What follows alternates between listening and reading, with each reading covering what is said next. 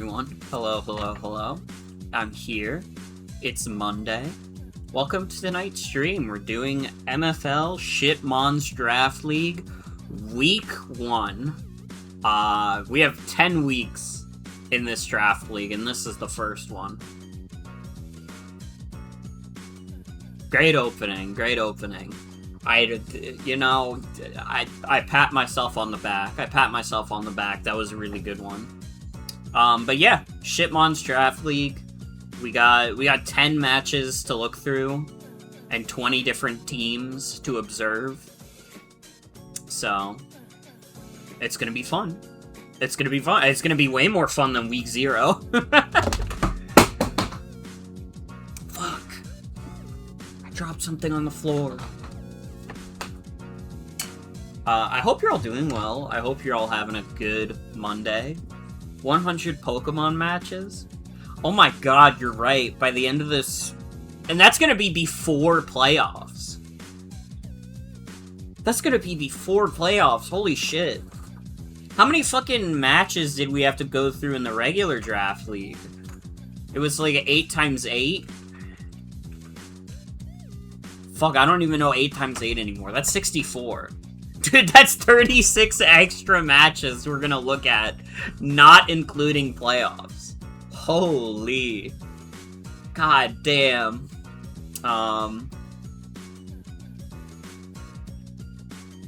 But I'm on stage. Sienna is here. Yo. What the hell and heck is up, my friends?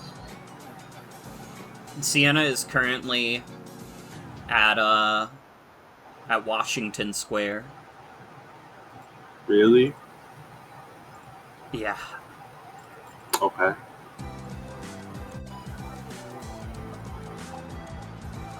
Oh yeah, I can't use Fugi tonight. If anybody complains about the lack of Fugi doesn't work with stages, so don't worry about it. Yeah. And we're the first and last people to use stages on Discord, so... Pretty much. Is my background noise bad right now? Because my noise suppression seems to be off, but I can't... It does sound like there's a fan on. Let me restart my Discord, because it won't let me turn on noise suppression for some reason. Hold on! That's weird. By the way, shout out Soul with the 185 watch streak. That's 15 streams away from 200. Did Jen ruin their watch streak? I did not see Jen in chat during the Splatoon stream. I'm wondering if Jen completely ruined their stream streak.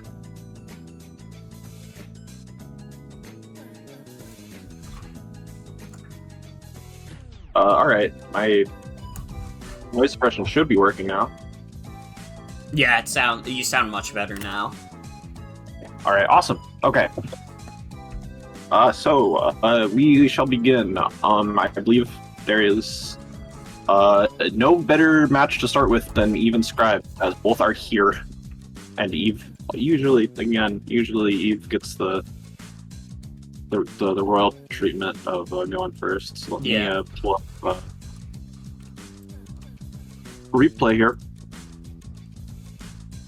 And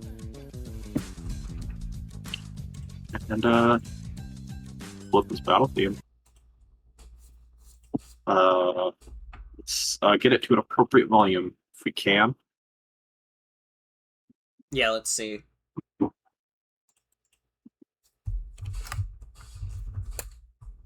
Fuck, what? Really? Oh my god. Do I need to, like, turn on the proxy or something? Sign in, confirm that you're not a bot. I'll turn on the proxy.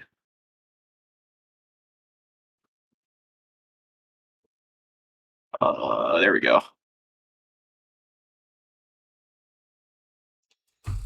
Oh wait, I have volume turned off on Hyper Beam. Hold on.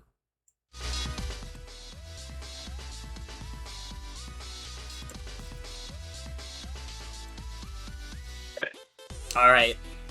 And if you don't know how Draft League streams usually work, I usually don't watch, like, battles in advance because I want my commentary to be raw and unfiltered. So, I know, at the very least, like, the results, because, like, obviously I have to. It's on the sheet.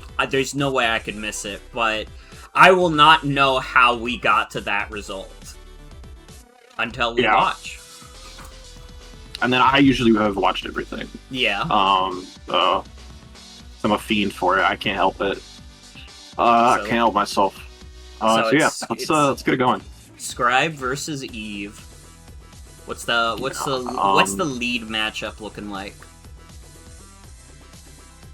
Torkoal versus Swoobat. The mom of your setting up sword stance immediately while Torkoal gets rocked. So this is just an immediate turn 1 SD Swoobat, which is kind of hilarious.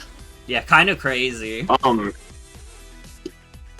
it does 80 to Torkoal here. And so Torkoal gets the rocks up, but it kind of just has to die. Yeah. Torkoal's a fucking bulky guy. Torkoal doesn't get sacked. It's that for some reason Hariyama gets sacked here instead, which was really bad. Yeah, Hariyama's dead as fuck. Ability run away. RibbonHS Team comes in, gets a quick psychic in there. Yeah. RibbonHS would not have been able to switch into Gunk Shot, to be clear. That's not happening. Yeah. And we got another setup going. And it's got White Herb. Dude. So that's another stack.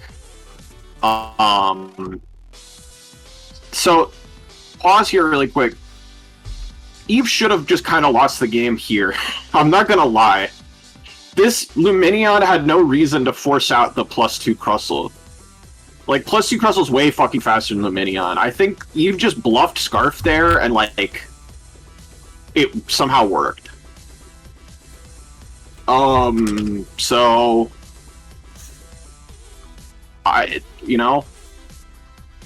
good job. Good show. Jolly good show. But, to be fair, who wouldn't be scared of Luminion? And in comes Wochien. Yeah, think about that thing. Yeah, the Woch comes in and brains at operation. The taunt. Altaria comes in. Altaria is the boots user. Yeah. RibbonHS comes in. It takes a meaty Brave Bird. And in comes Boppy Shimurda. We get a Calm Mind here. And rocks on that, so now it's like kind of a scary situation. Calm Mind and RibbonHS Team, for the record, kind of saucy. It's a special. This is a special set. This is normally a physical guy. Yeah.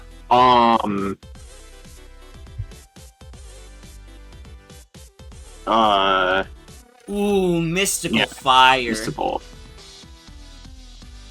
In comes the Mr. Mime, getting rid of rocks. He's dancing all over the place. Another Mystical Fire. Now, Eve leaves there, which is questionable. This was -1. RibbonHS was +1.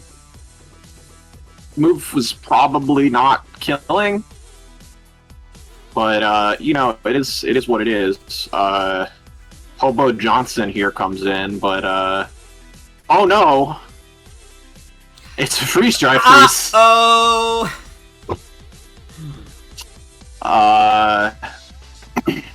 In comes back in Wochien. Quagsire recovers. Bobby Shmurda just gets the health.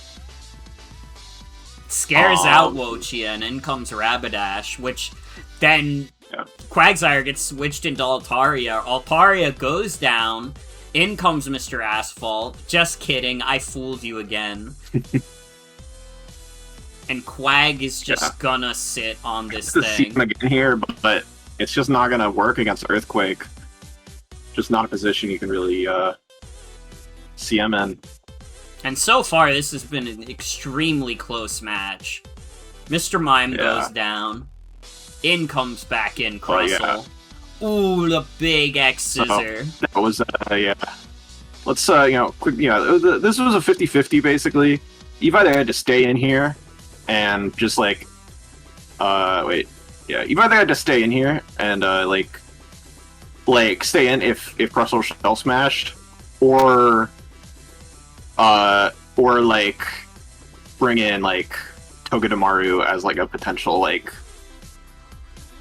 or not Togedemaru, bring in Luminion to kill it, to scare it out. So it's kind of a 50-50, and Eva's kind of gonna like not really be able to win the game if she lost the 50-50. So it was certainly a scary one, but she does make the wrong play, and Woach goes down. Decides to U-turn into Hobo Johnson. Still takes quite a chunk from the X Scissor and does not unfreeze, so can't kill Russell. And it's a 1v1 between Luminion and Quagsire. And who do you think is gonna win? Yeah.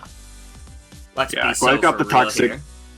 Quag's got the recover, and Quag is water absorb. So as we saw from it taking a bunch from a Calm Mind boosted move earlier, so there's just no way for Luminion to win this 1v1, and it just goes down. And so that's Scribe win 1-0. Very close match. Yeah. Some powerful matches going on. For sure. So let's bring while we're on his tab, let's bring Scribe in first to talk about his team.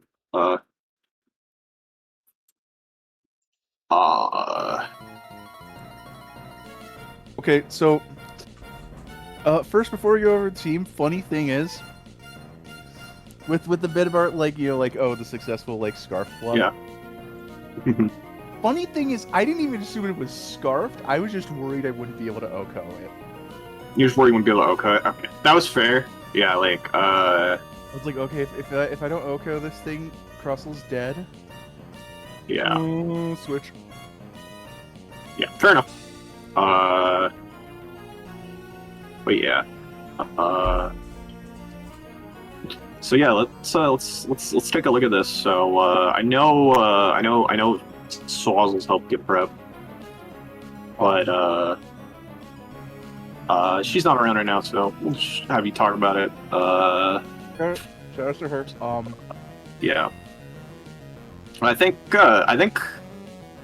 where do you want to start? Because I mean, this is kind of honestly the real surprise. I think this is kind of in a way, this is the highlight, because what the fuck?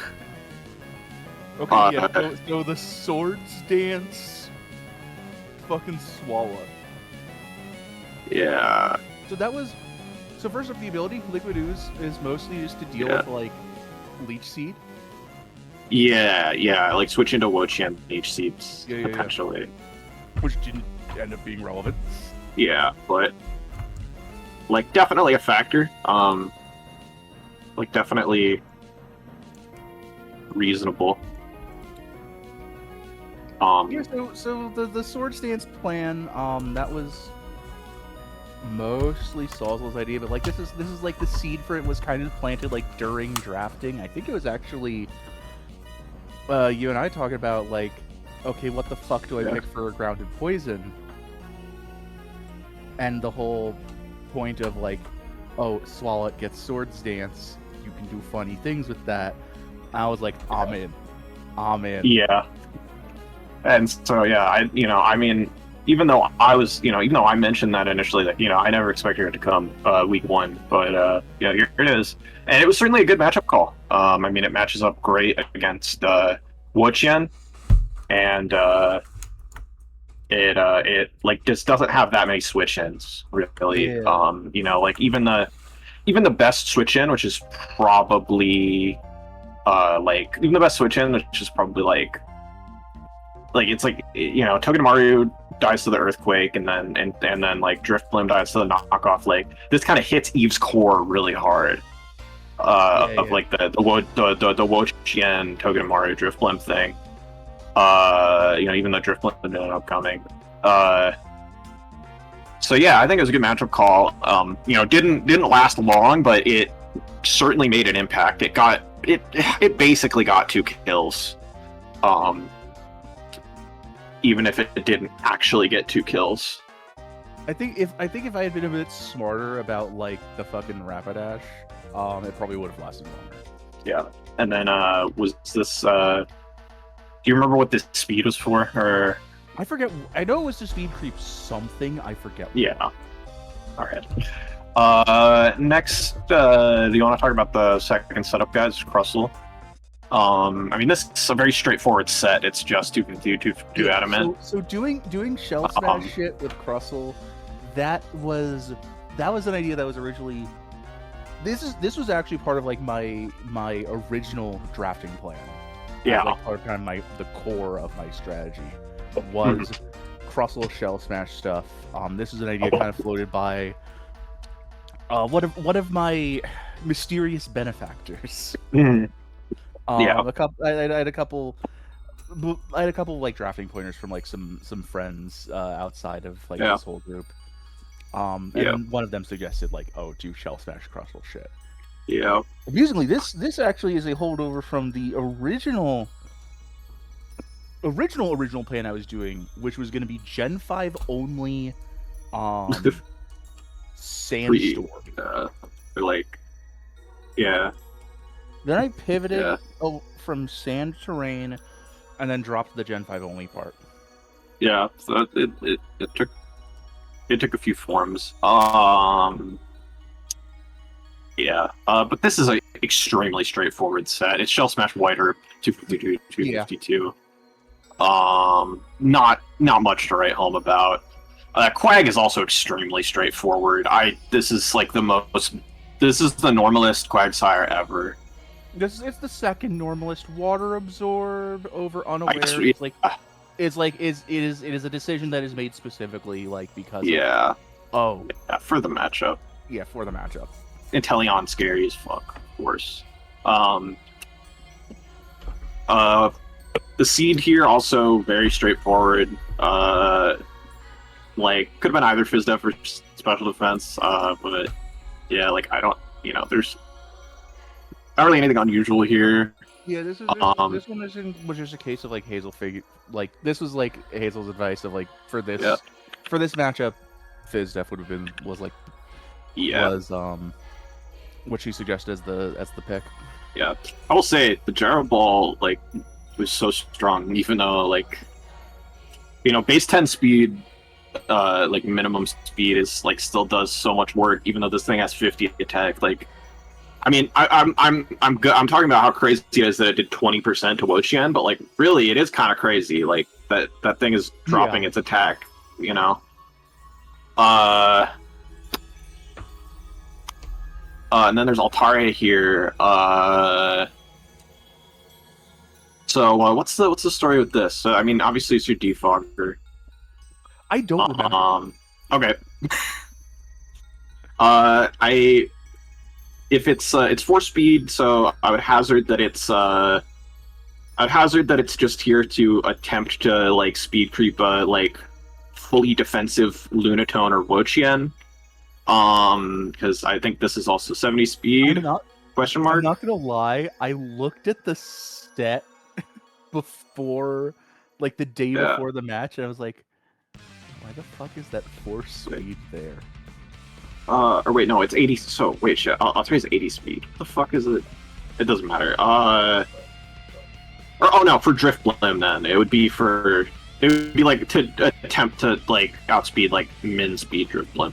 Like or like uninvested Driftblim, and then you'd have to ask max HP and some mixed bulk. It's Terra Steel for some reason. Somehow I don't know why that is. But yeah, I mean, otherwise I think it's a pretty normal set. Haze is kind of a. I suppose that's in case any of the setup sweepers get out of control. Maybe it's so in case Hariyama or something gets out of control. But yeah. Then finally, yeah, Mime Galler is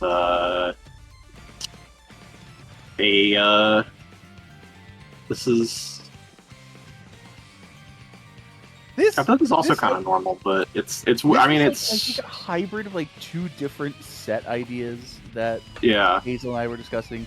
The funny thing, though, that 188 speed was deliberately.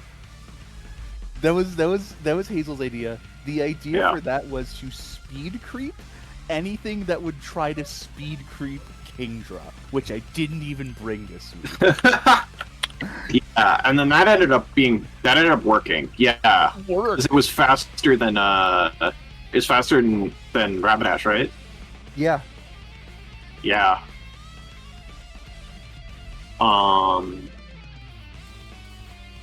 Yeah, pretty good. Yeah. So yeah, just kind of a bulky like secondary removal there, I guess, so that Crustle doesn't have trouble setting up. You have your defog and your rapid spin, so Crustle can get in, and yeah. All right, pretty nice. Yeah. So any final thoughts on this based on this team? I'm trying to. I am like. There's a few things. There's like, oh, I could have like improved on like one or two things even further. Yeah. Like, oh wait, no, I did put 0 speed IVs for Ferroseed. Yeah. Yeah. Oh, also another thing. I've a little thing with the nicknames though. So Mom of Your was straight up a Your Mom joke. Someone, one of the mysterious benefactors, like, oh, you got to nickname it Your Mom. I was going to intentionally misspell it as YOU''RE, and then someone was like, no, you got to misspell it as YORE, and it's like, oh, the Mom of Your. It's like, that's the nickname now. That's pretty good. Spitzer is named after former New York State Governor Elliot Spitzer, who resigned after a prostitution scandal. This was inspired by the whole joke about like, oh yeah, about Mr. Mime Galar being a pervert. It's like, I can't do Cuomo because fuck Cuomo. Like there's another governor pervert who resigned over a similar scandal. But yeah. Anyways, yeah. Thanks for your time. Yep. My pleasure. All right. Let's move to Eve. Hold on, you're forgetting the best bit of the night. Oh no, fuck! You know what? I really am forgetting the best bit of the night, and I'm sorry. And I always do, and I need to fucking check myself. Who was your favorite guy, Morgan? I mean, this is actually a close one. You would think Swalot is like the shoo-in, and like, yeah, spoiler alert, it is Swalot. But I mean, I like a good Shell Smash guy too. I consider Crustle an honorable mention, but it does have to be Swalot. It's like that first turn Swords Dance. That's, the kids are calling it aura farming. That's what it is, simply put. And we have people are so quick on the draw. We already have it on the sheet. All right, now let's pull even here for real. Hello. Hi. Hi, Eve. Let me fucking get this. Yeah. So I think this is an example of first battle rust, or first 3 turns rust, really. Because I think realistically, I lost this battle on turn 3. Yeah. And that sucks. When it sucks to have a situation where you can lose on turn 3 when you haven't played in a bit, and it's the first battle of the league. But that was also just a good call. It was a good call to put on that immediate pressure from Scribe. So. Yeah. Yeah. Yeah. Because my idea was, I didn't really prepare that much for Crustle because I was bringing Hariyama anyway. And I knew for a fact that Hariyama was like just a complete total Crustle check if I kept it healthy. Yeah, because of the bullet punch. And that was a big if. Yeah. Big if that I didn't end up doing. Even it would even just be able to live any hit and press close combat and kill. Yeah. And obviously resist both stabs and is bulky enough with this set to live a +2 earthquake. But anyway, that didn't happen because I threw that guy in the garbage. So that's on me. That's where I lost the battle, and then life gave me a few more chances that I didn't end up getting. Oh well. Yeah. Yeah. Any guy you want to start with first in terms of? I mean, I to preface, I was like terrified of this matchup. There's a lot of threats that Scribe had that I kind of felt like I was going to struggle with. Like, I was going to be, if it was Kingdra or like a manual rain Kingdra, I was terrified of that because I didn't have much that could really remove it that easily. If it was like a nasty plot Murkrow, I was scared of because that thing comes in on Wo-Chen really easily. If it was like a, and obviously Swallow was a massive threat for me. Altaria, Quagsire Ferroseed as a defensive core was kind of difficult to deal with. Yeah. And it ended up being like,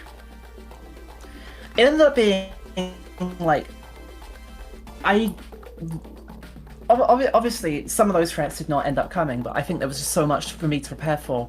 It really was hard. But anyway, let's start with talk out here. Yeah. I was really scared of manual rain, so I went with this insane sunny day manual sun to try to counter that. Because the idea was like, this thing sets up manual sun. If something has to come in, take like a boosted like lava plume or a solar beam, and like, and the water type guys, the many water type, well only 3 now, but the water type guys are now threatened, but now are not able to like threaten as much. Yeah. I think the only 3 now part is actually also relevant to this team because I started building a bit early. we were working together on this a little, and like you started building this. I started building it before trades happened. And then then it was like someone was traded for Altaria, and I forget what the other trade was. But... I think Samurott for Altaria, and then I don't know something like that. Yeah, so something like that, yeah. But anyway, I think the thing I cooked most on Rapidash Galar, which did so much work. The expert belt really mattered here. Yeah, it did. This was like a really huge expert belt situation. It was just, there wasn't a lot on Scribe's team that was really particularly good at switching in on like a Carmine +1 Rapidash. Yeah. But this thing, and also the fact that Quagsire was not unaware was kind of huge for this thing as well. Yeah. So you were speed creeping Kingdra was kind of established. Yes. Yeah. And this, interestingly, this with max special attack and 112 special defense EVs, I thought that is a really convenient number because it meant I would live a Kingdra Specs Hydro Pump. Yeah. And obviously, this guy's immune to Dragon. Yeah, that's actually that's a really nice benchmark to hit. So, Spec Hydro Pump after CM. I think so. It might have been before CM actually. Okay.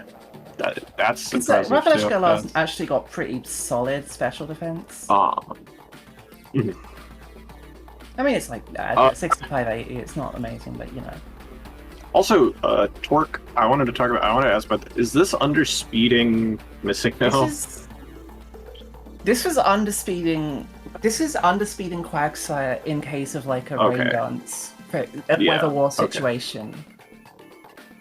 Okay, yeah. All right, got it. The other really annoying thing about this roster for me is my roster is kind of built for status spam. Altaria is natural cure guy, and really does put a stop on that. So I couldn't really exploit that too much, unfortunately. For sure. Luminion was kind of my main it was my main Kingdra check, my main Kingdra Yeah. defensive check. It was like alluring voice to hit it. Defog, because also it was my main defogger for this team, which didn't really come up because hazards just weren't really that relevant against me. Yeah. This is a really normal special defensively minion. Speed, I think, was also for Kingdra. Yeah, and then that's Storm Drain obviously absorbs the water move, and and then it's your defogger. Is there anything with you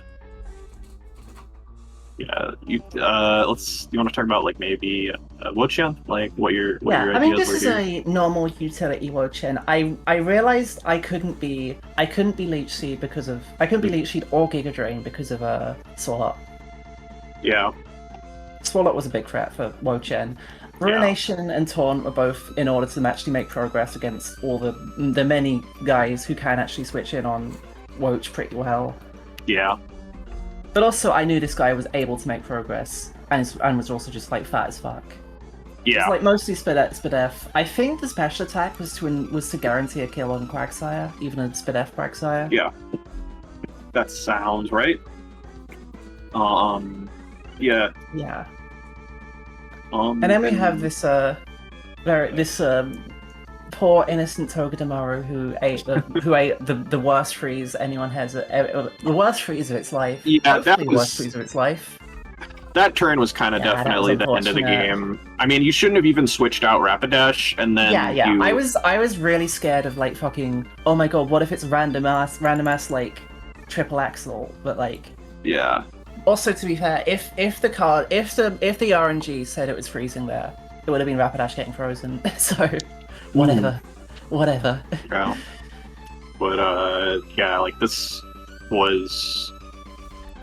Yeah, I mean, this is for like this world, but this is also kind of a cool set. It's kind of a cool set. It's like the free Togedemaru moves, and then Grass Knot for Quagsire.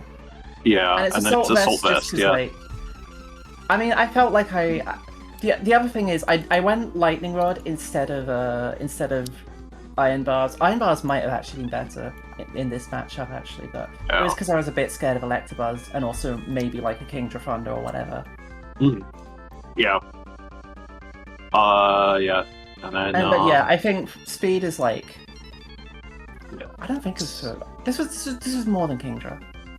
This is definitely more than Kingdra. This was probably this was I believe it was like I think the Speed was for like I don't know, something like Adam and Electabuzz or whatever. It's probably for Murkrow. I think it's for Murkrow.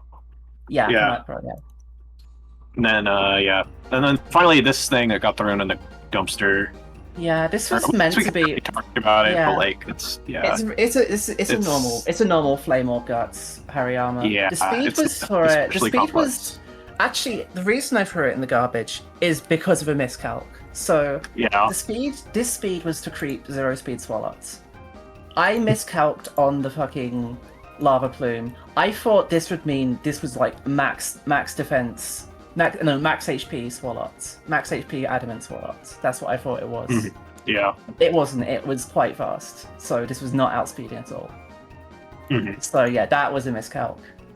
Alright, yeah. I was thinking like, oh, I'll eat a hit, and it probably won't do that much. It did way more than I fucking thought. I also miscalced that. It'll eat a hit, and then it'll press Earthquake and kill, and it didn't do that. That's part of how this guy got thrown in the garbage. This guy was meant to be like, he was gonna be a really good breaker if I didn't throw him in the garbage. But yeah, for sure. Any final thoughts here? I think it was a really well played battle from Scribe. I think really kind of understood the assignment. Yeah, well played, really good matchup. Good matchup calls for sure. Good matchup calls, yeah. Really close battle. I'm glad it was a close battle, but yeah. All right. Yeah. So thanks for your time. Thanks. All right. Bye. So yeah, that was a fun battle. Now you're forgetting. No. Fuck. Who's your favorite guy? So this is another like two-way that I'm like gonna talk myself through. it's between Rapidash and Lumineon, and like honestly, I think I really like the special attacking Rapidash Galar. I think that's kind of a fire set. It was But definitely cool. Lumineon scared out the fucking Crustle, which Lumineon will never do again in its fucking life. This is the only time where you will ever see a Lumineon scare anything out. It really, like, a lot of these picks are gonna be aura farming, I feel like. You know, that's just how it goes. When you see a shitty guy do something funny, you gotta hand it to them. That's, So you're saying Lumineon? I'm saying Lumineon, yeah. It's funny. Alright. Hey, you know what? The battle hinged on it, so it's fair. That was the hero of the battle. Alright. So that's that. That's that down. Let's see, like, people can like kind of volunteer if they want to go, but I think otherwise I'm gonna say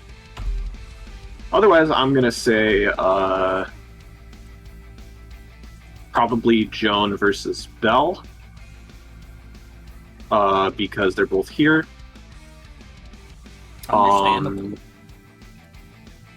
Dude, for the rest of the night until we get to my battle, I'm just gonna be thinking about it.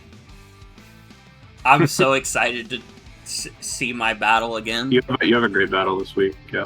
Alright, I think let's do Joan versus Belle.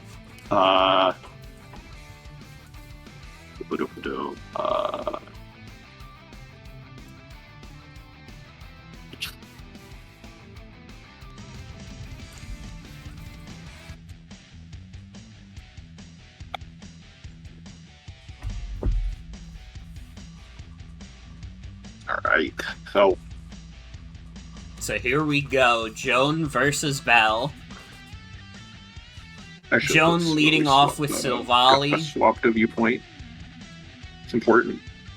Joan is starting off with Silvally. Belle is starting I need to loop the song. Vespiquen.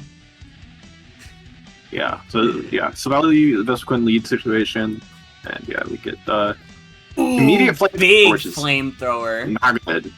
Toxic Spikes, which Joan doesn't have a grounded poison on her. So Eldegoss eats a poison. Gets knocked off also. Oh, but it's rapid spin, Eldegoss.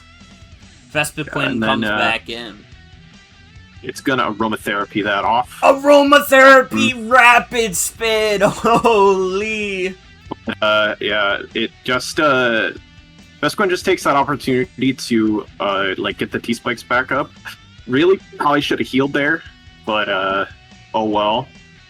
Phalanx comes in, don't really know why this is happening, but it takes a giant flamethrower. 46, that's not good for its chances later in the game to set up.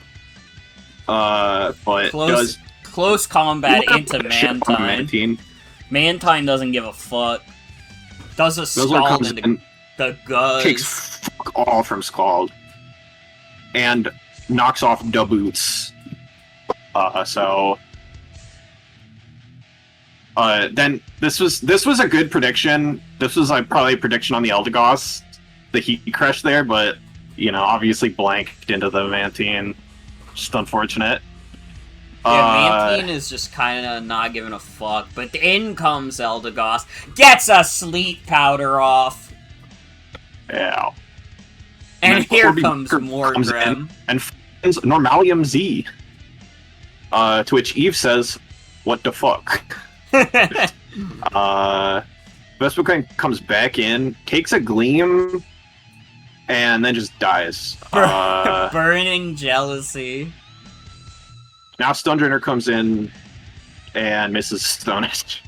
The Stonejourner moment.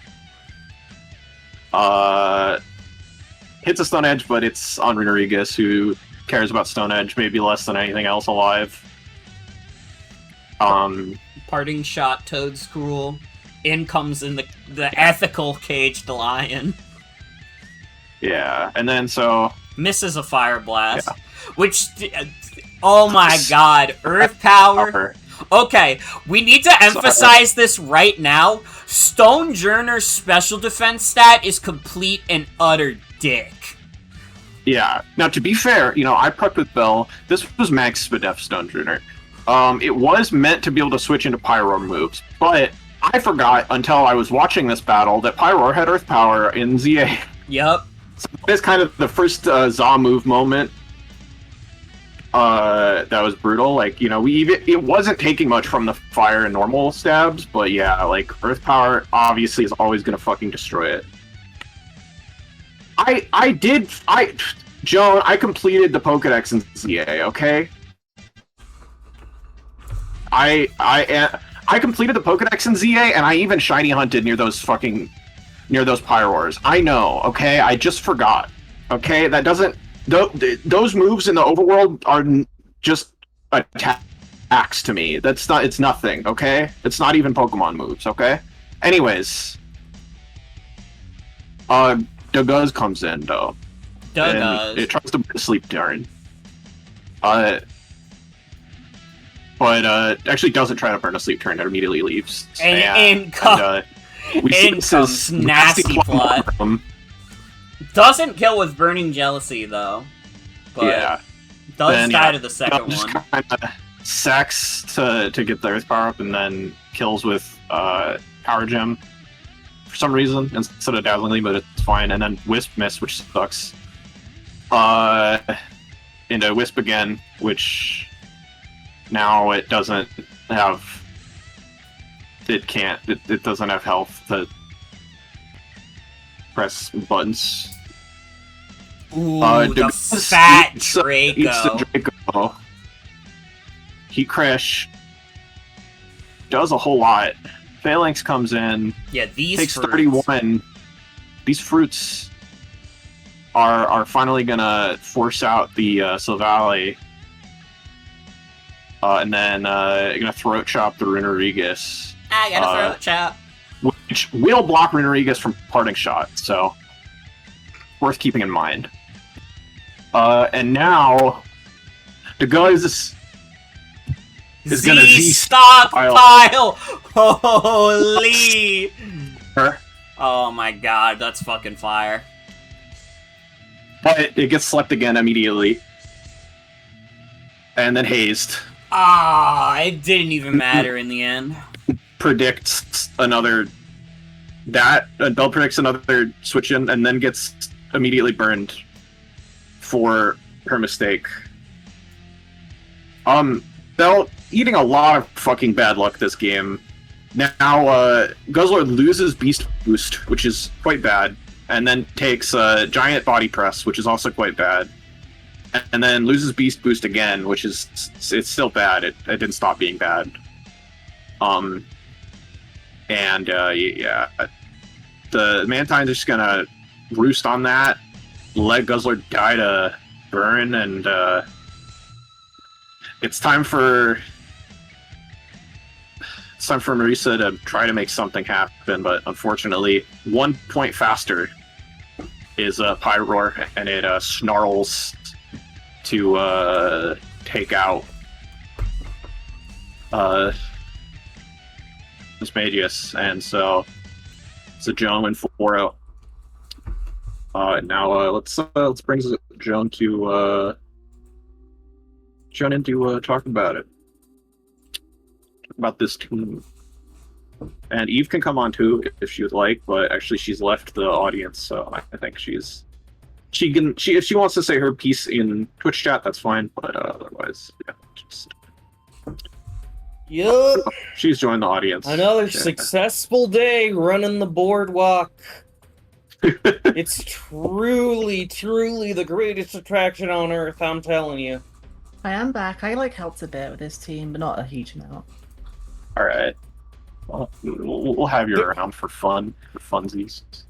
I will say our front runner, our ticket holder, our the one who was running concessions, Corby Barker, named after a famous funhouse barker of name Corby. He was certainly barking. He was certainly barking and nasty plotting. Yeah.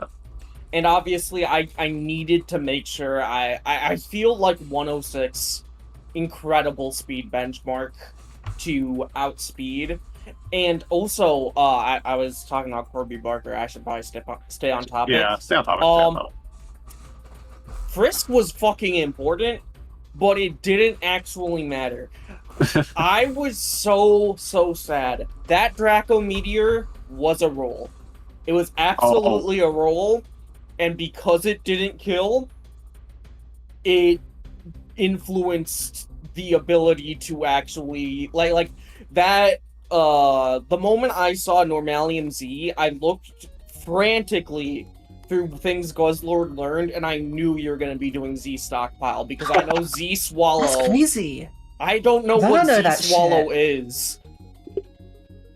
And I knew it had to be a status move, and it had to be a normal type move, which meant that the only thing I could possibly think of that had a big enough effect to be worth running like that on all things on Guzzlord, it had to be like stockpile. So that's why I kind of wanted to bait in the Guzzlord with Strange Automata and KO with my Draco Meteor. I think special attacking the Silvally Steel is like really, really good. I think being able to resist Dragon and then have Draco Meteor is like awesome. It's funny. It's very funny. The main reason I said go Frisk over Prank, mostly because it's Pranks and RC Pots kind of nothing, but also because like, also in case I was thinking we're scouting for a Fairy Resist Berry on Guzzlord, and we found a different type of berry. It was it was a strange tasting berry, but I think it was a unique type of berry. It's also well known that Frisk is the draft goat. It is the draft goat. It's a secret, it's like a draft exclusive ability. It kind of sort of is, yeah. I do kind of feel bad. I immediately got my eject pack on my plushie prize. Immediately knocked off. Yeah. I love the concept of pivoting with Leaf Storm. It's so silly. But even then, it had enough speed to get 2 sleeps in, which is like huge. Those sleeps were huge, and the fact that Guzzlord was like asleep for like max turns was huge. Yep. And unfortunate. I will admit that, unfortunate doesn't begin to describe Bell's series here.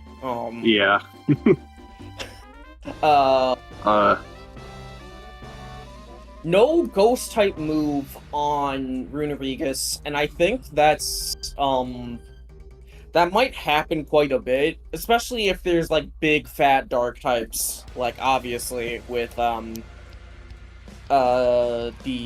it's like my only ground Pokemon. It's the only one that can click good earthquakes, and while Earth Power Caged Lion was very, very important, hitting Earthquake was also a good option into some of those rock types, specifically Stonejourner, which I cannot believe that you went max special defense on Stonejourner. That is the craziest thing ever. Like, max speed slow, bro. Like, real funny. When you put that many EVs on a Pokemon with such a low stat, it literally like doubles it. So it's amazing how EVs work. I kind of lost track of where we are in terms of mods right now. The only one I didn't talk about is Manapine, who is kind of just standard. He's doing Scald, Defog, Roost stuff, and then Haze there was just in case. I'm not sure. I think the Guzzlord can Dragon Dance, and it has Beast Boost. That can be that can undo that. It can undo Nasty Plot or Calm Mind on behalf of. You didn't expect it to be doing Stockpile, though, did you? Not necessarily, no. I mean, not until I first met Normalium Z. Yeah. That was so funny. Yeah. That was such a good set. I hope Belle cooks with that in a match where she doesn't lose. Because that was good, but I'm better. Smile. Alright, yeah, but any final thoughts overall? No, but I'm interested to see what Morgan's favorite pick was. Alright, it's I mean, would you fuck with? I mean, it's... You know, it's a little bit of bias because our names are similar, but it is the Morgrim. It's the nasty plot, burning jealousy Morgrim. Yeah, it is a pretty wild set. It's pretty cool. And it revealed Guzzlord's trick. Yeah. Listen, you can't bring unauthorized items to the fucking Boardwalk Funhouse. You were out there bringing, like, nuclear-grade weapons. Like, I had to check that at the door. It's true. It's very understandable. Alright. Let's yeah. Thanks for your time. We'll be Favorite guy? Welcome. Bye. Favorite guy? We did it already. Oh It's shit, I Morgrim. missed it. Oh. It's Morgrim, so you can smile about it, okay? Yay. Bye. Okay, yeah. Oh, so the moment no, that it's- Morgan talks, no one's paying attention, huh? What? No, I was talking about Eve. I wasn't talking about you. Eve? Okay. Okay. Alright, let's bring it all up. Tony is requesting to speak right now. No, okay, no. The request was revoked. Hi, Belle. Hi. How are you doing? I'm doing. Okay. Um, We can talk about this theme. yeah, I like this team a lot. I was barely fucking like conscious when it was made. So my promise to do more of my own team building is immediately kind of gone into the toilet, but it's okay. Yeah, we were. Yeah. I'll try. Me and Sauzels kind of did a lot of this team, and by a lot of it I mean like all of it. But we basically asked Belle if she was like okay with or interested in bringing and doing various things, and that was about the extent of it. And she was she was like gone. It was pretty actually funny, but we. Well, that's good that it was funny. But yeah, let's, wait, we can. Why were the EVs all? Oh wait, never mind. Those are all physical attack. Never mind. Yeah. So yeah, like we can talk first about like the infamous Stonejourner. Yeah. I suppose. The only nickname I really have to explain. Well, there are a couple, but I did go with Pahatu, mainly because I don't know what the fuck else to do for rock types, and that is a stone guy. That is a stone Toa of stone of Bionicle fame, and he's also like legs focused. Yeah, and Pahatu is like he's notable because like they gave him a build where his torso is flipped upside down, so the gear on the back rotates the legs instead of the arms, so he's legs focused. And Stonejourner is mostly legs, so I was like, yeah, this works out. Yeah. So anyway. yeah, like then the rest are self-explanatory, but this is kind of a Pachi because of Dodo and Pachi, but that's this fine. is just like offensive guy, like basically offensive stealth rock. We just wanted to fit Stealth Rock on this team somehow, and this was like the best way to do it. And then like we wanted also something as like a pyro check, because again, I just like me and Hazel both completely blanked on it getting Earth Power. It's just it happens sometimes in building, you know. It is what it is. You know, and I'm sure there'll be more moments like that with ZA moves. But yeah, considering ZA moves in general were kind of down to the wire. They're just like kind of a weird, and like because they're like a weird hack in general. You're not gonna usually see them in the builder and stuff. Yeah, so it's just a weird thing. But I mean, like there was deliberation on like whether or not we were gonna do ZA moves until a couple days before signups, right? Nah, a little. It was decided like a bit earlier than that, but yeah. Yeah. But yeah, the max special defense is kind of, yeah, so like, basically the idea with that is like, so, like I was saying, you know, EVs are like the one modifier to stats in Pokemon that are additive instead of multiplicative. And so when you have a Pokemon with a really low stat, what ends up happening is like you get so much value on the EVs.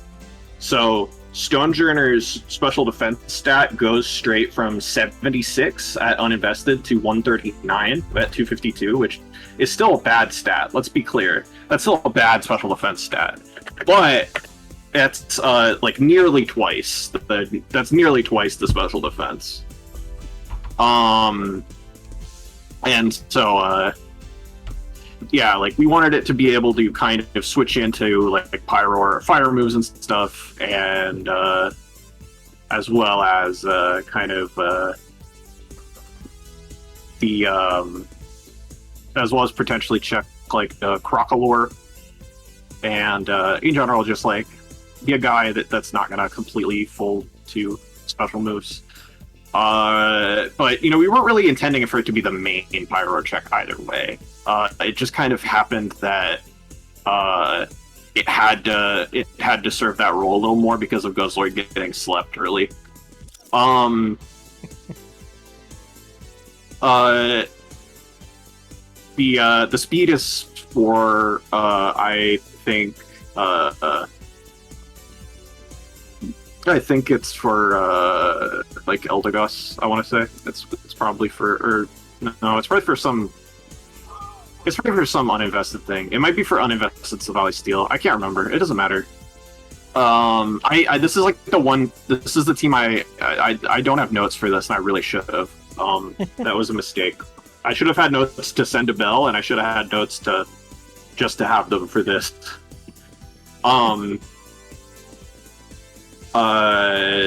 This is what it is. Kind of a normal like attack, like kind of offensive utility.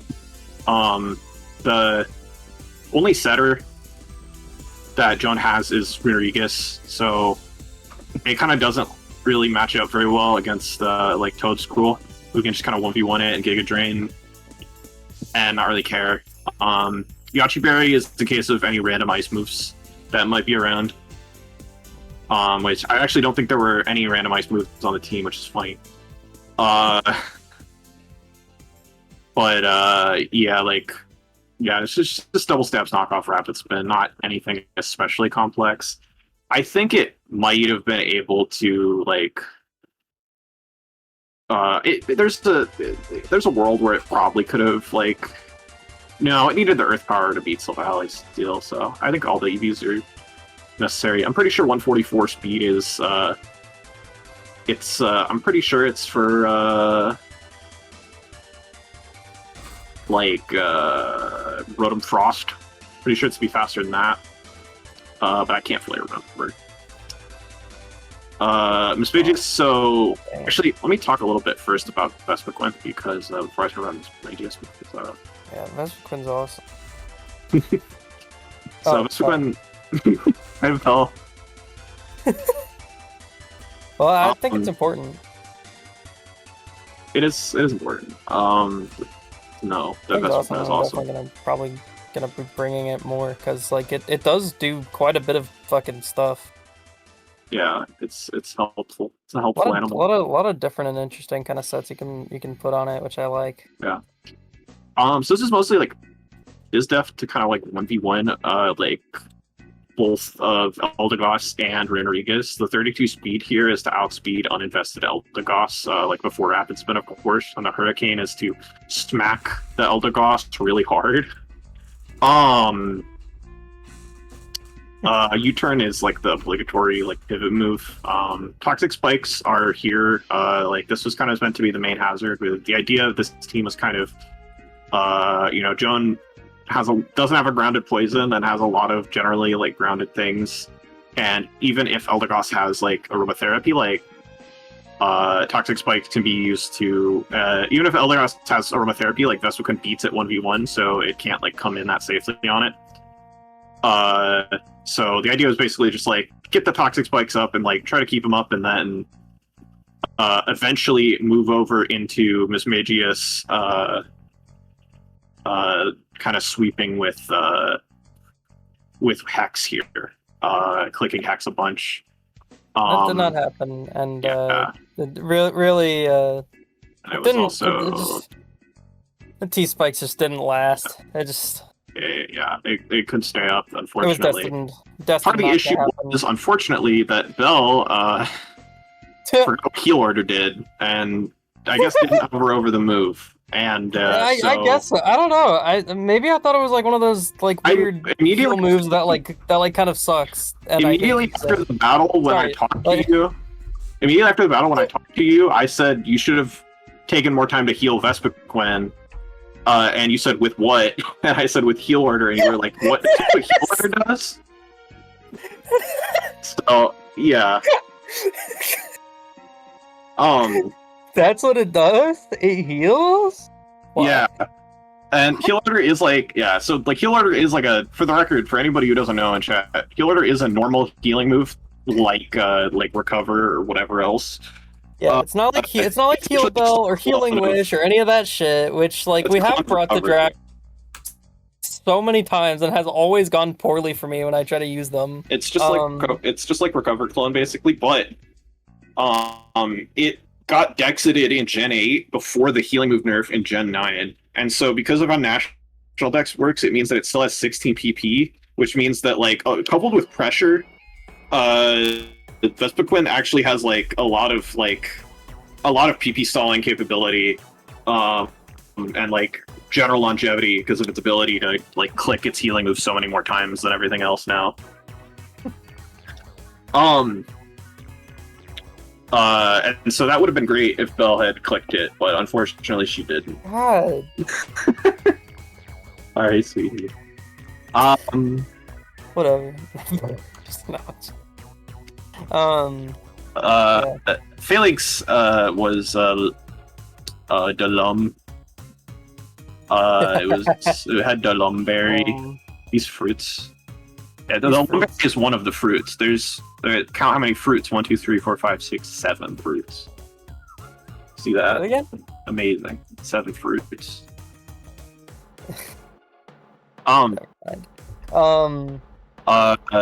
This is like pretty do normal. we need to like show people phalanx. these fruits like is so they'll understand that, or is that like let's not do that. Okay. Good post though. Pretty normal phalanx. It could have been knockoff instead of throat chop, but we decided on throat chop for a few reasons. Yeah. Okay. And then Guzzlord is kind of the like coolest set here. It's just max and Z stockpile to full heal. Yeah, there were 2 not clickers, so stuff might not have had items, and also like, I mean, I realized mid battle, but like it also like blocked Rodriguez from parting shotting away, which is nice. But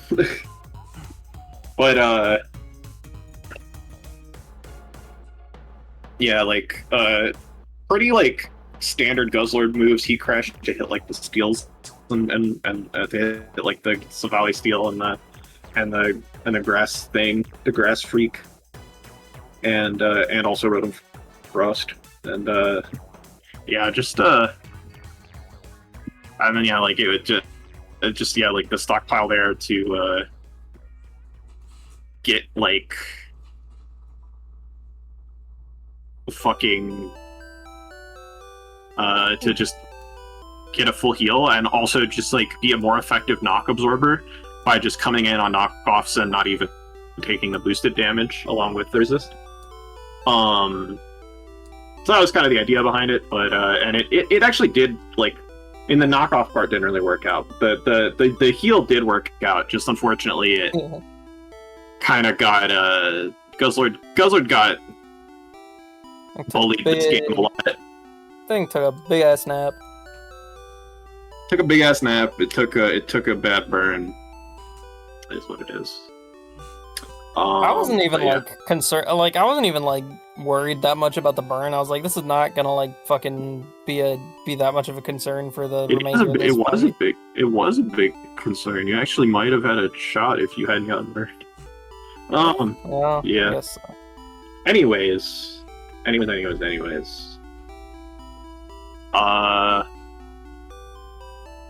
Yeah. I love these back and forths where it's clear one of us knows anything. Yeah. Also, the 4-speed was for Crabominable because Crabominable and Guzzlord have the same speed stat. Fucking funny as shit. If it was uninvested, Crabominable would have been faster and pressed Heat Crash on it. And yeah. Do you have any like final thoughts, Bo, on how that battle went? Any occurrences?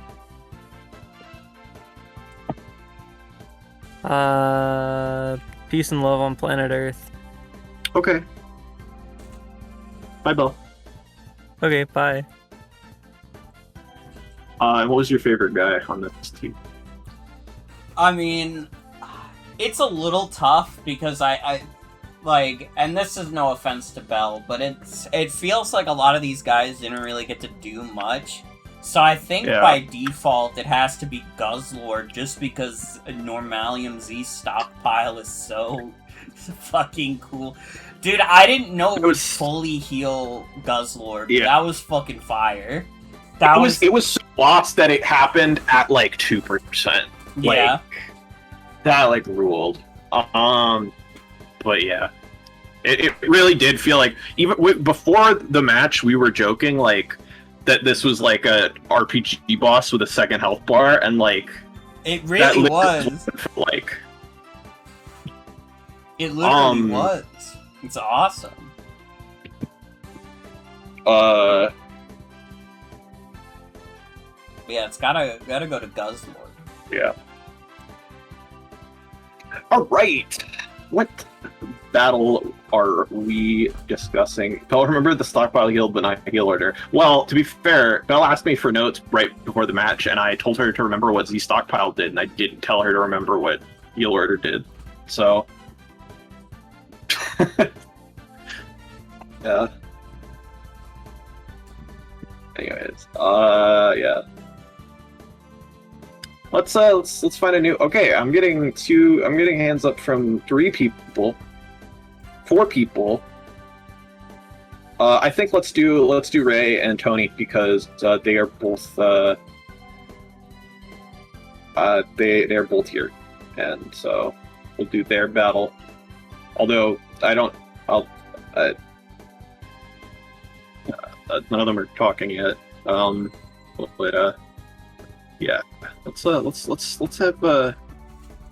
have Ray versus Funny Onion occur right now in our viewpoint.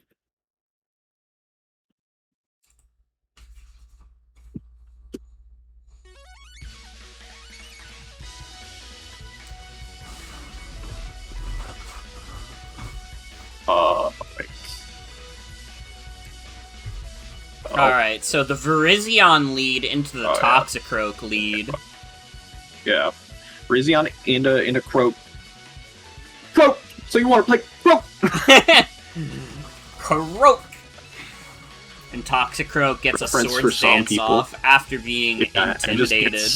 Another Swords Dance as well. Ooh, the Air Slash! But the berry that increases speed! Holy... but the Sucker Punch. That was a sick kill, though. That was a sick kill. Rotom. And then Perish Song!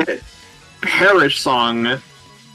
Attempting a Perish Trip with Whirlpool here. And it's like, the fucked up thing is, like, it's possible. It's workable. But Volt Switch. But then we have Volt Switch, but there's a Protect, but Double Protect fails. Yeah. So, Volt Switch out is successful. And the best at Bingo's coming in, while Lapras kills itself. Mischievous with the energy ball. But Dark Pulse, boosted by Mega Launcher, just gonna immediately kill Mischievous. Little cameo appearance from I Forget Why I'm Here, mentioning Unknown. I'll explain that really quickly. The icons were really fucked up. The like little party icons were really fucked up during this battle, like live. Like there were like I don't remember what Pokemon was unknown, but it was some Pokemon was unknown on the team preview, and another one was like Mega something or other, one of the ZA Megas, I think. So weird. Pretty funny. Quiver Dance Wormadam though. Yeah, Quiver Dance Wormadam immediately. You know, Tony really showing kind of this crazy like hyper offense team plus Perish Trap, like, and yeah, like Taunt prevents any future Quiver Dances immediately, and Bug Buzz it's not taking a lot from Bug Buzz or Flash Cannon. Gets the Spadef drop. Spadef drop.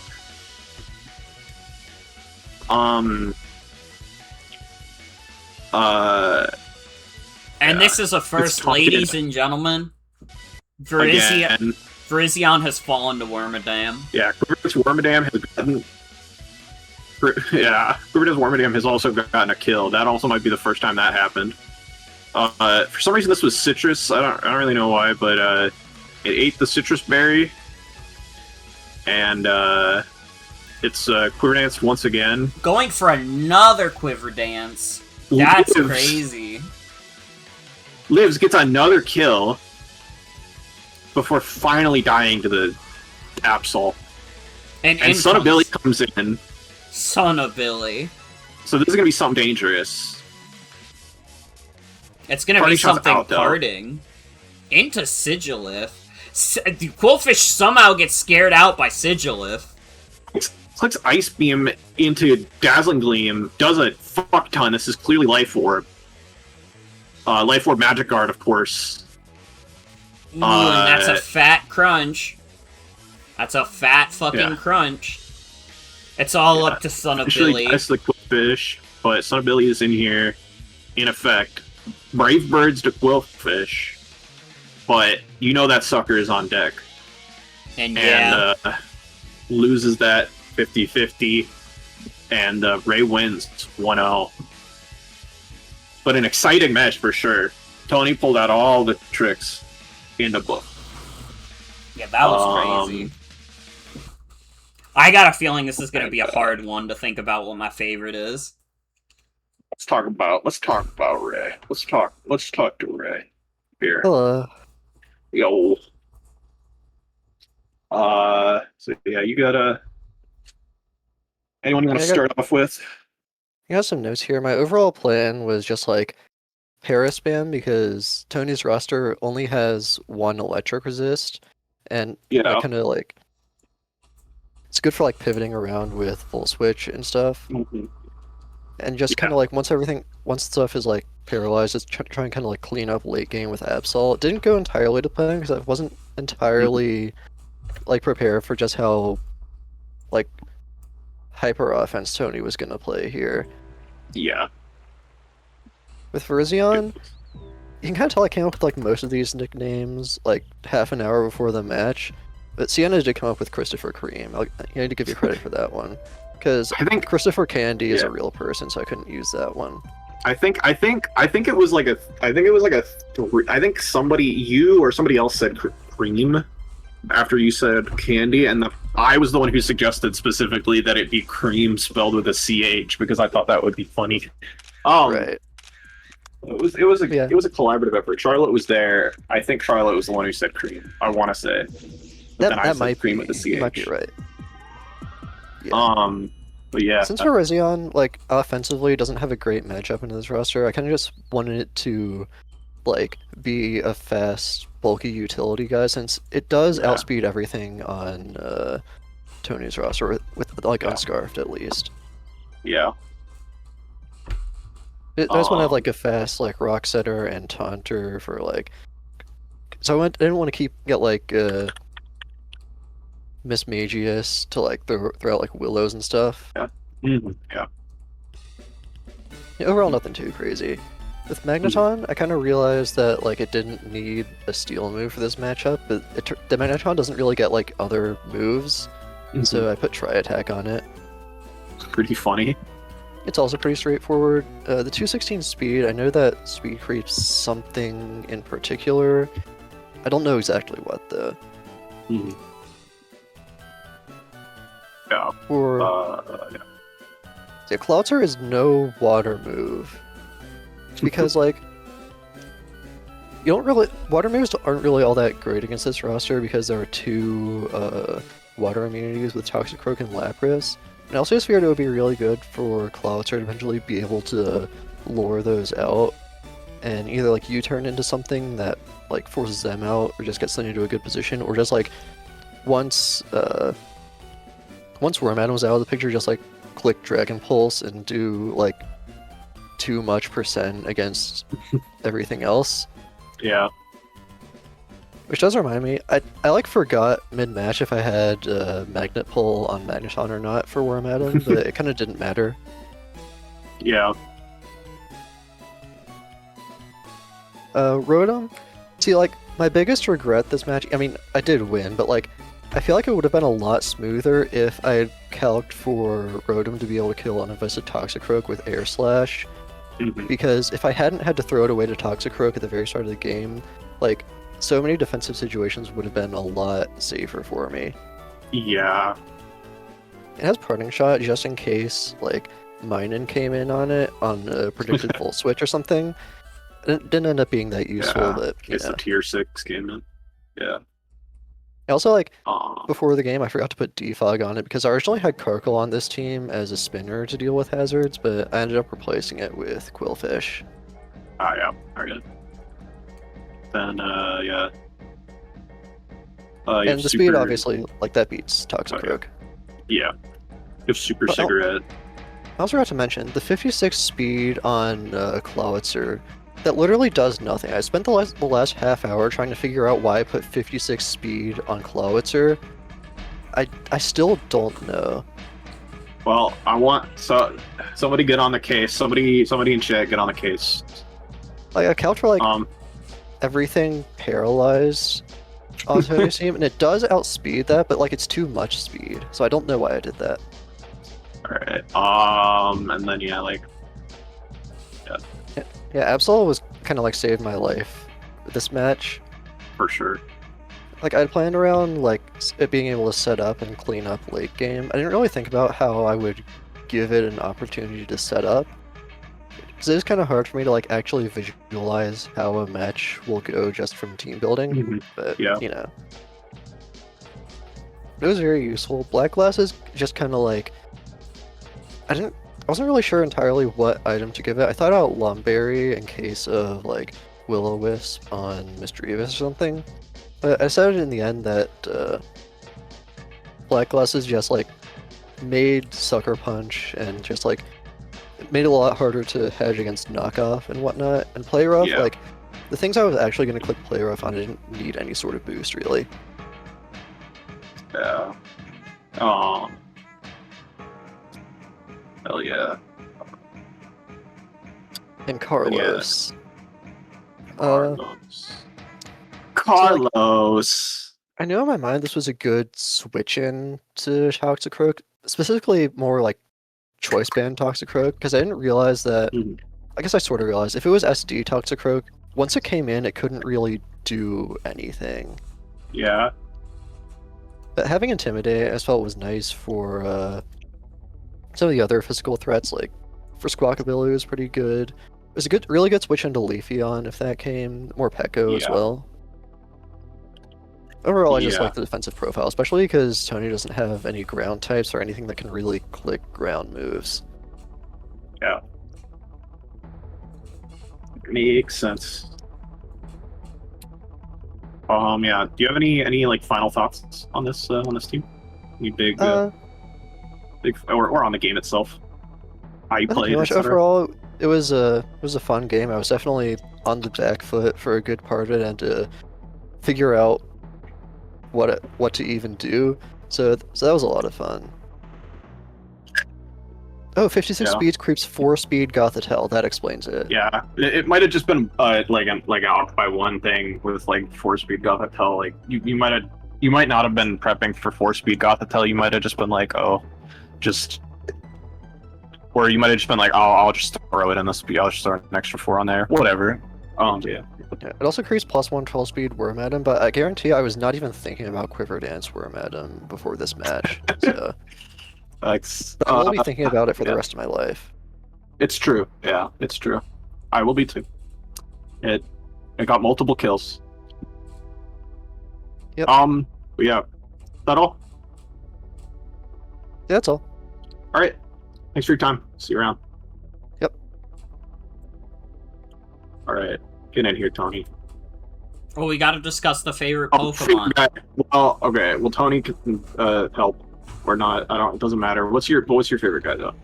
I mean, like I said before, this is a match where it's kind of tough because, like, every Pokemon did something. Like, on both sides, every Pokemon did something, pretty much. So I don't know, I'm going with my heart. I'm picking Carlos. I don't know, I like his vibe. What can I say? I like his vibe. I like his crunch. His crunch did a lot of damage.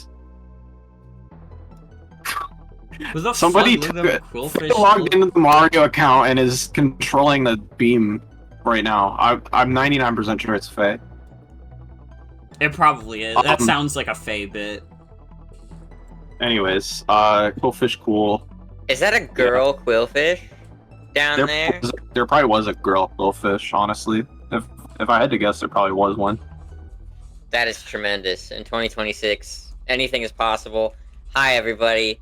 It's a good time to be a fan of the MFL Shitmons Draft League.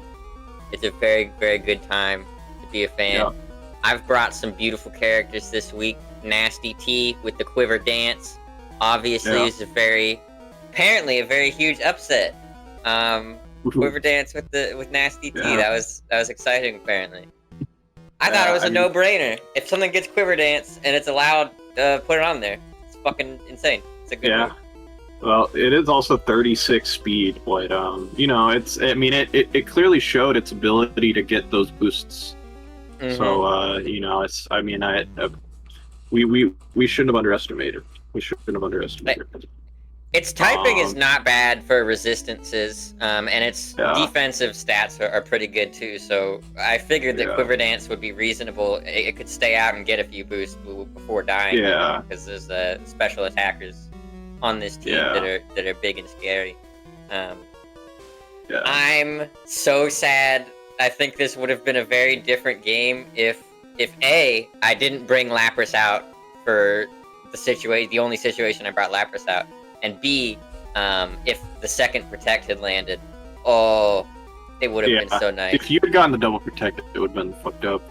It would have been so nice. Now, also, can you explain, can you explain why this is citrus instead of like leftovers or something? Well, I also realized that it's 4 times weak to fire, and that's kind of scary. And if it was gonna get hit once after it got a couple boosts of Quiver Dance, it would be the leftovers wouldn't matter. It would just get hit again, and I wanted it to swing back on its way out. It just does more like on the spot healing than leftovers, and just because it was more offensive than I guess that's fair. Than defensive. I wanted it to have more like on the spot healing, because it wasn't going to be around. Also for been the fire berry, the Aka berry, but there's many berries in the world, okay, and I'm sure that Nasty T will be experimenting with a lot of different berries to eat soon. Yeah, and if you flip the citrus berry upside down, it kind of looks like Wormadam, like a yellow Wormadam. That's actually true as fuck, and I never noticed that before. But you're a really insightful person, so you probably you noticed it way before me. I just see the inside of people. I look inside and I know what's in their heart. This is you're talking about Lapras. You're saying it was bummer that it didn't get its trap done.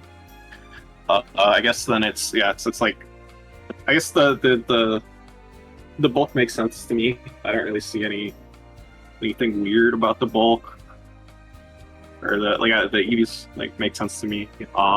Freeze dry is the only attacking move. Also makes sense to me. That shit's broken. Cool as shit.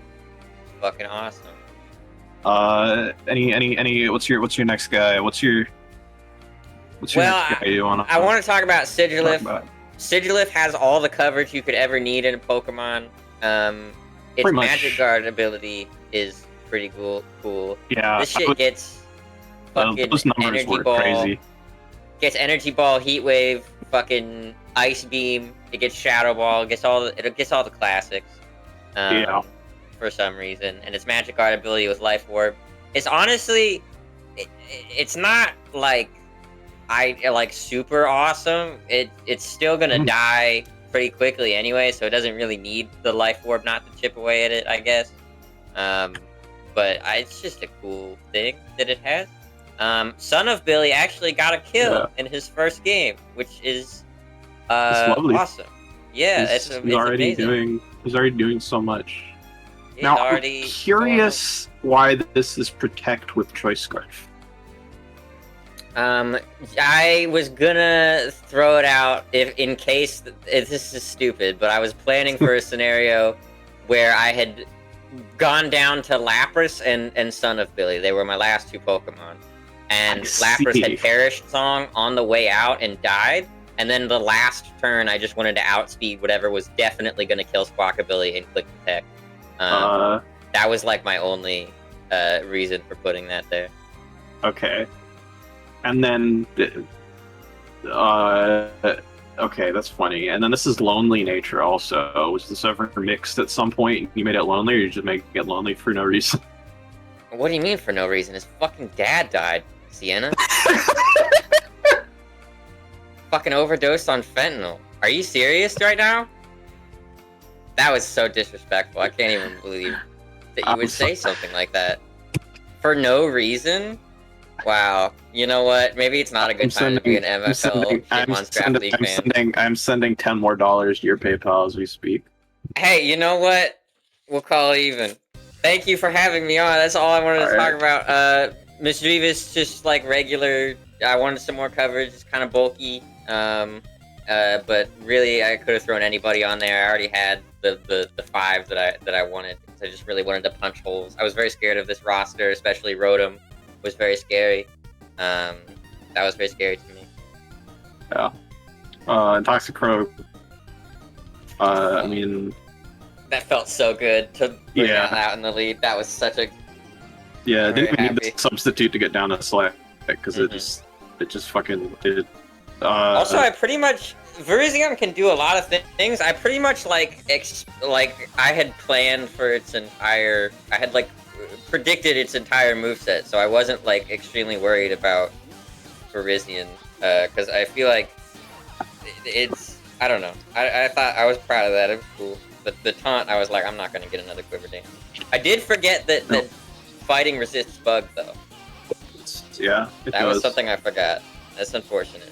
Everything probably wouldn't have made much of a difference in this world. But yeah. Alright, is that all? Yeah, that's all. Alright, see you around. Sorry about the Son of Billy comment. See you around, Okay, alright, so let me look at what our other things are. Just think about this. So... Oh, fucking shit, I'm so dumb. I keep closing it before favorite guy. Favorite guy? Morgan? Morgan?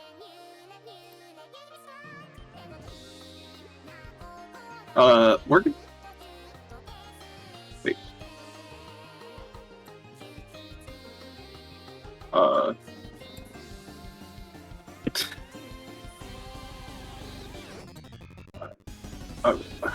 Okay, I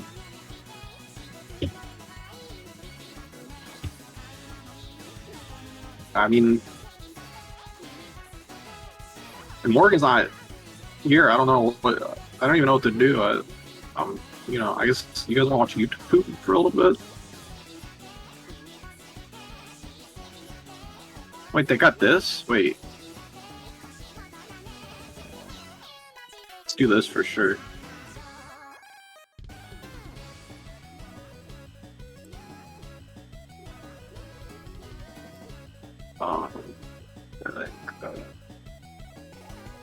My ceiling? Holy shit.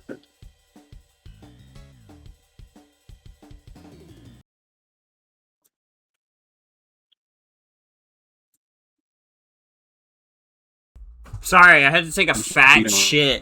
All to my ceiling. I had to take a really fat shit.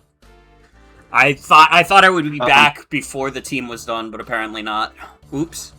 Okay. Yeah, favorite guy? There's so many good guys on this team. I could shout out Toxicroak, I could shout out Wormadam. Despite the fact that it failed at its job, I'm picking Lapras because the Perish Trap is so fucking fire, dude. If that second Protect worked, oh my god. That might have turned the entire game around. We might have been talking about a Tony dub. So even though he choked, I like the cut of his jib. It's fair enough. Alright, alright. So next up, I think probably should be if I look at what we have, I think next up we should probably do WAFFLOES, or not WAFFLOES. We should probably do fuck. What am I trying to say? We should probably do RibbonHS versus Sauzels, because Sauzels is in the chat. So I think Sauzels is here essentially, just not in the thing right now. The Sauzels is real right now, so we can do that. So let's load this up. Let's load up this song, this track.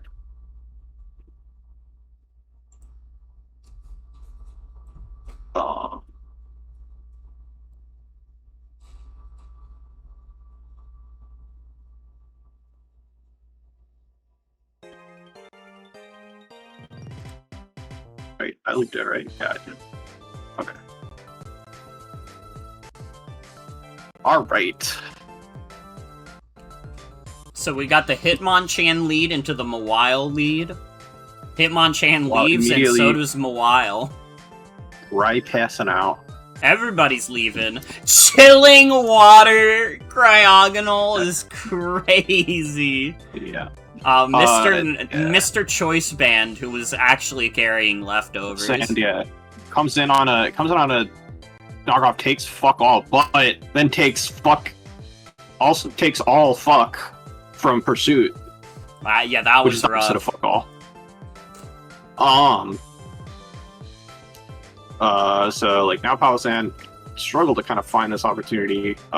Miss Toxic on the Gastrodon here. Cram coming in. Miss Cramorant. Speaking of Miss, Hurricane. Speaking of Miss, let's talk about this situation. Just like quickly. Actually, let's say, yeah, we'll quickly talk about this. Spoiler is that this was actually Koba Berry. This was the Flying Resist Berry. So this actually was not going to die to the Hurricane either way. But not getting the chip definitely helped. Yeah. But, you know, obviously Hazel didn't know that, so she was fucking tilted getting a Hurricane miss. So, you know, it's worth keeping in mind watching this mesh.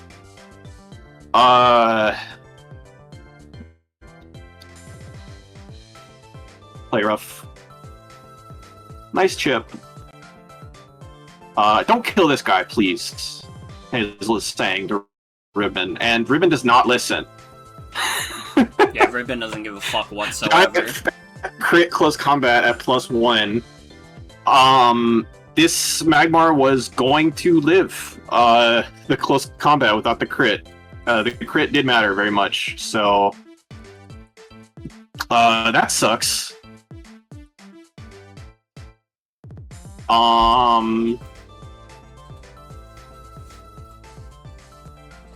Rhyme and punishment, holy. Gets hit with multiple chilling waters. But it's got a future sight going. Are you serious?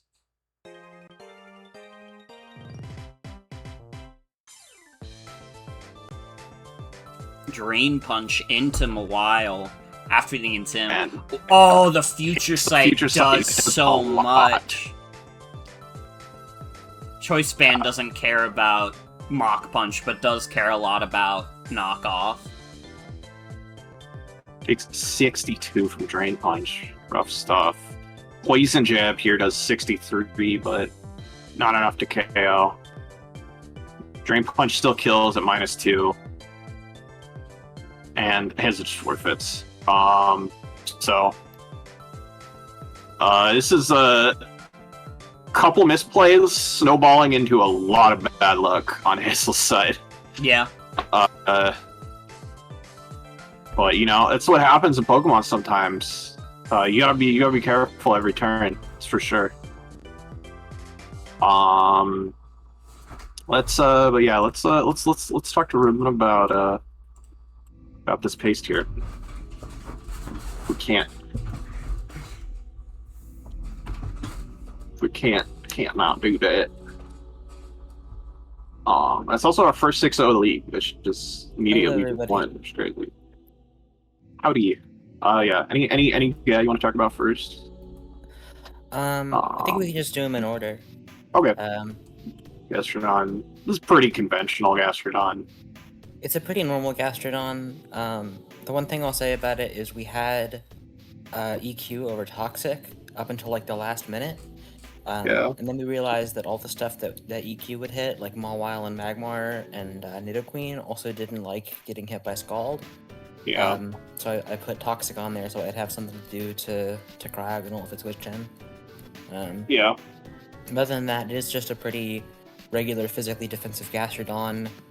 This was one of my answers to Pangoro. Yeah. It's not a great answer, but it can take some hits and it can fire off Scalds and it doesn't just get run over immediately, which is valuable. It's true, yeah. Yeah, coming into this match, I was really, really scared of Pangoro, and then I got into the match and it kind of turned out I should have been scared of Cryogonal, because Cryogonal kind of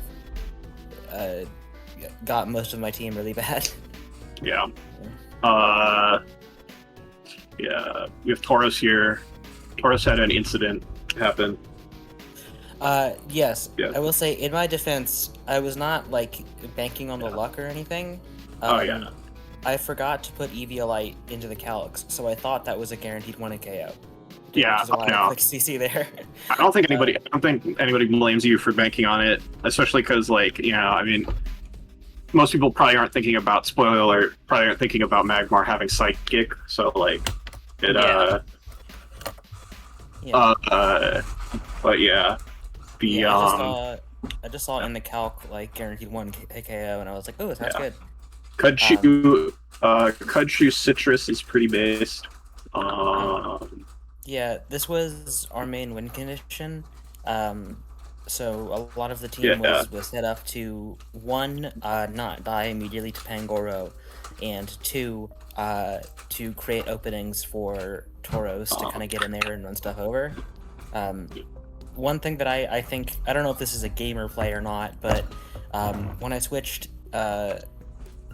Mr. Rhyme in, I purposely didn't spin away the rocks because I knew if Tauros took rock damage again, it would activate Citrus, and then it wouldn't be in chilling water range from Cryogonal anymore.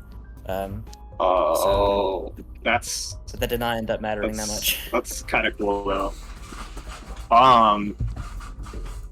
Hazel was like when I was talking to Hazel after that battle, Hazel was like, "Why the fuck did she spin?" So now we do actually have the answer to that question. But yeah, pretty cool Tauros. Honchkrow is. Oh yeah, also about Tauros, this is the only particular speed I did. Yeah. So the team was done, and everything was 252, and I thought to myself, that looks amateur. Yeah. One of these has to have like a weird speed stat. Yeah. So I changed Tauros to outspeed Jolly Kangaskhan, Yeah. and then put the rest into HP. Yeah. So I'd have more bulk, and also I'd have an even HP number, which I think is what you want for Citrus Berry. You actually do want odd for substitutes. Well, but it's fine. Although I don't know how that interacts with citrus. It doesn't matter. You want even for substitutes? You want odd for? I want odd for substitutes. You want odd for substitutes, like, even for. You want even for sub citrus? Okay, I'm listening to Hazel because she knows numbers better than me. But yeah. Also, any particular reason for Raging Bull over? Or wait, actually, it makes sense why it's Raging Bull over Flare Blitz. You didn't want to get into citrus range. Yeah. Then we have the Honchkrow here. Yeah. Honchkrow was primarily there to deal with Palisand. Yeah. To pursuit trap it. Which it did do. And then also, I slapped Brave Bird on there for Pangoro. I cannot stress enough how scared I was of Pangoro. I thought Pangoro was going to come to my house and kill me. And then I put Black Glasses on there. I don't remember the exact reason. I probably thought about like Life Orb and damage and stuff, and I was like, I want Black Glasses for some reason, but in retrospect, I think it might have just been because I think Honchkrow would look cool in a pair of glasses. It's true. Fire emoji. And then, and we have Mr. Rhyme.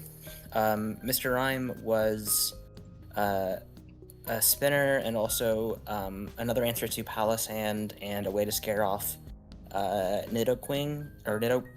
I'd said them both. Nidoqueen. I just went all in on HP and special attack, and it paid off because it got that meaty Future Sight off on Mawile.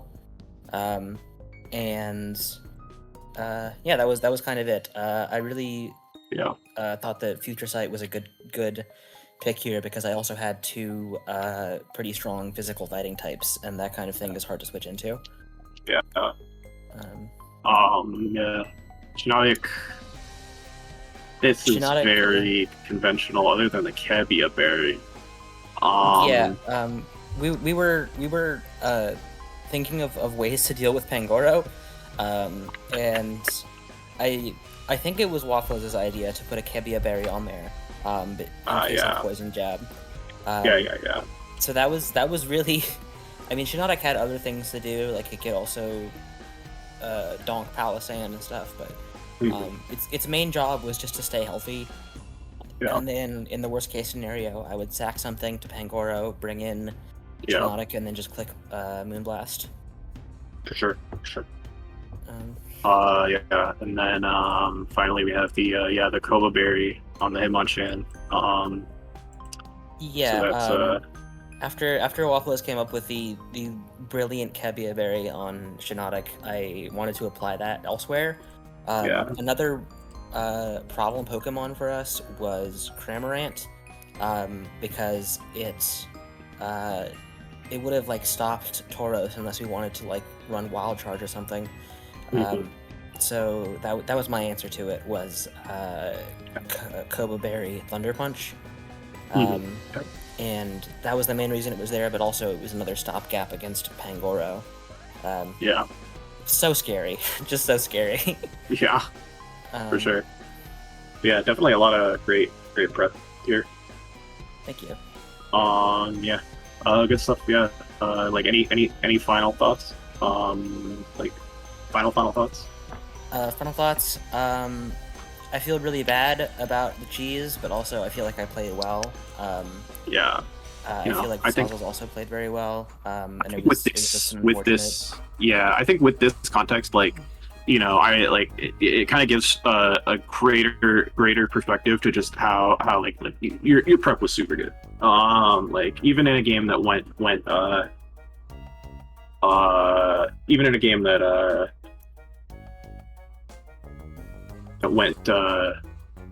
went differently. Like, this was amazing prep. So Yeah, it's fine. and You know. finally, I want to give my thanks to WAFFLOES and Tony, who are my prep and training partners, and to Aesop Rock and Rob Sonic, because I was listening to Hail Mary Mallon, and I think that legitimately improved my performance.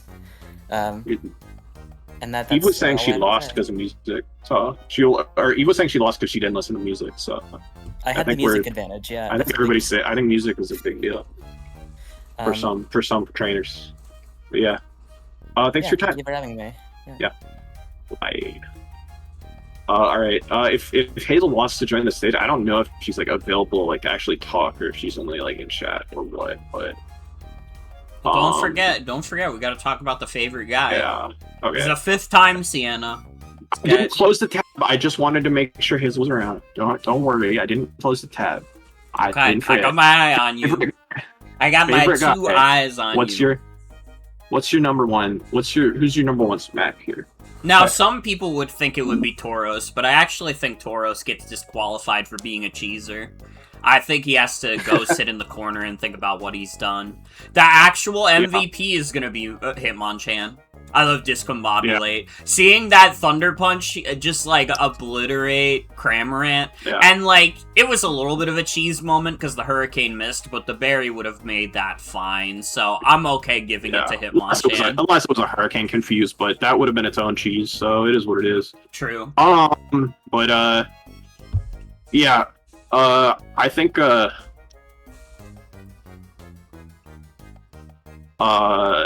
like... Yeah.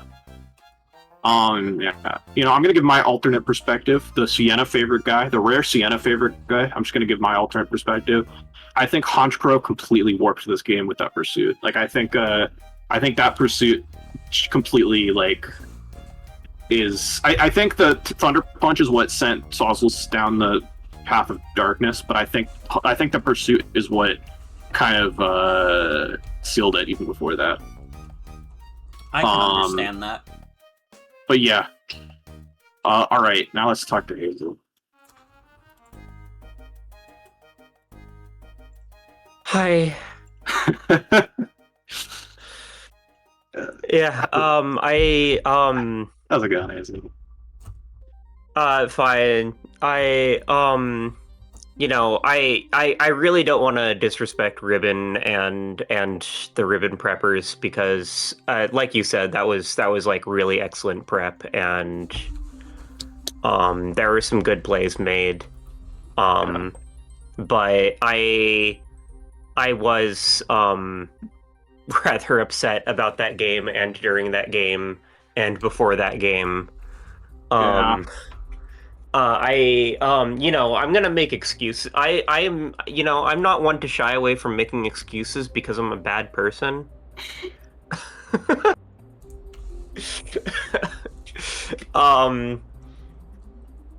Yeah, no, the Pokemon in front of me, Pangoro was an early, like, lock-in because, Scrappy Close Combat did look exactly as scary for Ribbon's team,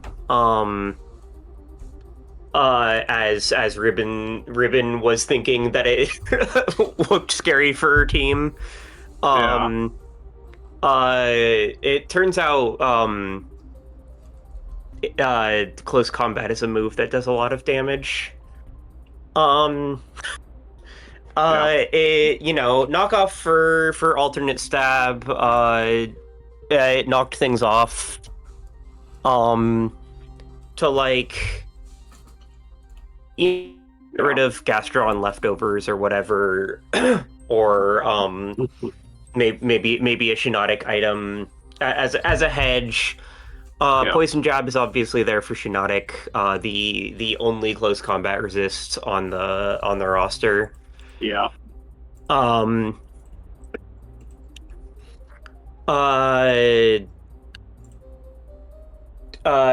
mean, yeah, Kebia Berry was there, but it still wouldn't have let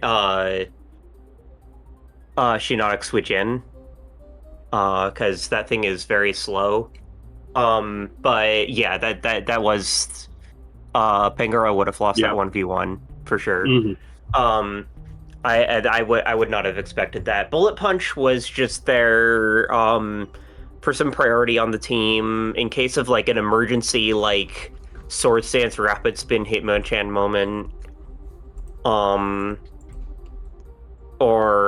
like a weakened Tauros or just some shit like that happening. Like surprise Haunt Crow or something. 12 speed was just kind of a troll. I don't think there was a specific reason for that. I think it was this just there to fucking troll out something that was trying to speed creep it. Yeah. But yeah, I mentioned Hitmonchan. Hitmonchan was something I like did not think about enough in the prep. For sure. Yeah. That thing kind of like completely shut me down that entire match. Yeah, you kind of didn't have an answer to it. Yeah, it's not a straightforward one. I was thinking after the match, like I was too scared of letting Mawile lose its leftovers because it did have Pain Split. Yeah. Moving into Mawile a bit. Mawile's there, just like, it completely shuts down Haunch Crow. It it lowers it comes in on like a Tauros close I was expecting Tauros to be choice banned like 100%.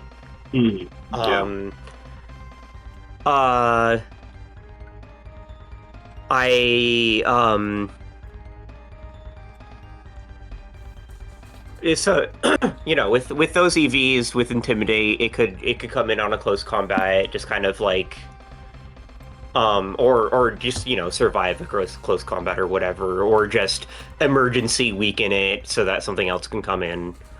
And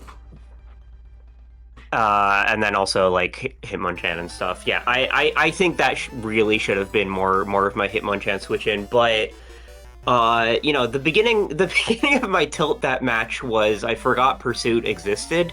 Yeah. Like during the match, during prep and stuff. I play recent gens a lot, and Pursuit is never a concern. Yeah.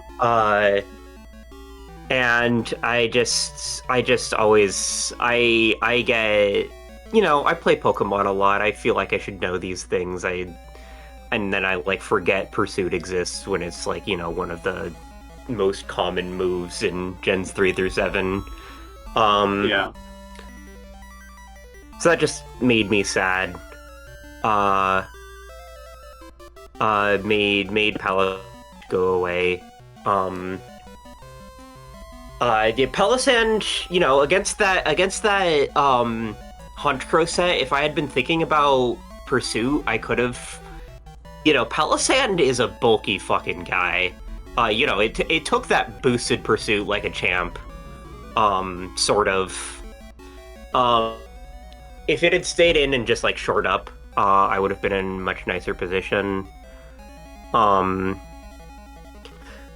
was gonna talk about Mawile's set. Ended up being kind of an interesting, like, 3 status move set. Yeah. Or, 3 non-attacking move set. Just really need to click anything other than Play Rough. Play rough. Yeah, it had kind of an arbitrary. It had enough attack to one shot Haunch Crow, which I wasn't thinking was actually going to happen. I don't think Haunch Crow was ever gonna stay in, but I did want to get more chip on the Gastrodon switch in. Yeah. So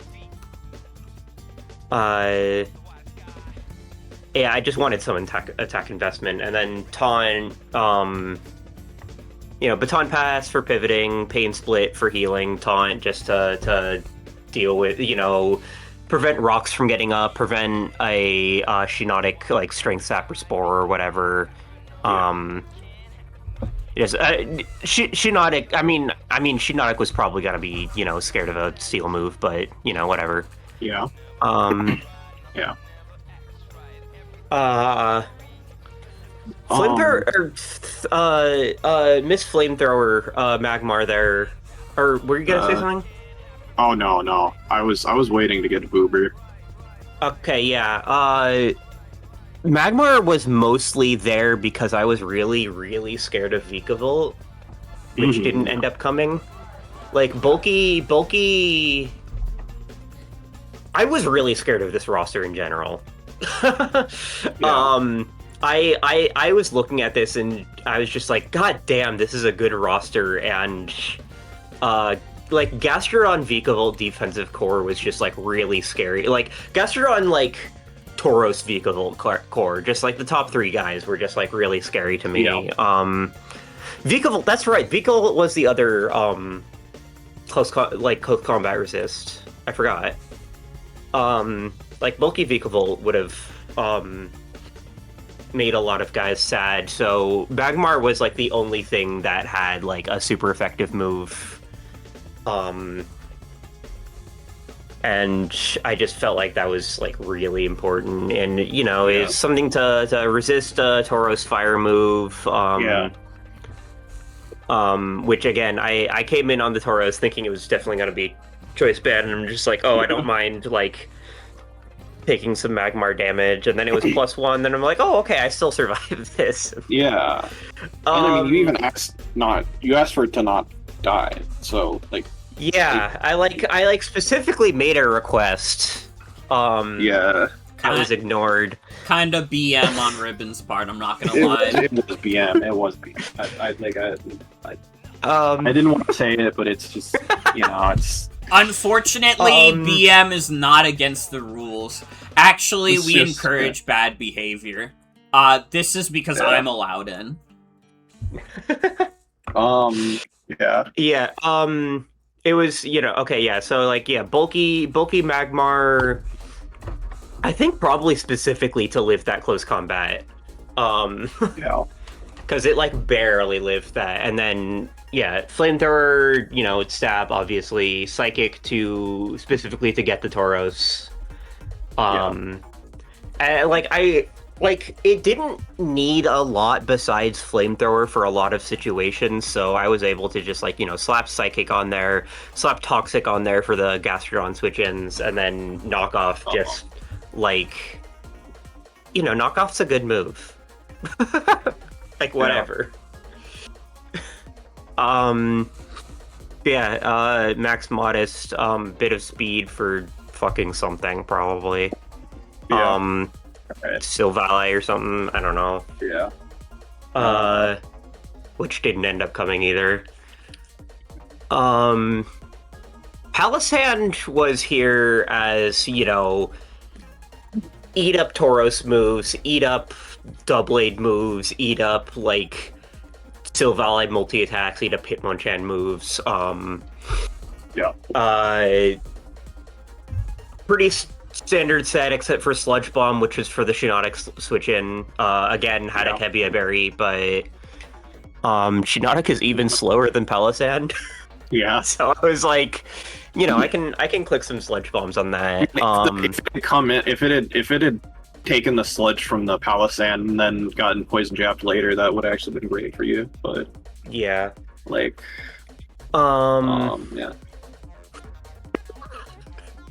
Hi, Jen. Hi, Jen. Is Tung Sahur a bat? Kinda. He's kind of a baseball bat. I guess that's true. It's a baseball bat. Yeah. I didn't think about that. I was just I thought Jen was doing a fucking non sequitur. Yeah. Tung Sahur. Yeah. Krem, I had 2 potential team structures. I had either Kremmer and Coragonal or Lurantis,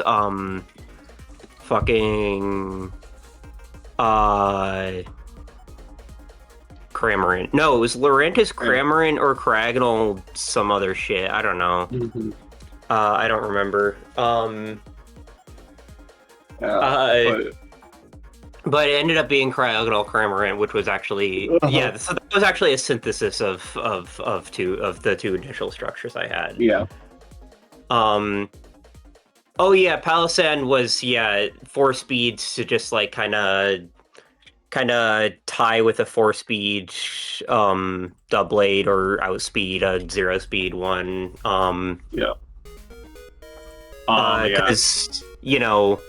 Because it clicked at Earth Power.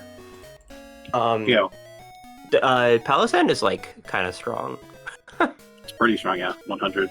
Cramorant is Cramorant, you've got Surf, of course. As WAFFLOES pointed out earlier in the chat, and I did look this up during prep, like, even Surf gets water absorbed, it does get the Gulp Missile, because Gulp Missile, like, has to be the most obnoxious ability in the world. Because we love Cramorant. But this was Sienna's idea to have it, like... Sienna noticed that the flying resist situation was a little dire on Ribbon's team. Cramorant with a bit of offense, faster Cramorant with some offense, spamming flying move, I just looked wicked nice. And it clicked one flying move and then died. It didn't. It like half clicked it and missed. I mean, Kobaberry Thunder Punch Hitmonchan was just brilliant prep. It was never gonna kill. Cramorant was never gonna kill that, or not.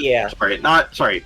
Or no, Cramorant was never going to live that Thunder Punch. Like, no, it was not ever going to. No. Honestly, it was like good that it was offensive, because if the Hurricane had hit, it would have at least gotten shipped. But it didn't. It didn't hit. Cramorant of course resists Tauros stabs, but I felt like like I couldn't have that be the primary Tauros check, just because it's a little on the frail side. Palossand just kind of did a better job.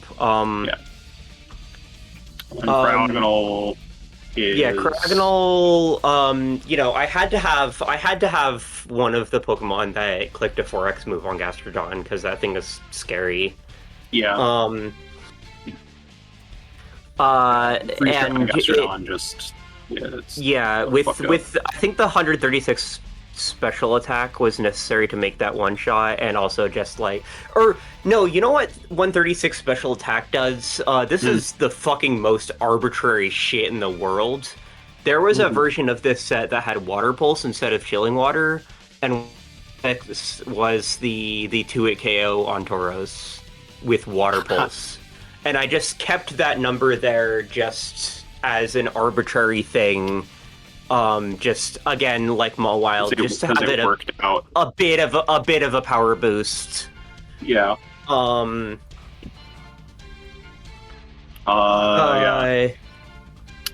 it ended up being Chilling Water. Just like, it was.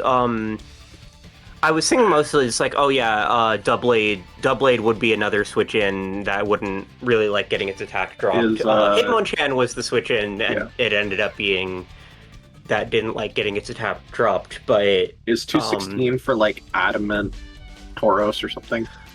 No, it's for Timid Tauros or Jolly Tauros. Cryogonal has higher base speed than Tauros. I forgot. For some reason I thought I got Cryogonal's. Dude, I always get Cryogonal special attack and speed swapped in my head.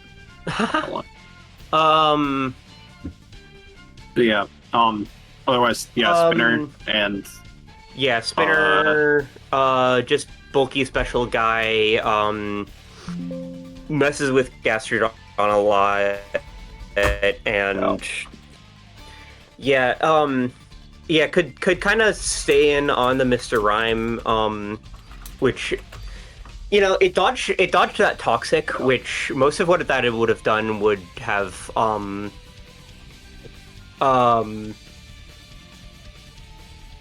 made it less able to stay in on the Mr. Rhyme and like scout out its set, which is what was going on there. As when hello? Mr. Rhyme was out first. I was like really scared of Dazzling Gleam being there. Yeah. So I said, but then like once I saw a psychic move, I was like, oh, okay, no Dazzling Gleam, I can just switch in on this rapid spin. But it ended up there was a reason that rapid spin didn't happen. Okay.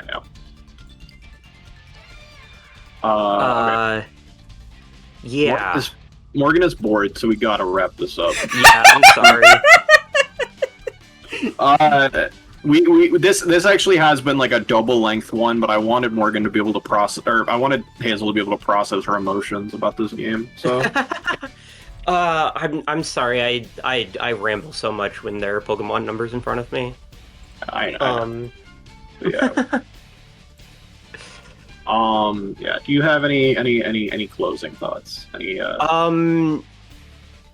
big good overall... game, even though I'm like upset about it. Like I can't deny there was good prep and good plays on Ribbon's side. Yeah. You know what? I always lose week 1, so it's fine. It just I always lose or come close to losing week 1. No, you'll bounce back. I believe in you. It'll be fine. I'll be fine. I'm a powerful warrior. That's right. All right. Thanks for your time. See you around. Uh-huh. And what's your favorite guy, Morgan? You had a lot of time to think about it. I did, and like, you know, Hazel got so fucked that match, but I like Mawile. It's a little sweetie pie. How can you not like Mawile? Yeah. And it took hits. It took hits like a champ. Yeah. It tried its damn best. I like it that was the thing. only thing holding that team together. I like that thing. Know, let's put it that way. All right. Let's yeah. I think now I'm looking at it, so I think let's probably do. Is there anybody who's like, I need to go to, or like, yeah, okay. You're saying you gotta go to bed soon, Jade. All right. I'll let you on. I know Comona's in chat at least. I think she's doing stuff, but I'll let you on. Do you have time for us to play the replay? Like, I mean, I guess I assume yes. It's not a hard bedtime. It's not that hard. It's not that intensive of bedtime, I assume. But yeah, Comona's in chat, so she might be able to pitch in or something a little bit. But yeah. Sorry. Comona side here.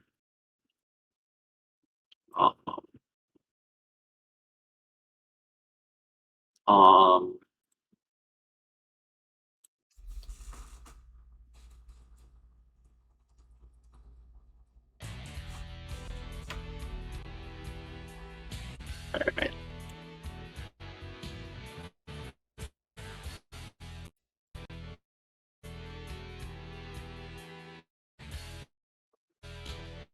Yeah.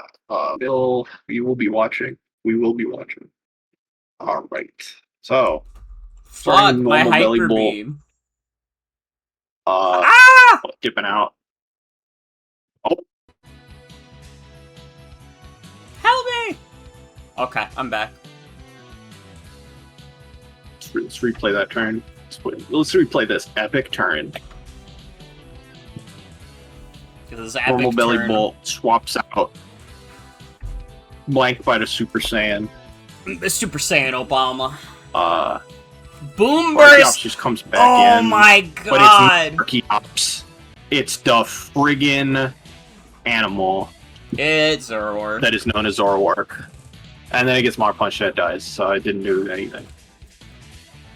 But it was surprising.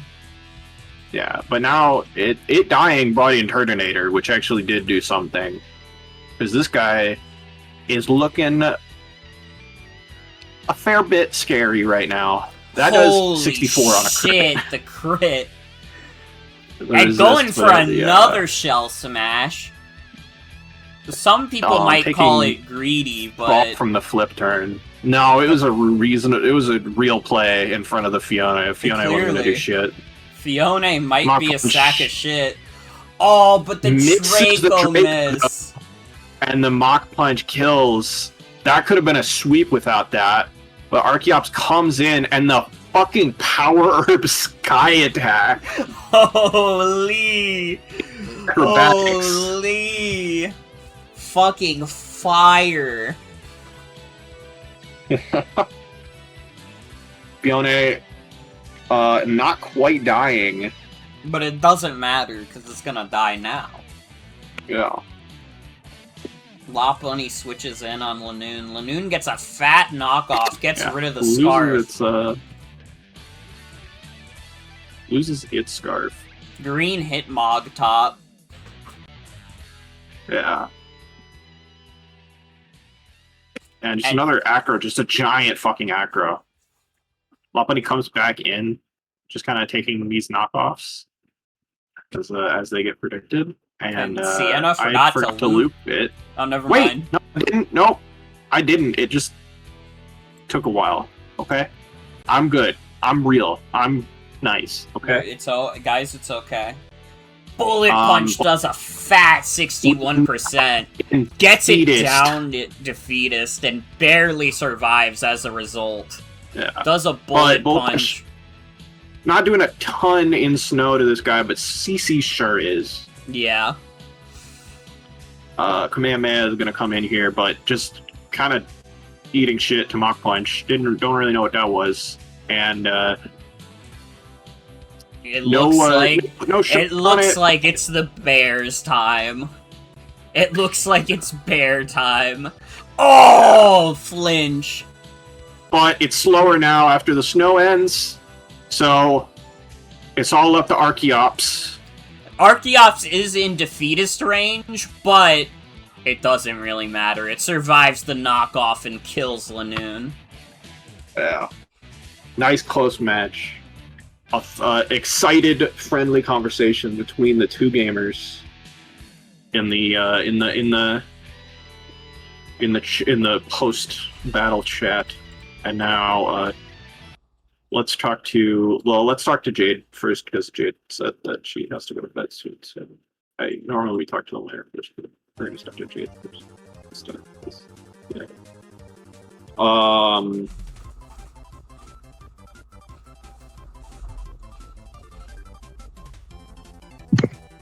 Yo, I lost this battle. Yo, what's up? Let's talk about your green Pokemon. Yeah, I love these guys. All right, they're pretty fucking awesome. 6 of them are green, and I love them too. You've seen, some of them didn't do shit, but that's okay. Yeah. We love them anyway. Yep. God, I'm so glad I got to use Boom Burst twice. That was so cool. But let's be real. Hitmontop, green Hitmontop, the spinny guy. He was the one keeping me in the game the entire time. I would be nowhere without that green bastard. Yeah. All health, all attack, just priority. That's all I needed. I figured, you know, there's enough here that's weak to it, enough here that's faster than I might as well go all in. Yeah. Yeah. Yeah, and I mean, he served you well for sure. If this Hitmontop was not here, this game would have been completely lost very quickly. I'm not it would not have been such a close score without this Hitmontop. That's for damn sure. I was kind of expecting her to bring more defensive guys. She had some good defensive guys. No, brought all offense. I wasn't prepared for the turtle. Yeah. Yeah.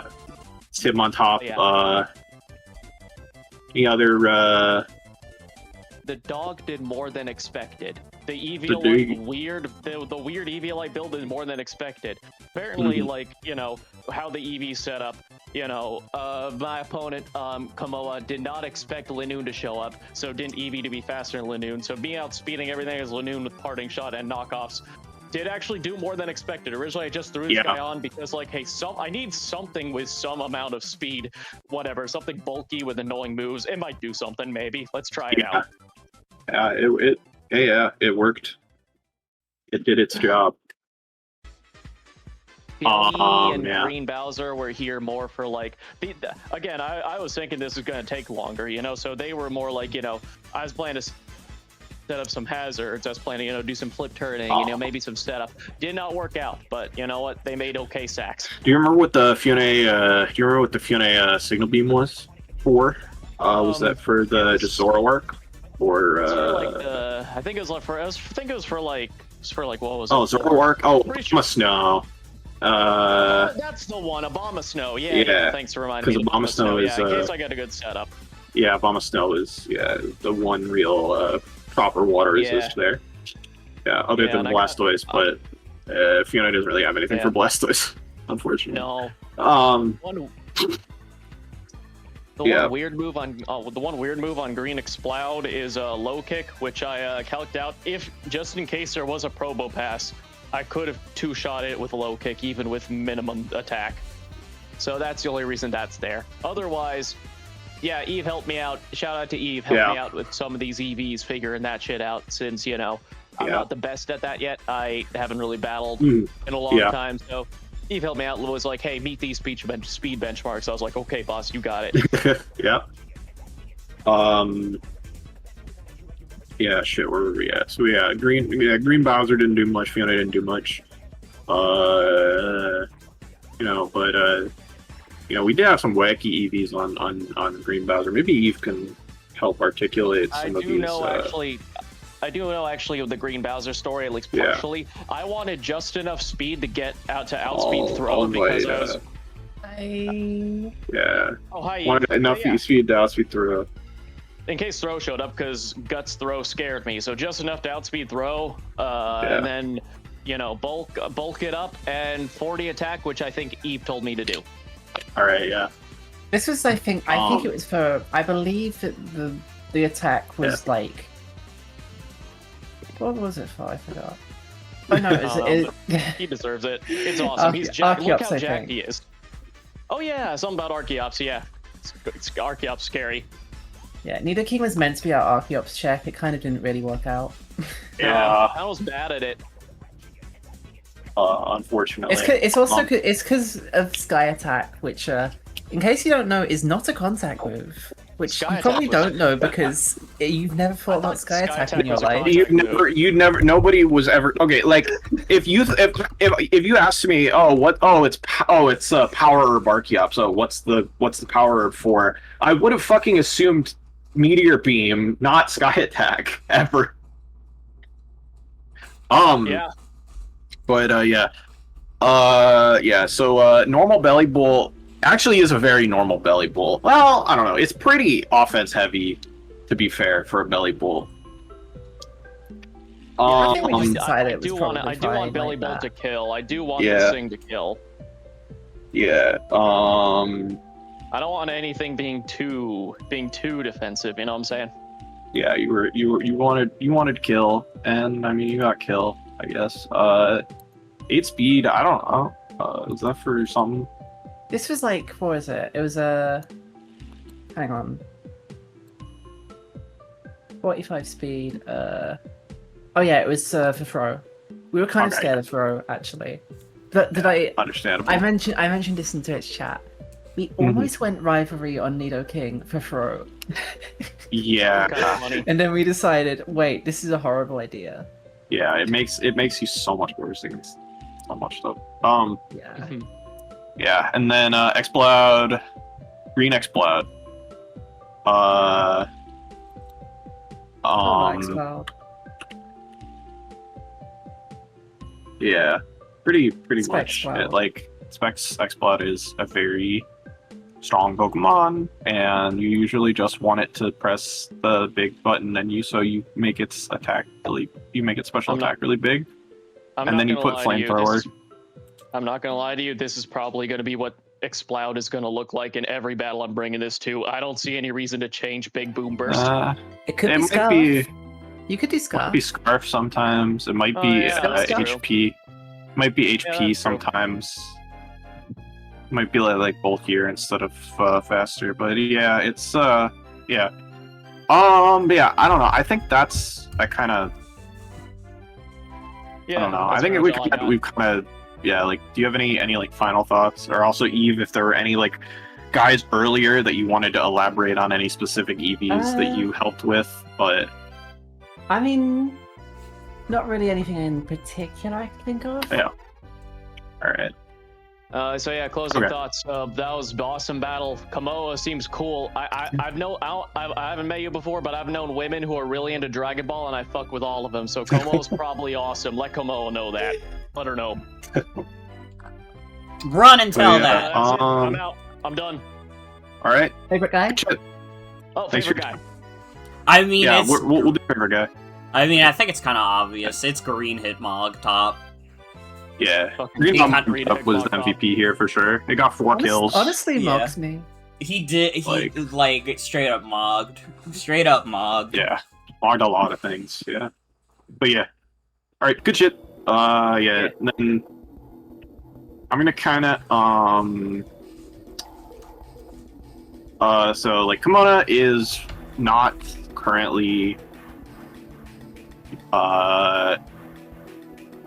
present, but or Comona's not in like the voice chat, but she's in the Twitch chat, so we'll kind of go over these Pokemon. If there's anything she has to say, I will then just feel free to like put it in the chat. Otherwise, I will just I'll go through them on my end. Like this Abomasnow was eject pack. Didn't end up clicking Leaf Storm. It actually didn't end up clicking. Did it end up clicking anything? I don't think it did. I think it just died. To like Hitmontop or whatever. I don't know if this got to use any moves. I don't remember it using any moves. But Eject Pad Leaf Storm is very fun. It's funny that it got brought twice in the in the first week.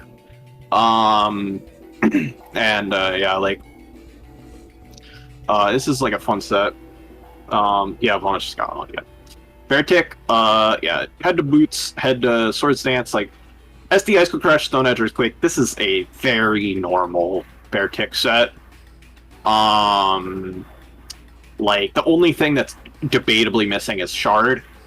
Ice Shard definitely would have been helpful in this match, but that doesn't make it necessarily like a better pick than Stone Edge. It just kind of it wasn't what got like it just probably would have been better in practice. But yeah. All the fast guys were literally only made to outspeed Nidoking. I didn't think Lion would come. Yeah, that sounds about right.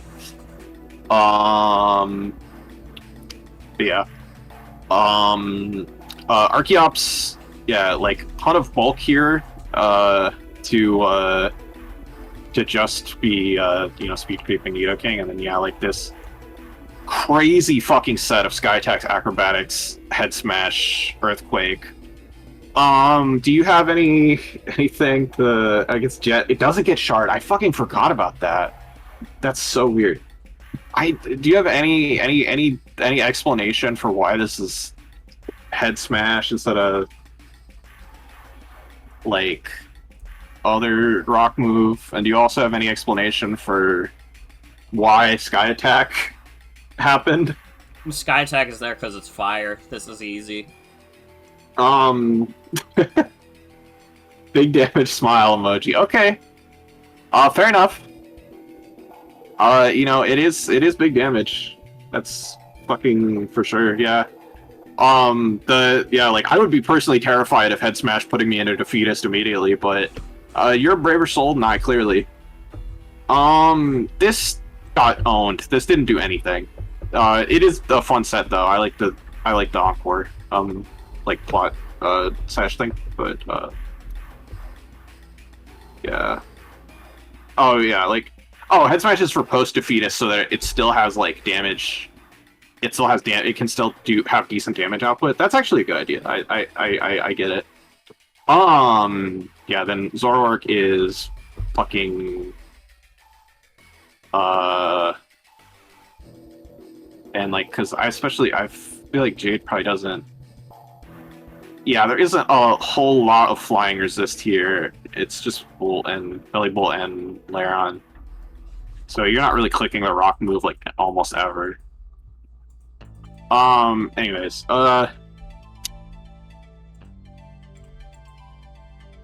yeah, plot, like this makes sense to me. Did get owned, but yeah. This is kind of the fucking man of the hour. This Akuma here just fucking, like, chill smashed. If that Draco hadn't missed, it probably would have been an instant game win. Explosion is so fucking based. For, like... Explosion is so based for, when you're, like... when you're shit is almost expired, when your health bar is almost gone, and like obviously did work. And then yeah, like Lot Bunny here, yeah, it's the Klutz choice scarf situation for switcherooing over the scarf, which is a fun bit of tech, especially like, you know, they're not gonna see it coming if you already pressed on and move. And then yeah, like Healing Wish Magic Code U-turn, like it's just utility moves that like Lot Bunny can use with its big speed stat. But yeah, like like overall, like a nice little team. I'm trying to see if there's any other kind of questions that I have in mind.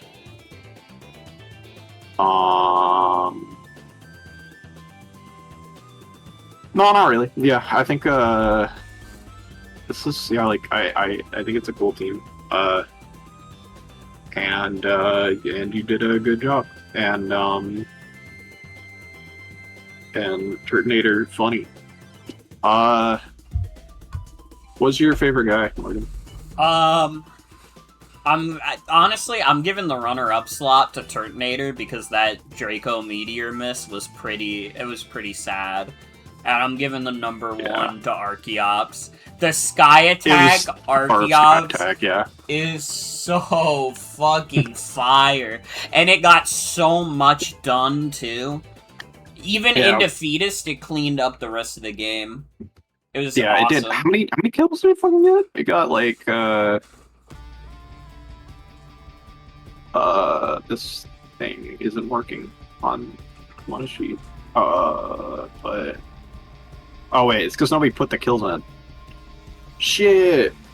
The kills got noted down, but they didn't get written down. But they didn't get put into the sheet because I didn't do them. That was my fault. Sorry. I thought somebody else would do it. But yeah, Archeops got 4 kills. Like, yeah. Archeops and Hitmontop both got 4 kills. So, yeah, fucking heat. All right. Emoji. Yeah. I think it's time for us to move on to the next match. Show requests, let's see. Lobster Fighter is requested to speak. Okay. Good night, Jade. Yeah, let's do yeah, sure. Let's do let's do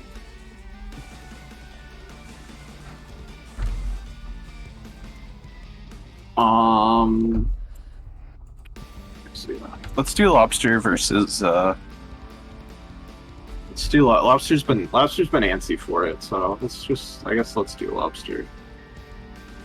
Lobster versus Piku here. This would be a fast one anyways, I'm not gonna lie. Yeah.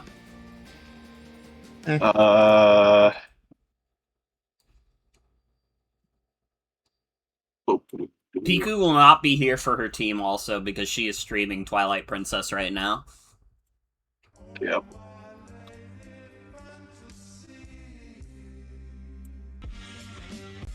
or wait, I don't know why Lobster, you have to go back into the dungeon, sorry. I put you up too early. Anyways.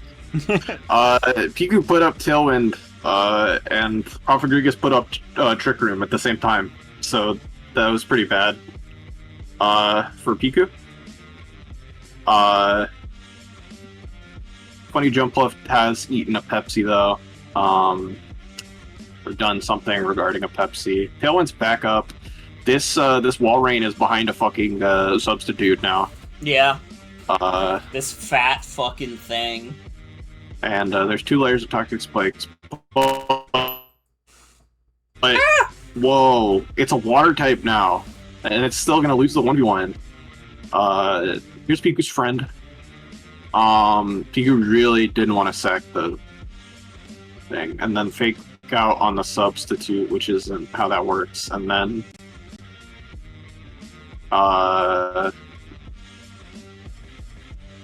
Poltergeist breaks the sub finally, but Ice Beam to death.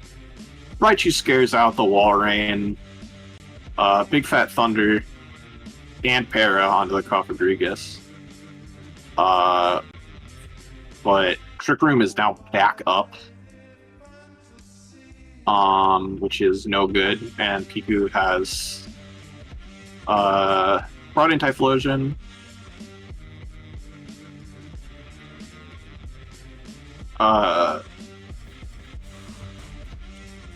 Checking to stall out the Trick Room turns, and then deciding, hey, I don't want to be.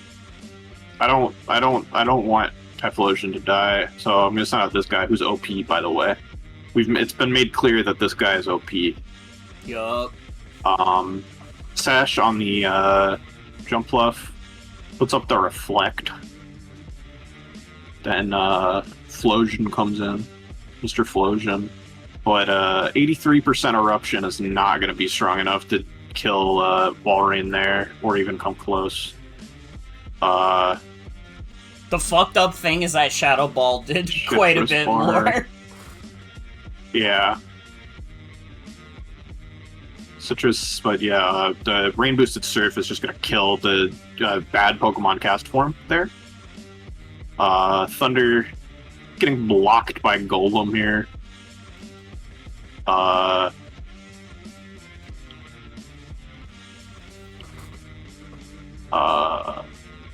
Golem leaving for differential.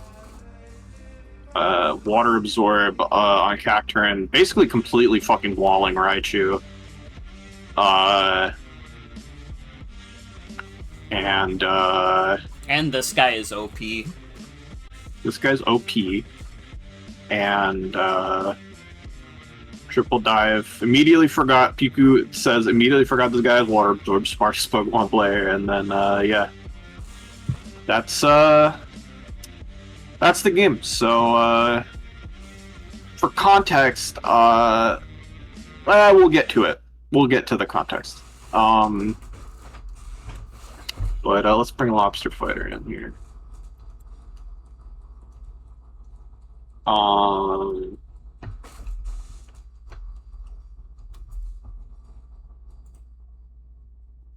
I just wanted to get this one out of the way because, to be frank, it is kind of a boring battle.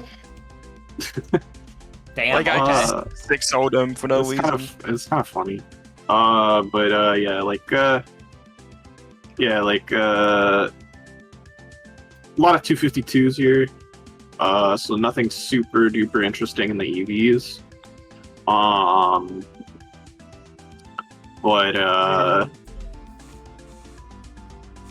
Definitely, definitely an interesting approach in the Trick Room vibe. On all these fools. The eel and the wall rain and the golem and the Cacturne. Is there like a guy in specific? Is there like anything in specific on this team you want to highlight?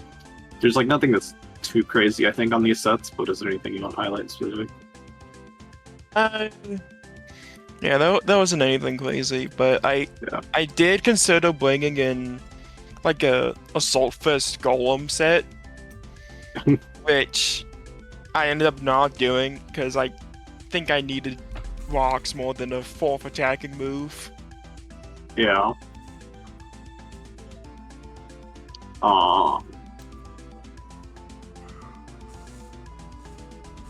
It's just I don't really know what to say. Like I didn't even bring out 2 of my mons.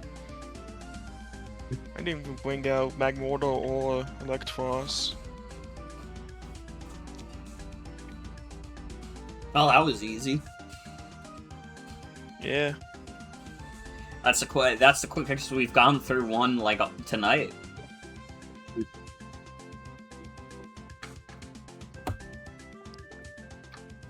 It's gonna be really funny that we're gonna have a lot more to say about Piku's team than yours. Yeah.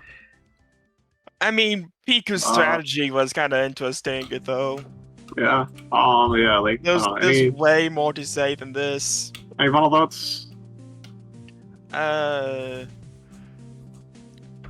hoping next match will be more interesting. All right. All right. Thanks for your time. Thanks for you. Favorite guy? I guess it's Walrein. Walrein did put up fat substitutes. It is kind of Walrein for me too. I don't know. Walrein just sat on stuff and it was funny.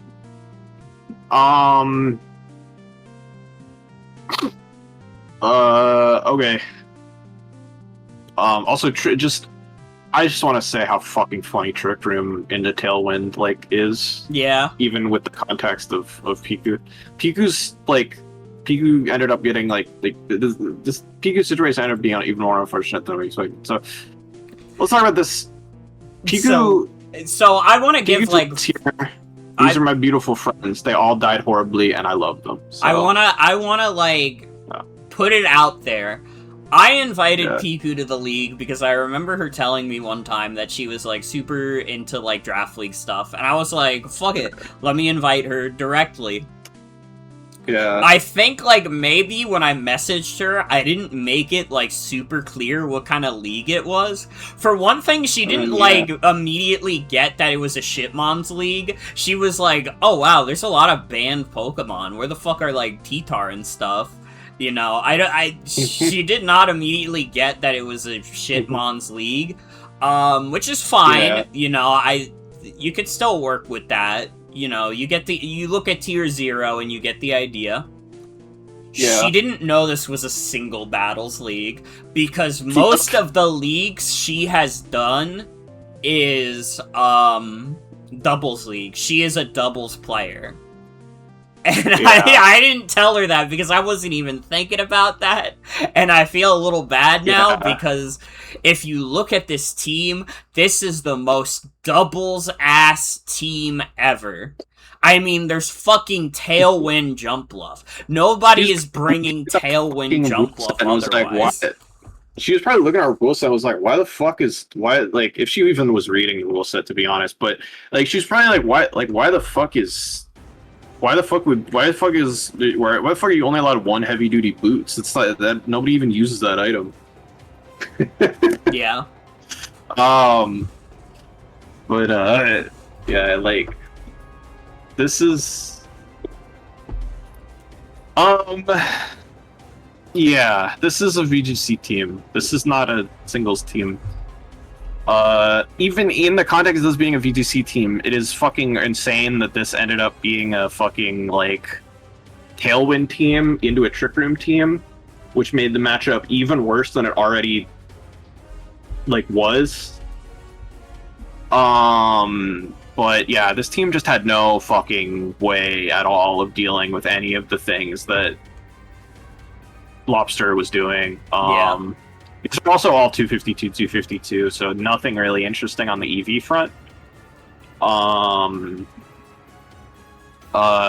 no really unconventional sets here in general. They're unconventional for singles, but very conventional for doubles. Yeah, I mean, even even for singles, they're not that unconventional. Other than like, okay, this cast form is weird that it's Sunny Day and Rain Dance, and it's Damp Rock. So yeah. Yeah, oh my god, everybody's running plus speed. They going fast as fuck. I mean, I guess it's Tailwind. I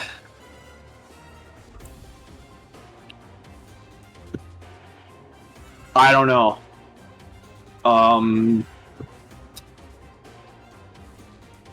It's the Piku Cello situation is insane. What's your favorite guy? I guess my favorite guy, you know, I'm giving it to Wuggy. I'm giving it to this guy's OP, because you know what? I mean, Raichu probably did more, but Wug Trio tried her fucking best. And you can't blame her for that. These are all girls, by the way. Every Pokemon on this team is a girl, except Jumpluff. Jumpluff is just funny Pepsi. Yeah. Alright, GG's Piku. I mean, we didn't play, but GG's. Piku, if you're watching this, I'm so fucking sorry I didn't tell you this was a singles league. I did not know you were a doubles player like that. My bad.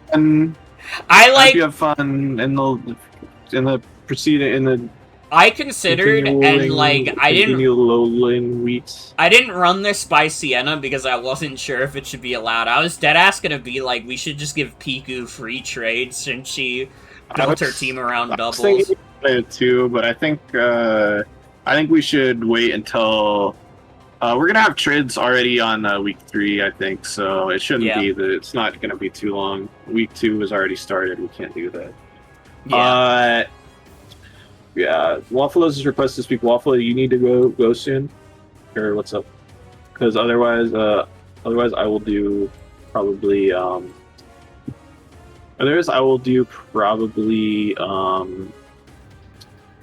Faye. WAFFLOES did it on accident, apparently. Oh, okay. Yeah, otherwise I think I'll be doing Faye here. I wanna like double check with Bowser and see.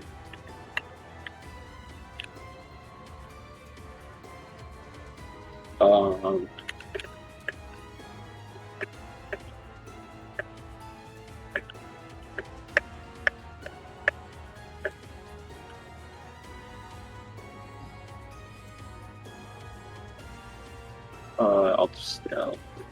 think Bowser will say that, but for now, I think let's just do Phase. Not gonna.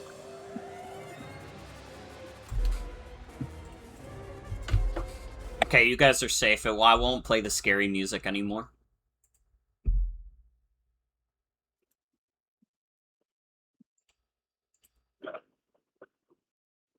Dude, I'm still like so hyped for my match. I can't wait till we get to my match. I mean, your match is fucking godlike. Anyways, let's grins gleefully. Floats a lead into Tinkatuff. That's a fat flip turn. Fucking 40-30%.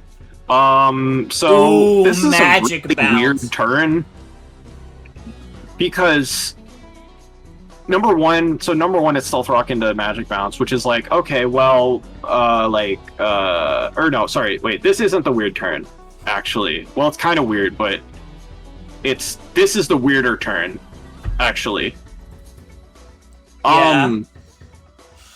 So M&O clearly forgot that. Okay, M&O. One of two things happened. M&O forgot about Magic Bounce, which is fine. Or number two, M&O accidentally made this Pickpocket instead of Mold Breaker and then left it that way. Because, like, this has Mold Breaker normally. Normally this wouldn't happen.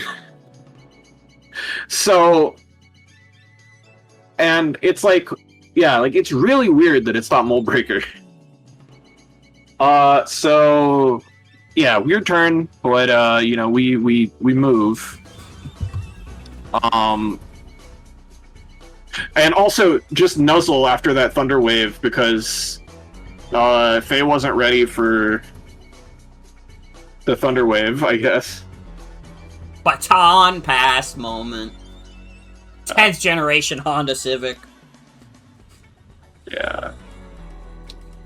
And yeah, a nice juicy apple acid there. Rocks do go up on Faye's side.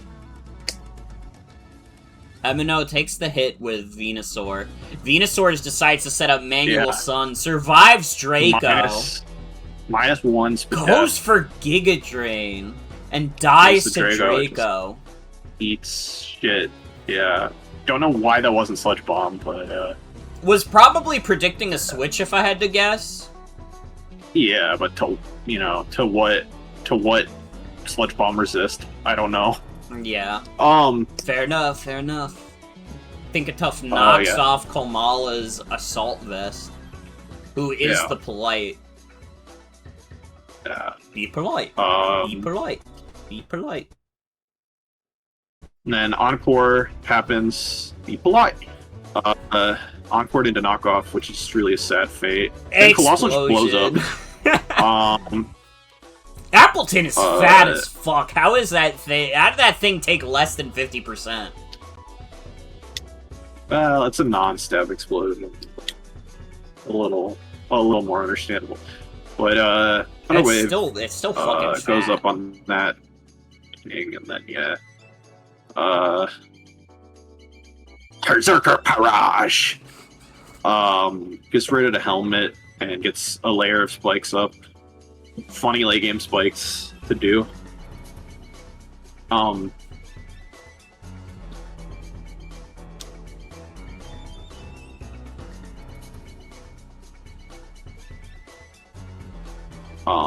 Knocks off the Chatot specs, but the Boomburst still does 53, which is pretty funny. But yeah. Chatot does get that kill, but also Flip Turn just fucking kills here because it's made out of paper. Sidgewai comes in, but does take a knockoff. That Swords Dance was adventurous to say the least. Yeah, I mean, there wasn't a lot MNO could do at this point. I didn't even point out Rapid spending 46%. Thanks, Faye. There's just there's a lot going on. And now it's up to Autono to try to win this 1v5.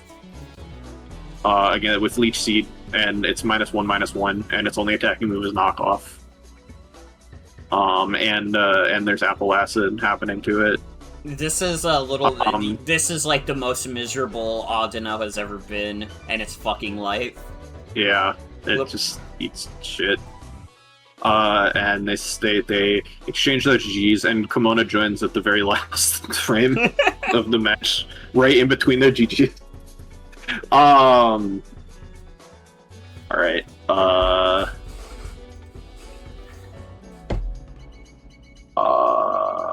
Yeah.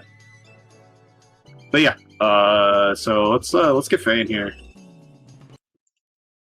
to chat it up about this crazy battle. And team also. By the way, not to interrupt the stream, but we have important news. Mario Kart World free roam playlist, Mario Paint, New Super Mario Bros., New Super Mario Bros. Wii, New Super Mario Bros. U, and Mario Maker have been added to Nintendo Music. Holy moly, this is amazing. Alright, the crazy guys are on the screen now. Yeah, so, yeah, where do you want to start?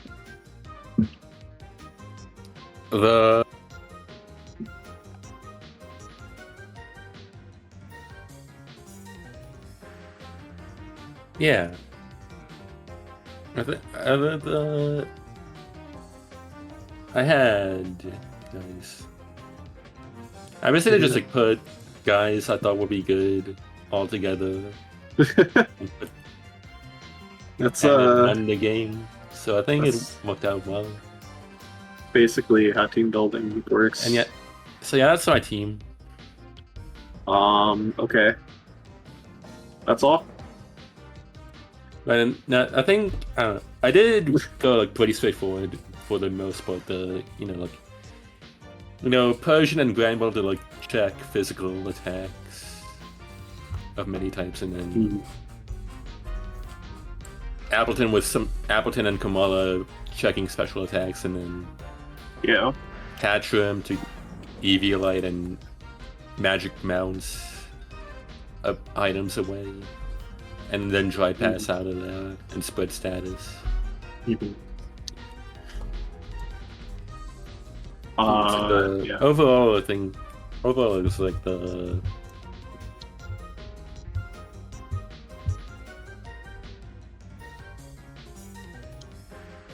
both are like MNOs, like a lot of like MNOs, like defensive, like physically defensive Pokemon were it was like between like Avalugg and Colossal, they were both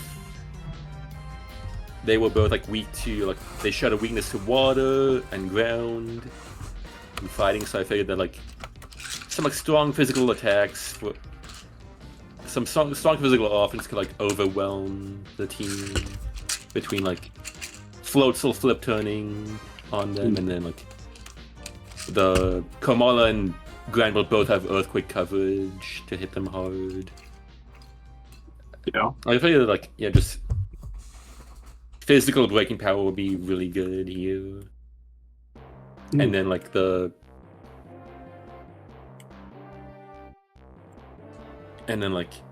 Hatchram, the Hatchram can like check if like a defensive Pikamuku appeared, then like it doesn't have moves to hit Hatchram with at all because of its gimmicks. So it's like Hatchram would make it impossible for Pikamuku to do anything, and then like for the rest of the team, like water and ground put a lot of pressure on the physically defensive Pokemon, and then which leaves like checking the grass types I would resist those water and ground moves. So between Venusaur and Decidueye, I was like, the Hatchram could like nuzzle the Venusaur and threaten it with Future Sight, and then like Kamala could just hit it really hard and not get hit that hard in return with Assault Vest. In the picture. And then Persian was really good. Was a really good check to the Decidueye because of Fur Coat and Dark typing to resist the Ghost moves. And Appleton is a bit of a sweetie pie. It's true. Yeah, that's like extra check to. It was like Appleton and Granville were like. So I wanted both of them to check the make progress against the Audino, where Leech Appleton could like Leech Seed on it to wear it down and force switches, or like Apple Acid to get the defense drops to like eventually muscle its way through, and then Granville had like Thunder Wave and like strong physical moves to pressure it, and then like Focus Punch to beat up the Audino if it ever clicked like a Wish or Heal Bell type of move. Because like obliterating that thing was like really helpful for the rest of the guys to not have to worry about getting thunder waved or stuff like that.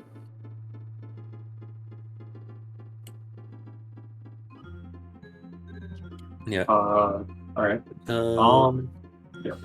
Anything else?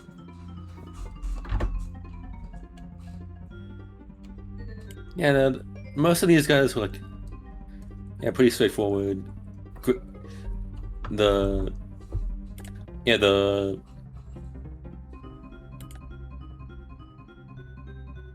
wave crash is a powerful move that so like that was the next thing in the back pocket to like just. Yeah, I'm pretty sure that like like if like with like helmets removed and like flip pin ability and stuff like that, like yeah, it was pretty easy for like floats to get in a position we can just click buttons and just make progress, or flipping into something that can kill things, etc. And most of the stream is like pretty straightforward. I would say. Yeah, and it worked out really well. Alright. Yeah, but yeah. So, any like final thoughts or about that about wraps up?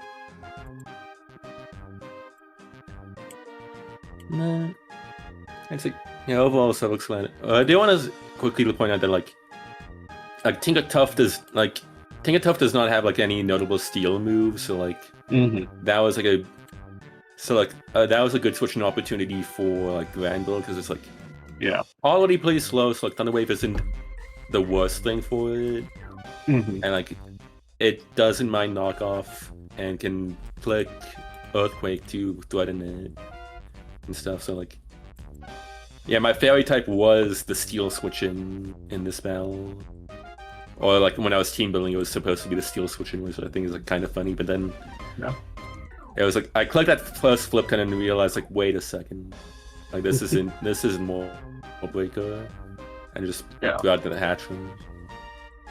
Yeah, that's like all pretty straightforward team. All right. Yeah. Great. Good shit. Thanks for your time.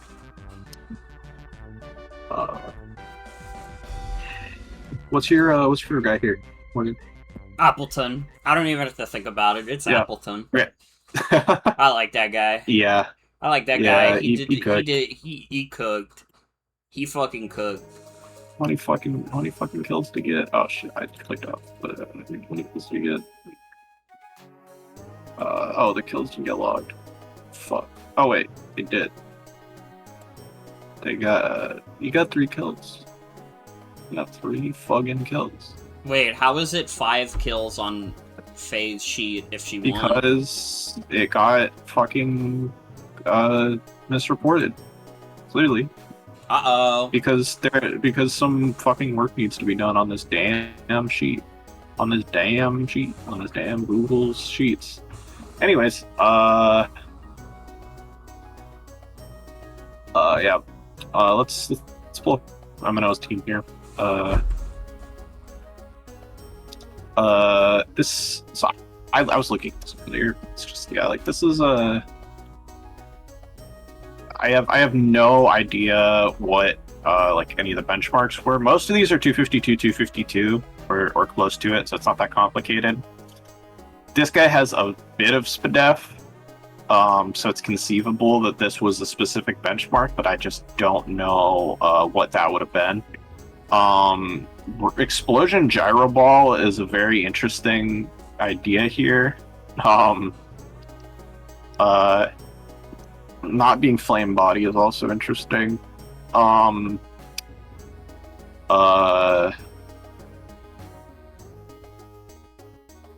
Actually, yeah, why are you Steam Engine if you're Gyro Ball? Hold on. If you proc the Steam Engine, then your Gyro Balls are like 10 power. Or like 5 power, whatever the fuck the like minimum is. Anyways, yeah. Well, I mean, yeah, Colossal did explode, so it makes. Oh, Colossal exploded. That's why it's only 5 kills. Sorry, that's why you explained. That's what you were saying. I understand now. That makes sense. I forgot about that. I forgot about the fact that Colossal blew up and acted like he don't know Madi. Yeah, but yeah, then like this might also been specific benchmarks. I'm not really sure. It was clearly like meant to be like this Manuel Sun chlorophyll situation. I don't know if the 120 SPDEF was like for anything in particular, like splitting the SPDEF and HP up like that, or if it was just kind of looked right.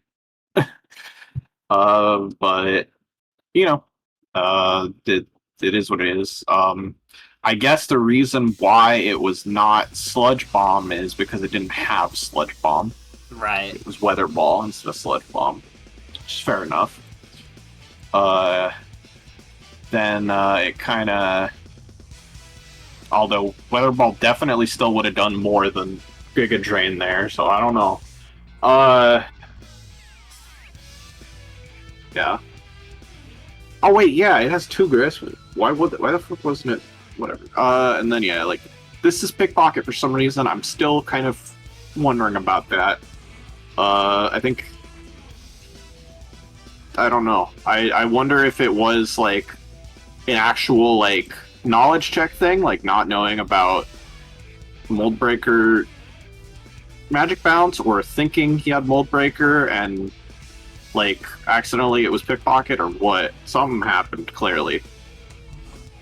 Then yeah, like this is the most normalist odd no of all time. This is kind of a funny set, I guess.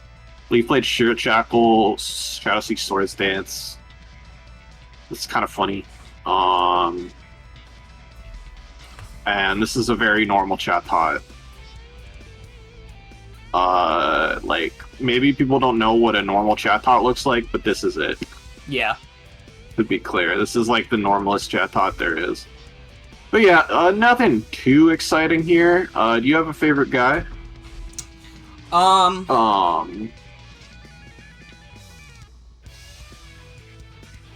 I'm giving it to Colossal for exploding. It's pretty funny. It made me laugh. It made me laugh. Yeah. Alright. Okay, let's see what's next up. So, I think let's let WAFFLOES up. Let's let the waffle in here. Do you like waffles? Yeah, we like waffles. Do you like pancakes? Yeah, we like wait, pancakes. I don't know. I'm asking. I'm not. WAFFLOES don't accept that invite. No, actually, hi. I did it too early. My brain is mush right now. We are watching the WAFFLOES battle first, and then we are going to afterwards. We are going to discuss it. Yeah,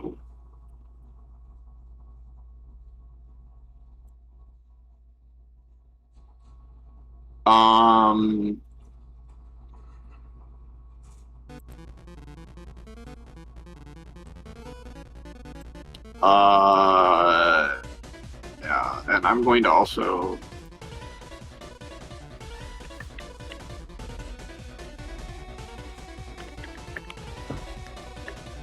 Can I just say, WAFFLOES Team looks so fucking scary. Like, yeah, just like from team preview, it's like... Other than, like, Doug Trio Alola, like, this is, like, a pretty legit team. Yeah. Like, if you only saw this team, you probably wouldn't even immediately say, oh, this has to be Shitmons. Yeah, it's possible. I mean, to be fair, Mike's looks scary, too. You got Rhydon, Galizopod, Sceptile, you got some big-ass fucking guys. It's true. Just some epic guys here. But yeah. Spirit Halloween coming out into Vileplume, Stun Spore, miss. Here's Snorlax. And, tricking the specs onto Snorlax. And then Zap Cannon. Zap Cannon? What are you talking about? What the fuck?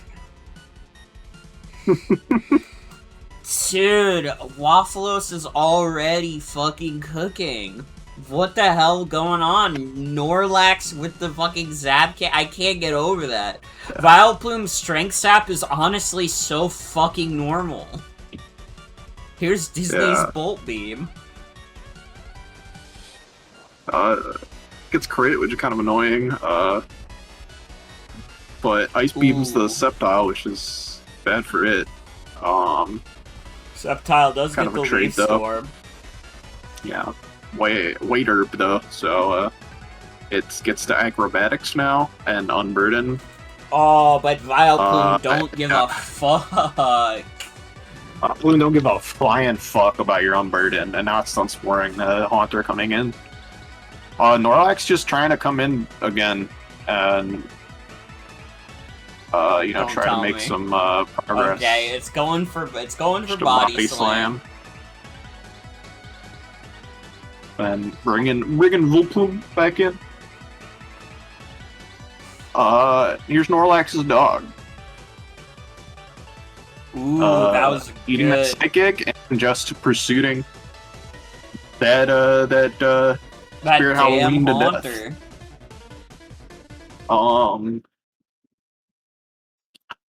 The multi attack doing You forgot to what the fuck loop the on play. music. What the fuck is Troubleshooter?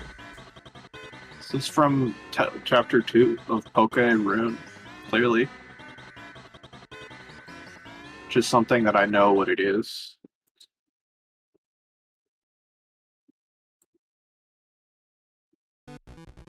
Okay. Yeah, and there's another giant strength sap. Such a fucked up move, bro. Vileplume Strength eats the Sap is flamethrower. like one of the scariest things you could ever deal with. He's the flamethrower, and it's still not going to die to flamethrower here, but Snorlax is coming in anyways, because WAFFLOES wants to be extra safe. It takes 8%, which is, in the business we call that jack shit. Yeah. And just hedges with Slam here. Gets the para, which is nice. But WAFFLOES has decided that Snorlax's time is up, which is fair. Wants to get a safe switch into Vileplume, who destroys it. Vileplume has been completely fucking a menace this entire game. Not Flash Fire. Well, I guess not Flash Fire on the fucking. We already knew it was on Nerve, but it probably should have been Flash Fire considering the fire move it just got hit by. Sax Snorlax's dog. Fat fucking overheat. Unfortunate, but it had to happen. Quick Iron Head here, and also faster than the Sceptile. Yeah, Doug Trio Alola doing a good job of cleaning up, but it's Vileplume's time again. Yeah. It's a Vileplume moment again. Which it didn't before. Leech Life comes in and does actually a lot. But we have Strength Sap for that. And it's paralyzed.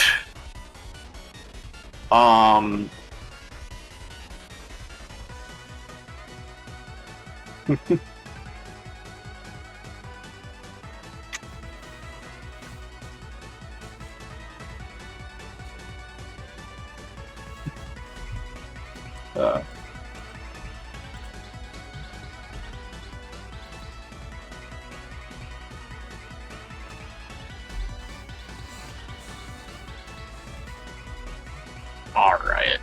And yeah, after that long ending, WAFFLOES comes out victorious with this fuck-ass Vileplume. Alright.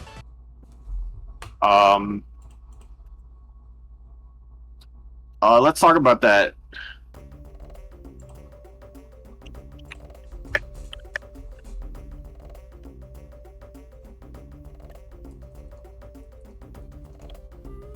Let's have a conversation about that. Or I don't know why. What? All right. Okay. Okay. So there's a question on everybody's mind. Yes. What the fuck is this? Okay. All right. So, when I was building, I was like, damn, like Snorlax isn't like fantastic into this roster specifically. Like, there's a lot of big fucking physical guys that can kind of just stop Snorlax from getting a sweep in. And like the speed tiers are weird for like Houndoom to like kind of trap and deal with stuff. Yeah. But like if I gotta bring Snorlax though, like I thought about bringing like Piloswine or some other shit. I was like, no, I want to bring Snorlax. So I figured like if I really wanted to contribute, it's gonna be. I just want it to sit there and be a big piece of shit for whatever comes in, pretty much. Like whatever you're bringing in, I'm just clicking like body slam, zap cannon, or whatever. And the idea of this is like a para spam, like para spam and like string 7. It's evil, disgusting team. Okay, yeah. And then it lets because if you look at like the speed tiers for the enemy roster, I was really afraid of like Golisopod's slow, but like that's a mon that runs like fucking bandit, just like destroys my whole team. There's like Silvally, like Plot, Haunter is scary as fuck too. So like if I can just swap between Vileplume and Snorlax, just like paralyze all these like fast evil guys that want to come in, I'm chilling. And then I'd sweep with like Hessimian, Missimian, who didn't like didn't actually end up coming in. Yeah. Okay, yeah, all right. It's fucking like, yeah, like. What? It's Zap Cannon. It's Zap Cannon. I don't even know what to say about it. My brain honestly can't, like, I can't wrap my brain really around the fucking Zap Cannon, to be honest with you. Like, I just can't. No. Yeah. It doesn't, I don't know. It's whatever, it's fine. I understand. It's a very fucking weird pick. I understand. I could have gone like, Crunch to actually like hit the Haunter or like anything else. But I felt like just being able to like threaten paralysis and just like sit there, be a piece of shit, and like that's all Snorlax needed to do. Like I don't think this was like a game where it could have swept or anything, or like a roster. Yeah. I can just chill. I mean, it got specs, it got specs Zap Cannon, so you don't see that every day. Body Slam doesn't do that against Haunter though. It's not a safe click against Haunter. And like that's like my main Haunter switch in. Okay. Alright, so yeah, we lead with Snorlax. Maybe let's get in. Yeah, like, we had Miss Simian. Miss Simian did nothing, but this is originally gonna be Scarf, but that was before like the para spam nonsense I wanted to do. Yeah. Was there? Do you remember what the benchmark was for the 208 speed? I believe I've written down. Yeah, I believe it was. Yeah, I think with either like Paralyzed or with Scarf, it outsped Max Speed, Sceptile, and Sneasel. Yeah. Right, makes sense. And then picture Lola. Single Mom's pretty standard. Just like show up turn 1. Like the Sash didn't come into play, but like it.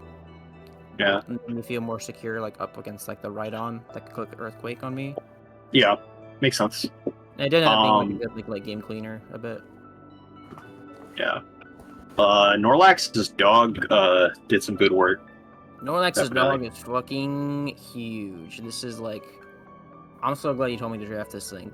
Every like match, I'm thinking of bringing Snorlax. I'm like, I'll bring the dog too. Like, there are like so many, even just beyond Ghosts. I think just like, it melts the steels too. I think the core of Vileplume, Houndoom, Snorlax, just I can pivot between all three of them. Like all three of them just go together so well, and I just pick whatever 3 other guys I want. Yeah, like I just picked it's pretty 3 dark moves and then like overheat for fun. Like not much to think about there. Yeah, it's mixed here. It's not even that much attack, but it's enough attack to kill the Haunter. It's enough. I didn't really need too much. I was worried about I went naive. That's plus speed. Yeah. Because it ties with Silvally. Yeah. And I believe it's a little bit faster than. Yeah. And you didn't want to lose the attack. But yeah. I was worried about like Focus Blast nonsense from Haunter. Yeah. So that's why I was trying to be super safe and like paralyze it before I could bring it in and like secure it. and then Passing could come in later. This is the fucking menace of the game. This is Yeah, the beast. I knew going in, like, a lot of the heavy lifting for, like, the physical tanking was gonna be put on Volplum's shoulders. Like, yeah, pretty much all of it. Like, Galysopod, fucking Rhydon, like, Rimpardo, Silvally, like, all those fucking guys. And it handled it, you know? Like, I was surprised in the calculator, like, how well it was taking that shit. It just fucking ate everything and stayed healthy the entire time, and it pressed like pretty big buttons. Like, I mean, you know, Vileplume has 110 special attacks, so it's like quite fucking strong. So even uninvested, like, you have to be afraid of the buttons it's clicking, and then it has just, you know, it has an amazing defensive profile, and like, you know, you didn't get like, you only got one effect sport proc. You honestly, like, your luck, like, wasn't that good that game. You had the double zap cannon miss, which, I mean, 50%, whatever, right? But, like, double zap cannon miss, you had some, like, kind of nasty crits that, like, weren't great for you. You had, like, you had a few things, and, like, you didn't get any effects force procs, like, or you only got one, but, like, even then, like, Vileplume just did everything for you. Yeah, the way it was set up, like, even if I did, like, miss every single proc, like... Yeah. I would still be in a position where eventually the shit that needed to be status or like dealt with would be dealt with. Yeah. Because Vileplume just fucking dealt with everything. And this is the name. What do I have written down? No, Vileplume's just crazy, pretty much. So Valley, the name reveals the set a little. It does. It does. Yeah, it's but fine. Also, like, this is an Electric Silvally. Like, what's it gonna run? Yeah. We had, and you know, I mean, we had so many takes on Drew for whatever during MFL too, so it's fine. But Thunderbolt Ice Beam, like, this is pretty straightforward to me. I mean, I think it's 4 speed. I'm assuming that's for like uninvested opposing Silvally or opposing just like Haunter. A little bit of troll speed. Yeah, and then 4 special attack. I don't know if that did anything or if it was just kind of for fun. Truthfully, this team I built, like, there's nothing really crazy on here. Yeah. It's really it's Snorlax is like distracting from how fucking basic the it is true. It's not that complicated. Like the flame, pretty much. The default Bull Beam is very straightforward, but very, very strong also. Like, Valley's good. So it's just like a good all-around guy. I just wanted something like to kind of slap on the team and do with Galysopod, because Galysopod's so fucking scary. It's true. Very fucking scary. Yeah. Alright. Yeah, that's like, I don't know, unless you have any final thoughts, I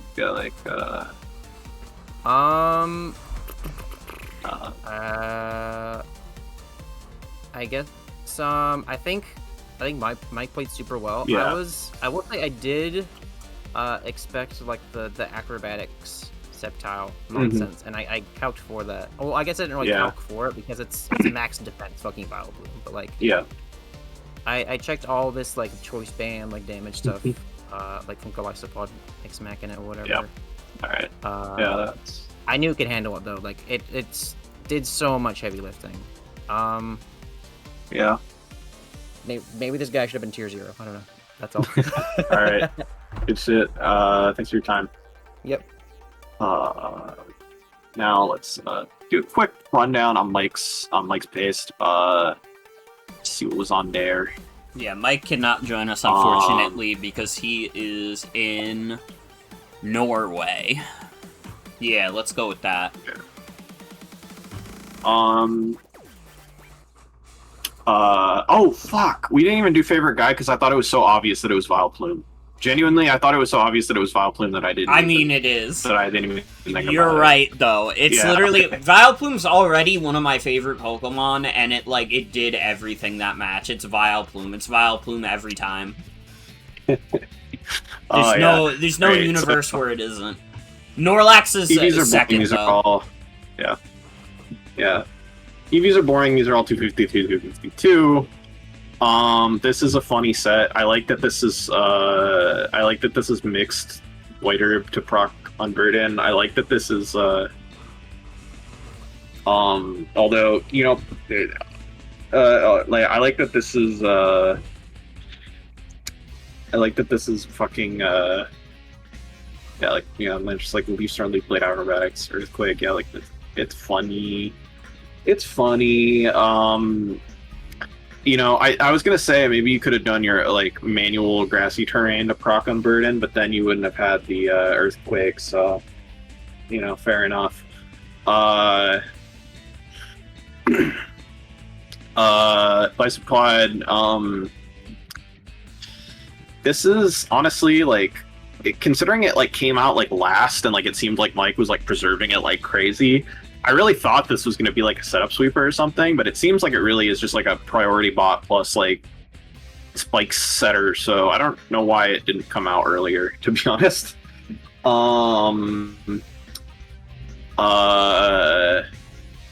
Spy Fighting is very like straightforward, kind of like pivot guy, and then Psychic Fangs to hit the psychic types, I guess, that are resisting the fighting moves. I don't remember what WAFFLOES has that's hitting, or no, Psychic Fangs to hit Vileplume, I guess. Yeah. Psychic Fangs to hit Vileplume and whatever other fighting resists there are. Oh yeah, I guess it hits Vileplume and Golbat, so that's actually that's like a pretty good coverage call there. And the Oil Man has an Oil Plan clearly, and it's Rock Blast as the rock move, which is funny. Wonder if there was some big electric move that Pokemon was clicking to prevent a Glycopod from coming in. You fuck. I guess we'll never know. Yeah, Rhydon never clicked its rock move, and also, yeah, and it has double edge for Rockhead double edge, I guess, which is funny, I guess. That was the governor's call of the match. That was the governor's call of the match. It's true. Haunter is pretty straightforward, I think. Spec like its choice Encore is like kind of funny, but also not like I guess it's intended to kind of get rid of the thing, anyways. Just Shadow Ball Psychic is also kind of funny. And then Dog, I think this never put up its light screen, which I find kind of interesting. I feel like it maybe could have gotten away with it, maybe should have done that at some point, but it's not really a big deal. Overall, you know, it's all 252s type speed, but it's like not a bad team either. Some good matchup calls here. Yeah. Do you have a favorite guy on this team? It's Sceptile. I think mixed Sceptile is fucking awesome. Mixed Unburden Sceptile is so awesome. Yeah. Yeah, I think that's real. All right. It's time for your match. Yes. Yes. Oh man. It's a big match. I don't remember who said it, but I remember someone in chat after the match happened saying this was their favorite match so far, which makes me happy. Oh yeah, let's yeah. Good is going. So Morgan versus Bowser. Here comes my idiot child. Yeah. Morgan's idiot child gets knocked off immediately. Yeah. But does get rocks up, but that doesn't matter because of defog. Yeah, I forgot that Girder had defog, to be honest. But I just kind of want to just do my roar a lot. You know, like Shrek always does. Okay. Yeah. Here's Toby Fox's gay uncle. Yeah. Toby Fox's gay uncle is putting up a wish into Ghoul's realm. And here's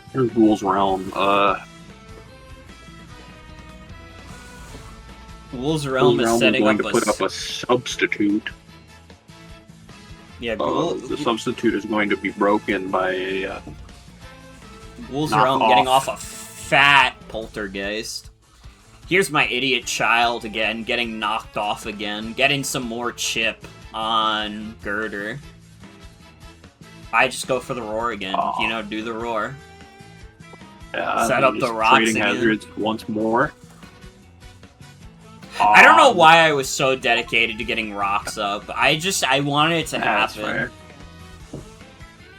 Moonblast does a bit, but I fucked tremendous up deal. here. But Morgan, yeah, this is just a fuck up. Morgan just poltergeists on that, but it doesn't matter because lol, the fattest pain split of all time. They are calling it the fattest pain split of all time. Let's just double check how much it got from that. It was at 35. It got up to 99. It got 64% from that. Yo. This is we actually joked literally, but it ended up being true during prep. We joked that pain split was a Wiggly Tough coverage move, so we didn't need a Wiggly Tough coverage move, and it kind of was true. Pretty much.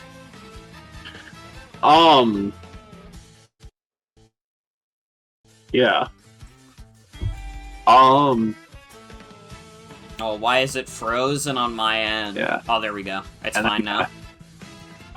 So yeah, the sub punch Dust Noir does do fucking fat damage to Wiggly Tough. 65 is a lot. But Wiggly Tough's Wish gets it back up to a pretty decent amount of health, and it just clicks Wish again. Dust Noir just Maurice decides to pain split back up though. But Wiggly Tough has decided to make Buggy the Clown healthy again. And Poltergeist Mist is a bummer. My saddest Poltergeist Mist ever. Yeah. Fuck! So I have to send out my idiot child again to deal chip damage and do body slam. Body slam to attempt to maybe get a para, although the guts would have made that scary in some sense, but it was okay. Set up another wish with Toby Fox, gay uncle. In comes Dusk Noir, which we had planned to make an Orthworm counter until It wasn't supposed to be Coil. It was supposed to be something different than that. I get a fat pain split off at least. But it gets a double coil off while I go for sub. So I focus up again. But only 36, although, it's... Do a little pain split. It's the best I can do. Yeah. Try to go for a focus punch, but I got crit. Not only did it attack, but I got crit. We said that this was a failure, in terms of being an Orthworm check, but it actually 1v1 Orthworm for just long enough for something beautiful to happen. So this is M Swizzle little cousin. This is M Swizzle little cousin. And this Orthworm is at exactly enough health to be threatened out by Swoobat Heatwave. In the calculator, this is basically the exact amount of health it needed to be at for Swoobat Heatwave to kill here. Yeah. So Dust Noir did its job at the end of the day. Morgan does click to Heatwave, but it fucking does nothing into Claydol, but... Big Keyberry! Now, Claydol does start going for Rock Slide, which is not scary yet, because Keyberry just boosted my defense so much. But I'm not doing a lot of damage to Lady Susan. I kind of scope out what does more damage. And this probably should have been... Okay, so also, Bowser goes for a Gamer Rapid Spin here to start fishing for flinches, which is actually a really good choice. Morgan probably should have calm minded another time here, but it's fine that she didn't, I guess. But it's fine, you know. Still kind of just playing out this little 1v1 situation here. No flinch yet. Flinch. But here we do get flinch. And if this was a double flinch, I would have just lost. I would have fucking lost. But unless there's a rock slide miss, but I go for a fat stored power. Simisear comes in, and I'm feeling brave. I'm like, what the fuck can this monkey do against me? And I set up another Calm Mind. And I mean, I get hit by a fat Flare Blitz. I probably shouldn't have even roosted because I was setting up for a potential crit, but that's fine. And here we go. Stored power. Stored power. Stored power. Guess what? It's stored power. It's Heat Wave. That one was Heat Wave. And it's stored power. M Swizzle Lil Cousin with the absolute godlike, admittedly, I had to get a little lucky there. For that to go my way, but oh my god, thank god I did. Because that was Swoobat sweeping an entire team. Fucking Swoobat. That's the kind of league we're in, baby. But yeah. I'm sort of Little Cousin. Which, it's so funny that a game that was like a sweep by like a single Pokemon got 6 kills. The setup sweeper was 49 turns, but yeah, it's how it happens sometimes. The Claydol Swoobat 1v1 was just very long. Yeah. And to be fair, for the first like 10-20 turns, we were like doing a lot of switching around. Yeah. So yeah, so we can talk about Dish. I helped Morgan prep for this. Yeah. So yeah.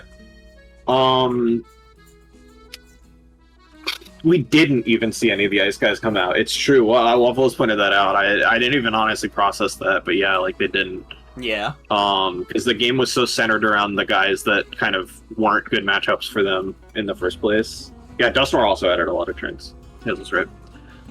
But yeah, I mean, I guess we can start at Emswill's Little Cousin. Yeah. I do not remember all the benchmarks off the top of my head. 216 speed is what it needed to outspeed everything unboosted. Yeah. That's for sure.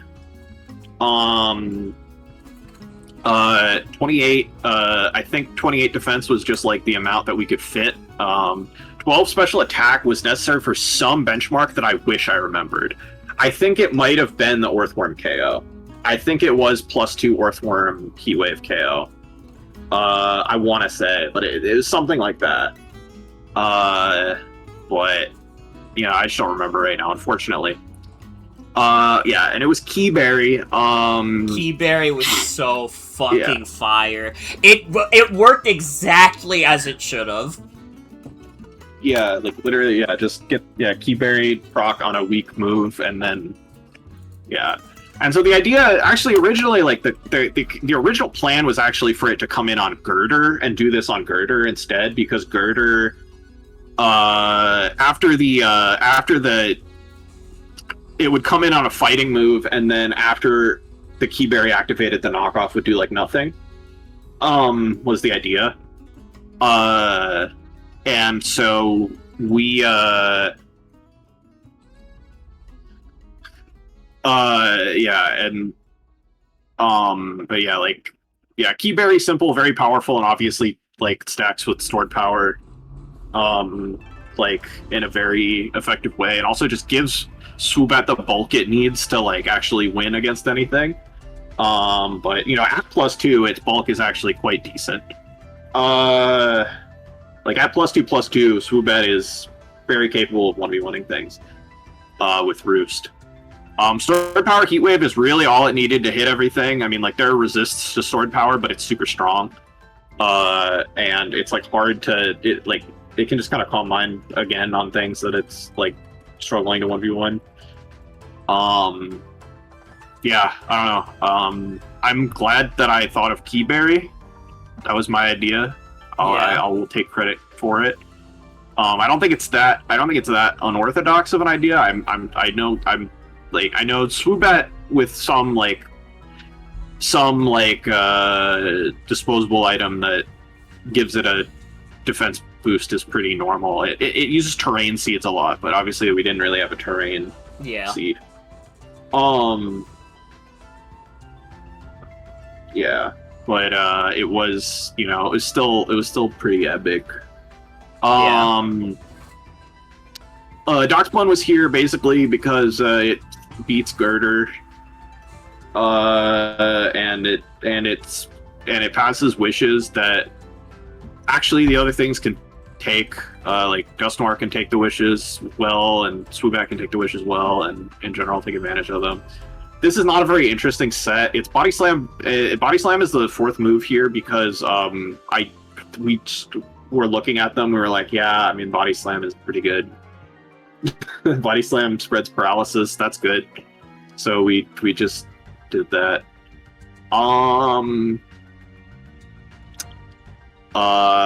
Yeah, I can't remember what exactly the bulk situation was. Like, I think I put the 104 in Spadef for something, but again, I didn't write notes for this. I wrote notes for my own matches, but my own match, but I didn't write notes for the people I prepped for. Sadly, but yeah. Ghoul's Realm here. This was also kind of I feel like the other most interesting guy that we had. Yeah. I feel like he did the most interesting stuff. And again, you can say, oh, he didn't successfully counter Earthworm. But, again, if he had not chipped down Earthworm, that would have been a lost game. Immediately. Pretty much. So really, he's the hero. He's the hero. He's the unsung hero. But yeah, we were doing Galax, and we figured out that Sub Punch Dust Noir beat the shit out of normal Earthworms that are not coil, and then it was not it was coil, so it kind of threw everything out the window. But it's it kind of is what it is. It's still got stuff done. Yeah, Hazel did come up with Sub Punch. We are giving her credit for Sub Punch. And it's epic. It's pretty epic. Yeah, it's it's even though it didn't fulfill its original purpose, I still think it did a lot for that game. Yeah, for sure. I mean, it was just fat as fuck. It just sat on stuff.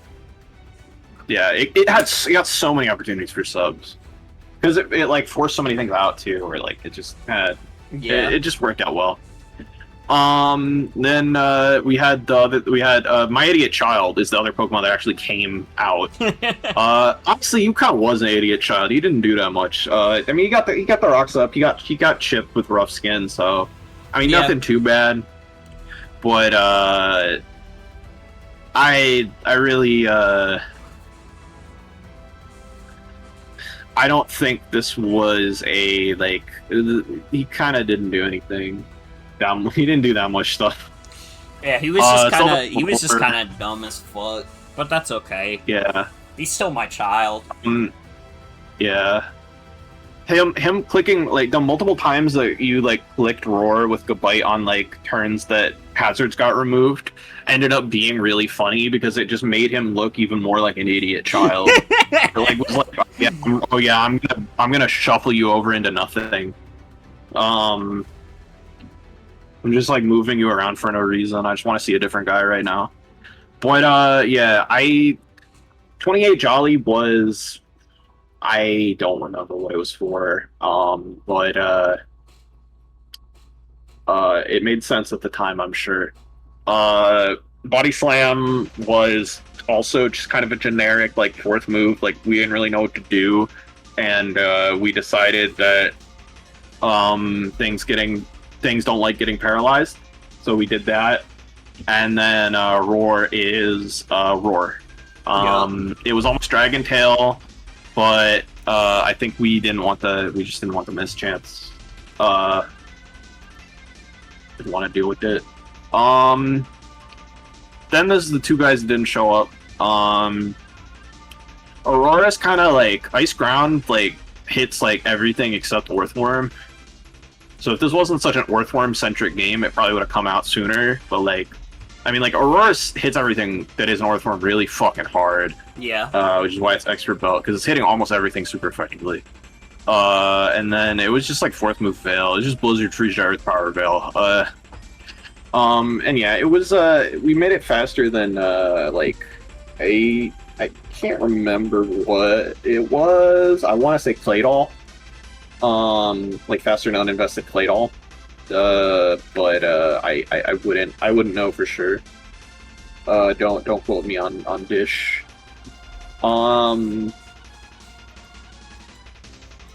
And finally is Cloister. Cloister was basically the dedicated Araquanid check, and because otherwise Morgan basically got 6-0'd by Araquanid, and Araquanid didn't come. So it didn't really have that much of a reason to exist other than removal, which just didn't end up being that relevant. So yeah. And I mean, I guess like putting up spikes like would have been nice, but it just didn't really find the time. So yeah,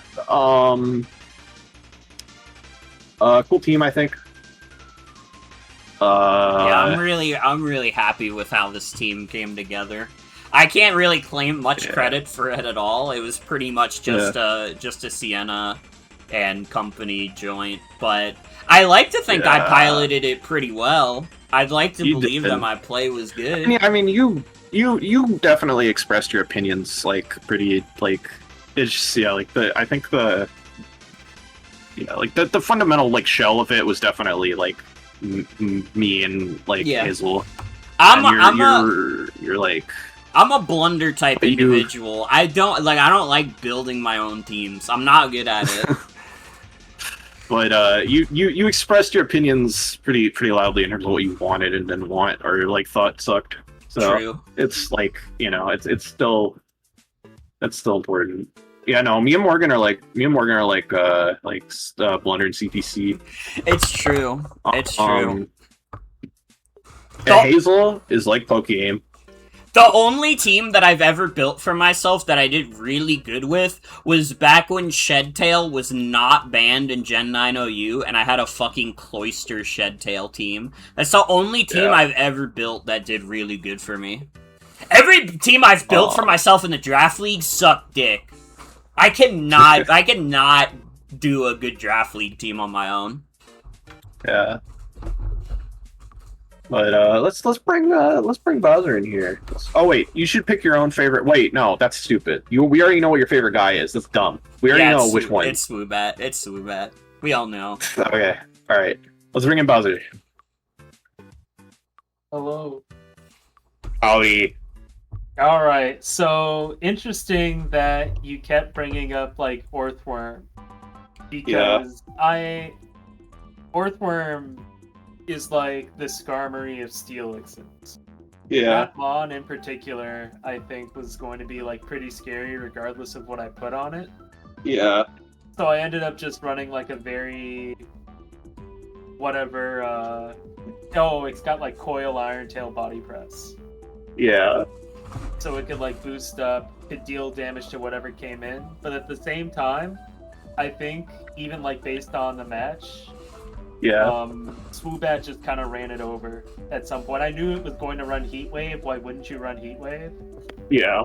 But like, I feel like the one decision that really sort of messed me up was not running Rock Tomb on Claydol over Rock Slide. Like, I think Claydol did a fantastic job for what it did. It held up valiantly. I'm already going to claim Claydol as my favorite guy from this match. Yeah, personal favorite guy. Yeah. It's this set in particular was like scary tanky, even against the onslaught of boosted Swoobat. Yeah. Like this thing was just like the special tank no, this shit was Earthworm's fizz tank. Yeah. Like the like defensive core that you have, it's super duper scary with these guys, and like with Araquanid, who you always have to keep in mind. That's true. I did not bring Araquanid. It's really funny that y'all thought I would bring Araquanid. Yeah, I was. Yeah, I think like, my main reason for not bringing Araquanid, and hold on a second, let me just pull up Morgan's team on my end real quick, because I feel like there were a lot of Pokemon on Morgan's team that kind of just ate up Araquanid. Like you mentioned, Cloyster being on the team specifically as like, oh, if Araquanid was brought, Cloyster's coming in and just chewing it up alive. Yeah. Right. Also kind of loses to like Aurorus, especially with the the thing is, that was brought like, but didn't end up showing up. And Yeah. even beyond that, I feel like it doesn't really do much. I don't think Webs does much in this particular matchup, just because there's so many ways to remove it, and also Swoobat. Yeah. But yeah, like. All right. The rest of the mons I would say are pretty standard. Heliolisk is like your cool Specs mon, has Focus Miss for all the ice types, and you know, some like whatever neutral coverage to throw into stuff. Wigglytuff is interesting. Wigglytuff is the big, you know, huge HP Wishmon. Yeah. And I think it did pretty good with that. Lefties lets it chip heal, so I can free up my boots for Simisear, which I just sort of like made as like an all-around like knockout mon. I think. Let me just make sure. Gunk Shot was for a 2-hit on a Darkspun. Yeah. Grass Knot was for the Silvally matchup. Yeah. Makes sense. Otherwise, Knock and Flare Blitz. Knock is Knock. Flare Blitz is really good. Stab, especially in this matchup. Yeah. Makes sense. Yeah. Girder's pretty self-explanatory. I think this is one of the most, or one of the more conventional mons that were brought. Especially with the conventional set. It did really well. I mean, you did... Posthumously, Knockoff might not have been a good decision, but you specifically made a trap for Knock Girder, so I don't know. Really funny that that's not how it ended up happening, but you know. But otherwise, I was absolutely going to bring it this match. It really deals with the ice types well, especially if they ended up boosting up. Like even if Cloyster just had like a rapid spin boost with a skill link, that could have been really scary. So just having something to like take care of all the ice types was really solid. In addition to having another like utility mon with like Defog and Knock. Yeah. I would say a bit more on Claydol is Future Sight is definitely just like a trap move that's not Stealth Rock, because Wormhead rocks. But I did want to move to like fill up that Assault Vest slot. Like Rapid Spin, absolutely guaranteed. Rock Move was specifically for Swoobat. I didn't run... I don't know. I think maybe in retrospect, Shadow Ball could have also been a potential option to minimize the need for attack investment, but at the same time, Rock Tomb would have been so good, especially with Simple on Swoobat. Yeah. I think that's that would have been a gamer move. It would have been a gamer move. I overthought. I was prepping with a couple of my colleagues, and even they're like, "Yo, what about Rock Tomb?" And I'm like, I think my biggest fear, my Phantomon that didn't show up was Servine. Yeah, you were scared of the contrary Servine getting +2.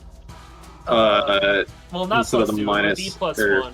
Or not plus. Yeah, sorry, getting +1. That's still whereas spooky, but at the same time, in retrospect, I have Orthworm and Simisear, and Servine doesn't really have that much coverage for it. So I think I definitely overthought that particular matchup. And worst comes to worst, I just clicked Future Sight or Scorching Sands anyway. Yeah. Although, you know, I'm still like I'm not a million% sure how well, like, even with Rock Tomb, how well necessarily like I don't think it's a matter of like Claydol 1v1ing at that point. It's a matter of either forcing Swoobat to switch, thereby negating a lot of the boosts, or it just probably would have. It just probably would have reached like I don't know necessarily, like if it had still like reached like +6 or whatever and just like started pressing buttons, I still don't know like how much other things necessarily would have been able to deal with it. But it's hard to say. Had a chance. Yeah, if it for was sure. slowed down enough. It would have at the very least made the differential better, I think.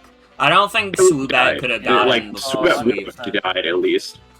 It would have still punched huge holes no matter what. Yeah. Yeah, absolutely. I would say I'm pretty confident in like 99% of this build, except for obviously the slide over tomb situation. Yeah. Otherwise, I definitely had a really fun match. Very nice to know that this is also a bit of a preview of how Sienna tends to build in Luna this week. So definitely I had a really nice time with this match. I got to bring a lot of cool strategies that you don't normally see in regular drafts. You know, with the kind of tools that each of these mons have. Because I think if they had good numbers, I think Pokemon like Claydol, I think Pokemon like Earthworm would absolutely be, you know, genuine scary threats. It's just that their numbers aren't that great, or their move pools aren't that great, but they have a lot of other cool little personalities to them that you don't really get in standard play. Yeah, for sure. Yeah. Good shit. Like, thanks for your time. Yeah, no problem. I will see you on Friday. I will see you on Friday. For our match. You really, for context, apparently one of our colleagues' life is on the line if I lose. It's true. Yeah, we will be killing floats if it doesn't happen. The guy tends to have things coming to him, so I think at this point he's just collateral. Yeah, but at the same time, I was not aware that the stakes were so high. Yeah, well, first I was just going to kill floats regardless, but, you know, I decided to make a little bit of a game. I wasn't going to stop you. Because I'm kind of like the Joker in that way. Or Saw guy from Saw. But yeah, yeah, see you around. Alright, take it easy. Yay! Alright! We have Don't forget favorite guy! Left. We're still on the tab of it, and we can do it, and we can go and do it. Favorite guy? What is your favorite guy? Who is your favorite guy to face down in combat, in real combat? I mean, I do think it was the Claydol. The Claydol was the scariest motherfucker to me. That shit was like the 1v1 between Swoobat and Claydol. That was like a legendary. That was like a Dragon Ball Z fight. That was crazy. It's true. Like, Earthworm probably accomplished more, but I think, like, Claydol was scarier for what I was trying to do. Like, Claydol could have fucked Claydol it all was scarier up. in the moment. Yeah. Alright. So we have just a couple matches left. Actually, how many? Is it a couple even, or is it just I think mine? it might just be one. Yeah, alright, it's just me versus Diana. So, Diana is not online and is not in here, so... We're just gonna let it go. We're just gonna run it.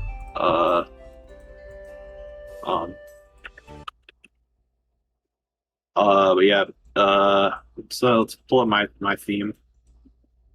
And we'll be greeted with a good thumbnail. That is a Once pretty again. good thumbnail, to be honest.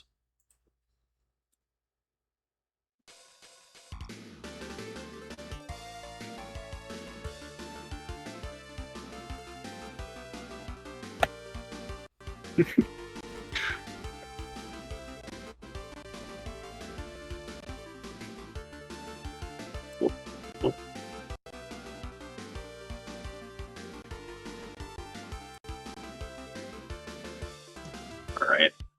Oh. Let's get it going.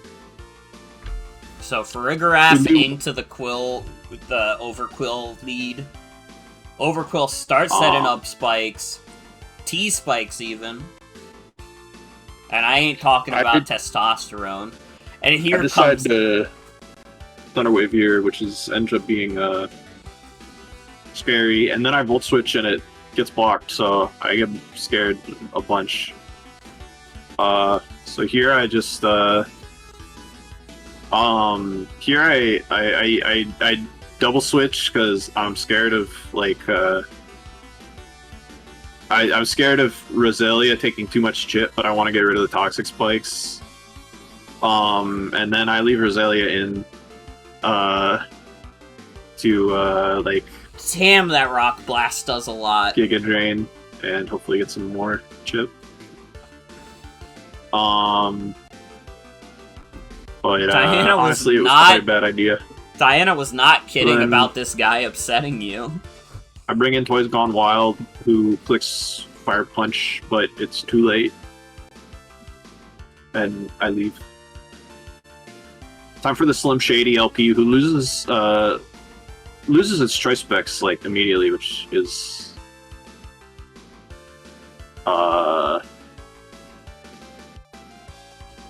And here comes bummer, the but rest. it is what it is. In comes huge the rest. Yeah. The And clock is ticking. Regigigas is getting dangerously close, but Diana switches it out. That could have been a fucked up situation. I just wish and Platon pass. But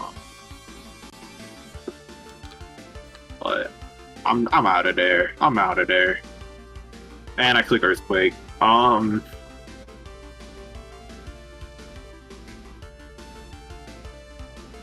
Here's Octolock. And Octolock occurs, but Moonblast does 81%.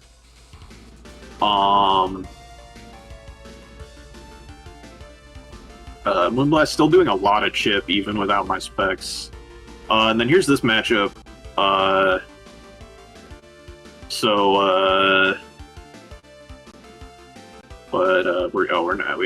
a little bit past this, yeah. Wishing up still. Getting a quick Nightshade on Wishy Washy. That U-turn does a lot.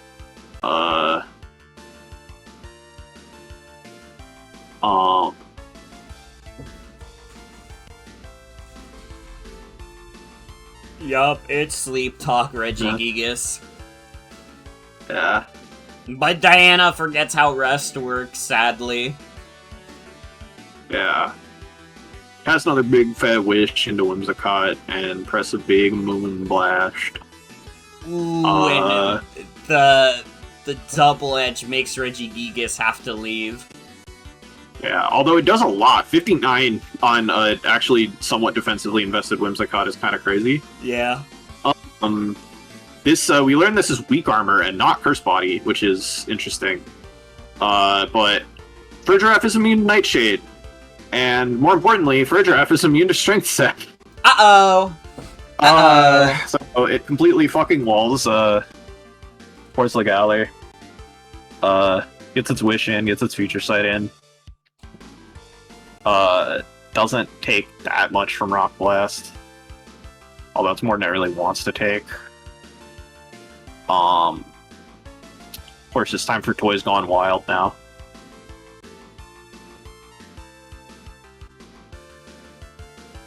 Of course.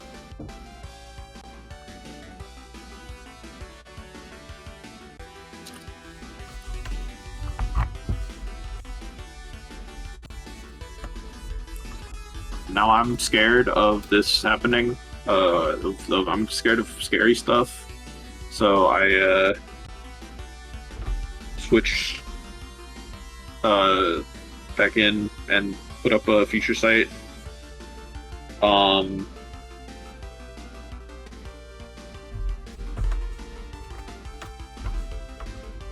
Then it's time for Toys Gone Wild to go a little wild.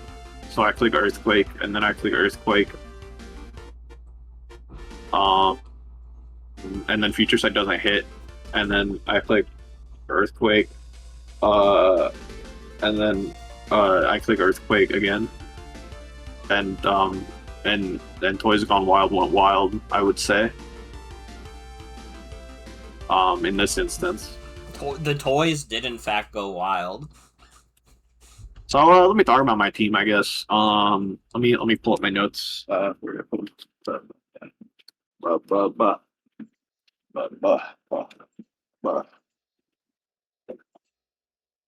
Here's my phone. So.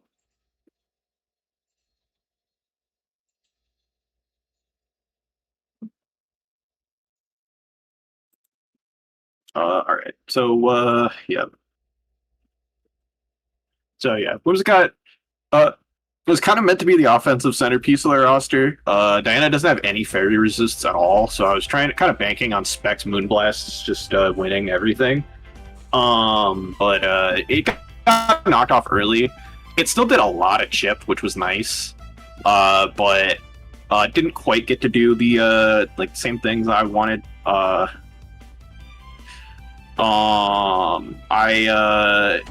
guess originally it was 248 speed modest, but according to my notes, but I guess it changed to 156 speed at some point. I gave up on some benchmark. Yeah, and then it's just knock U-turn. I didn't even have a grass move and switcheroo because I was really scared of Corsola Galar, even though I already had a hard counter to Corsola Galar on my team, but I was still scared of it.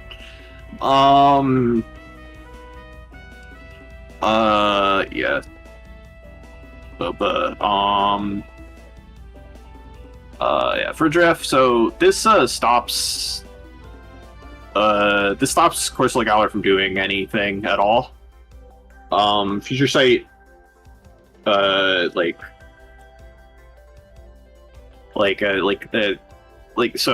Scepter gives it an immunity to Strength Sap because it's a grass move, and its normal type gives it a immunity to Nightshade.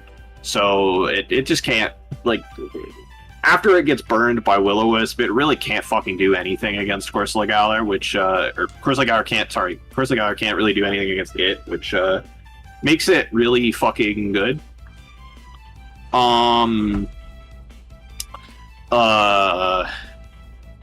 It's relaxed nature for the sake of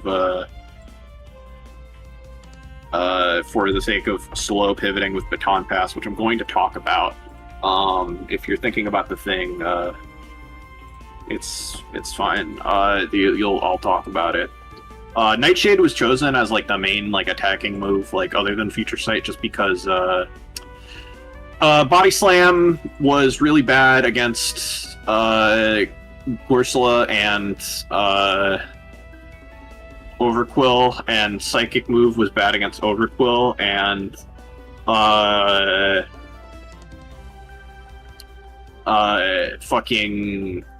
also if the Psychic move and also Hyper Voice and Psychic Noise are both bad into the two soundproof Pokemon that Diana had at the time, although Diana traded while at me building traded away Electrode Hisui, so she ended up only having one, so it didn't that part didn't matter.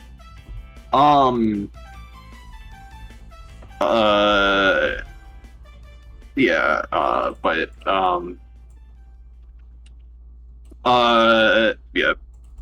Future Sight was the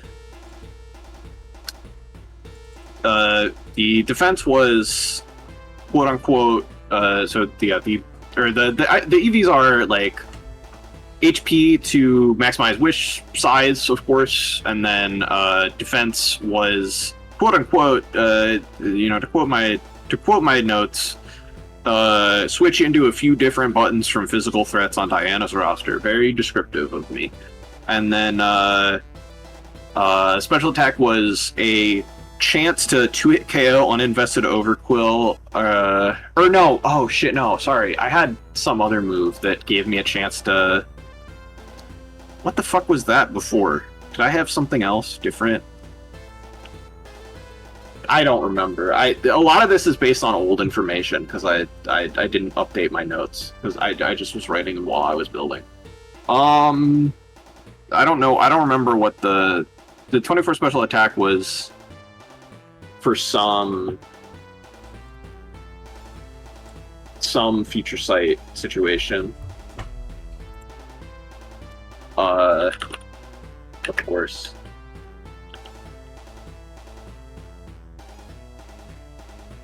Anyways, Marowak, oh no, shit, Marowak, wait, Klinklang first. Klinklang, is basically a spin blocker here. Diana's, like, main hazard removal is Overquill Mortal Spin, which is something it gets in ZA. So a Steel type is the spin blocker for that, and I didn't want to let the hazards get removed because I thought spikes were going to be more important than they ended up being. And I just wanted a general, like, physical check. Klinklang, like, doesn't have any fucking moves, so I just made it shift gear for the fuck of it. But you know, it is what it is. Thunderwave is just there. Also, kinda, I just wanted to spread some para for potential Marowak endgame, although I didn't even need para for that because of things that ended up being slow. Although, paralyzing Overquill certainly helped for Marowak to kill that. Rosalia, yeah, basically everything here is grounded, so spikes feel strong. Yeah, like, I wanted to remove any potential status spread. Giga Drain threatens Lantern, and 124 special defense is for 124 special defense and 112 special attack are so that it can switch into Lantern, and outdamage the, like, not get 2-hit KO'd up, avoid 2-hit KO from Ice Beam, and then outdamage the Ice Beam damage with Giga Drain healing. Or out-heal the Ice Beam damage with Giga Drain healing. I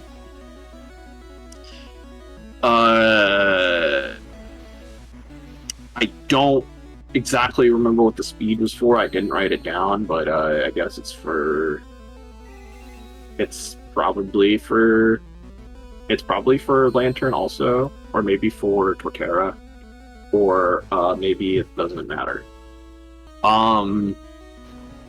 Marowak, I wrote Mortar, Death, Kill, Stealth Rock. It outspeeds Uninvested Lantern, and it is like, the attack is enough to hit, quote unquote, some important benchmarks. Several important benchmarks. But I wanted it to still be bulky because it was going to be the Rock Setter. And Fire Punch is for Torterra. And then to Driving Crooner, baby! This is kind of an insane looking set, according to some people. I mean, honestly, when you look at your own sets for long enough, a lot of the time they don't look that insane. I didn't need Fire Move because Diana's roster honestly kind of didn't really have anything I needed Fire Move for. I kind of just needed Flying Move. And like, Flying plus Ground was like unresisted, I'm pretty sure. So I was just like, oh, Hurricane Scorching Sands, it's bet. But mostly this was meant to be the defogger. I just wanted to be able to have this kind of offensive utility guy, which is a little unusual for Charizard, but it's not unheard of. But yeah, mostly just thought Iron Click Fat Hurricanes and go fast. And I think the 92 special attack was let me double check, but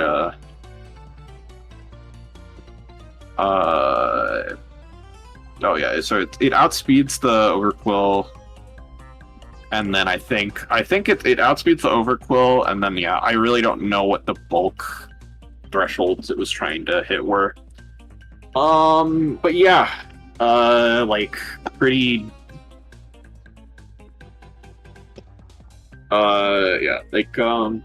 pretty epic team in my opinion. What's your favorite guy, Morgan?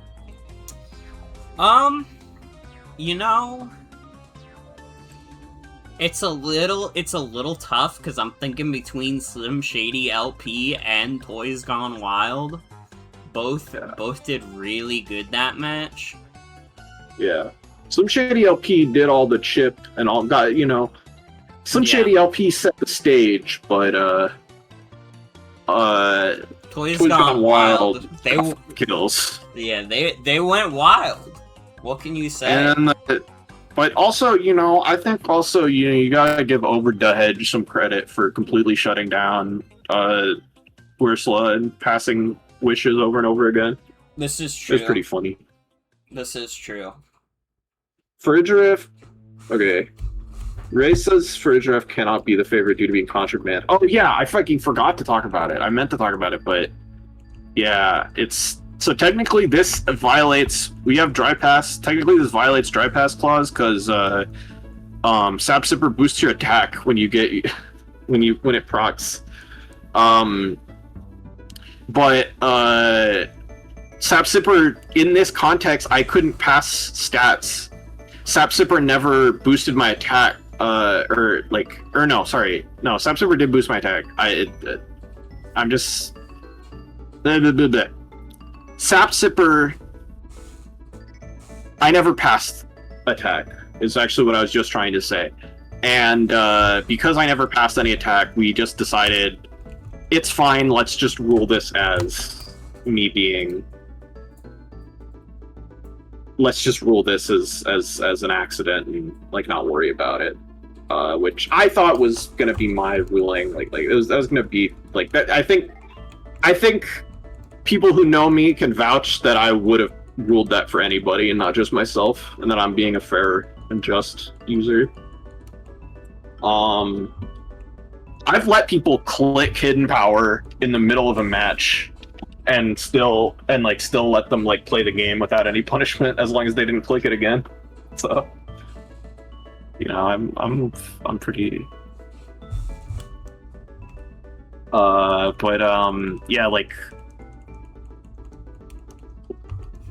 anyways, yeah, sorry, I got in the way of favorite guy picking, but maybe you needed some time to think.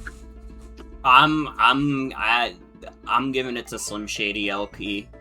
I like the cut of his jib. You know what? That's fair. Hypothetically, if a roster had 0 grass moves, would Sap Sipper Baton Bass be okay? If you were fighting an opponent with,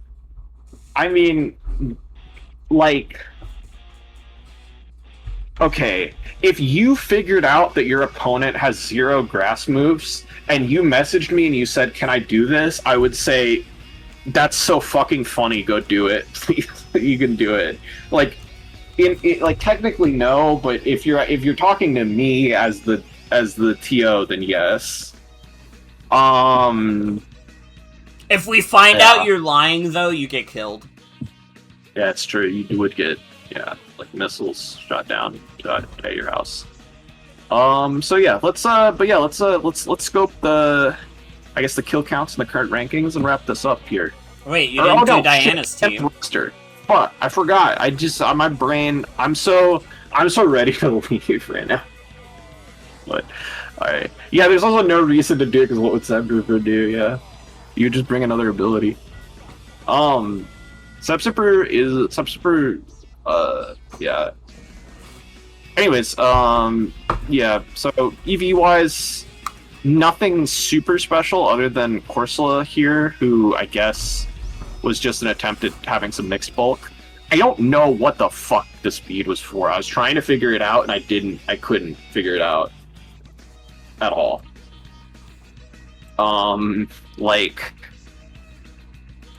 Maybe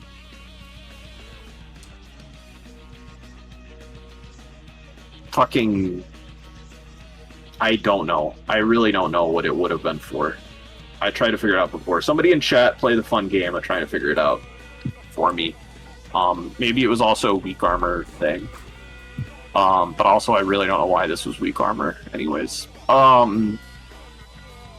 Overquill, just I look horrible. Name made me laugh. Overquill was pretty... Being Life Orb and 2 status moves and one utility move is pretty funny. But yeah, like Overkill kind of scary, honestly. I'm like very glad that it was mono poison for the sake of that Clink Clang took care of it. But yeah, like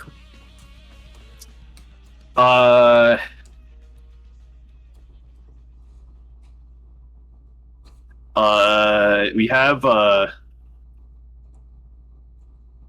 44 EVs does not show up with 5 base speed difference. Yeah, I don't know. Other than that, like, there's nothing super interesting in terms of EVs here. I don't know why this guy got the boots of any guy. I feel like some other guy probably should have gotten the boots. I feel like this guy should have gotten the boots. I feel like Wishy-Washy definitely should have had the boots. And Regigiga should have been leftovers, but Wishy-Washy was instead Mystic Water. Which, you know, I mean, it is 100 swimmers. And it was brine, which is fucking cool. Fire emoji. I'll be honest, there was I don't even remember who it was. There was some version of Morgan's team where Cloyster was almost Brian. This could have been the only week in draft history where 2 people brought Brian. I remember us talking about Brian too. Fucking funny. Yeah, like the yeah. I guess this guy was just Iron Defense instead of being Shell Smash for the sake of having a setup mode. And this guy, actually the Octolock was low-key kind of scary, but also Circle Throw Octolock, that's anti-synergy, so you gotta be careful with that one.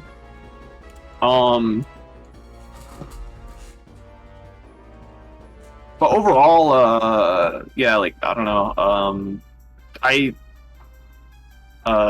yeah, like, I mean, Diana's starting to put it together, at the very least. I'm seeing improvement from previous leagues, in terms of her, like, on her own game understanding and stuff. Yeah. And that makes me glad.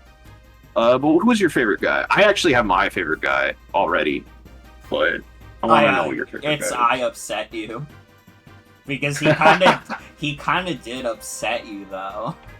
Yeah, like, he upset me a little bit. Let's be honest. He upset me. My favorite guy was the Clock, because he actually did a lot of stuff. He knocked off, like, some important ass items, and like, the double edges did so much, and I was like, the single double edge that happened did so much, and I just wasn't ready for the Clock to start taking like that. But yeah. That's Diana's team. Now we will look at the kill counts and the current rankings. Which, once I organize the kill counts, of course.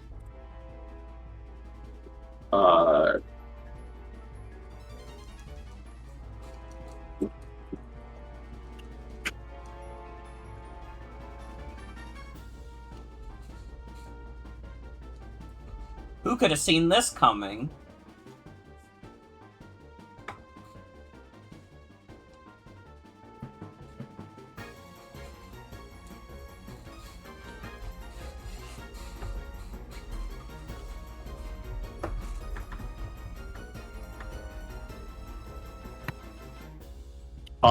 So technically Comona and I got interrupted, sorry. Technically Comona and Jade should be in here with the Hitmon top and with Archeops, so pretend that they're there at the 4 kill mark. Yeah, but other than that, we have Swoobat. Swoobat. Missing. I think WAFFLOES said she's missing too.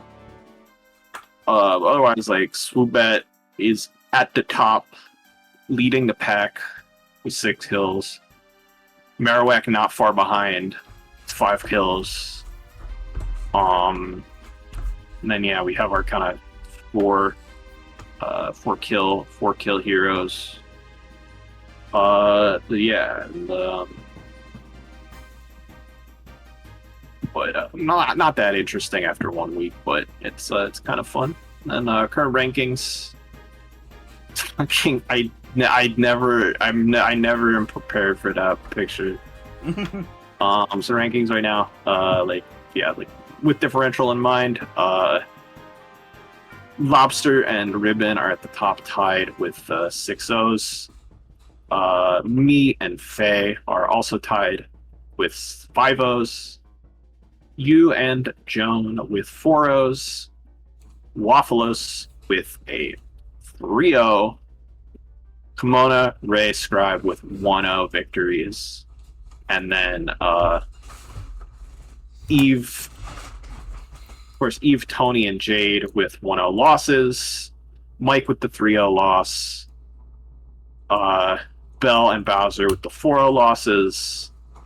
Diana and MML with the 5-0 losses. And then poor Piku and Sauzels with the 6-0 losses.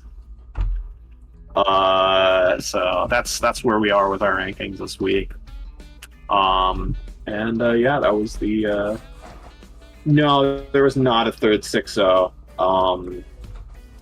I think you're just thinking of the MNO match was really dominant, but it was not a 6-0.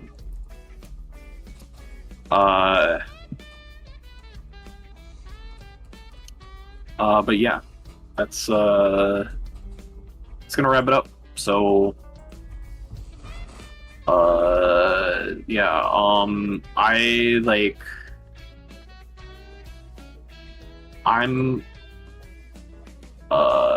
not sure when the stream's gonna be next week. You know, that's gonna have to come down to Morgan and also like how like alive I am after getting home from Boston. But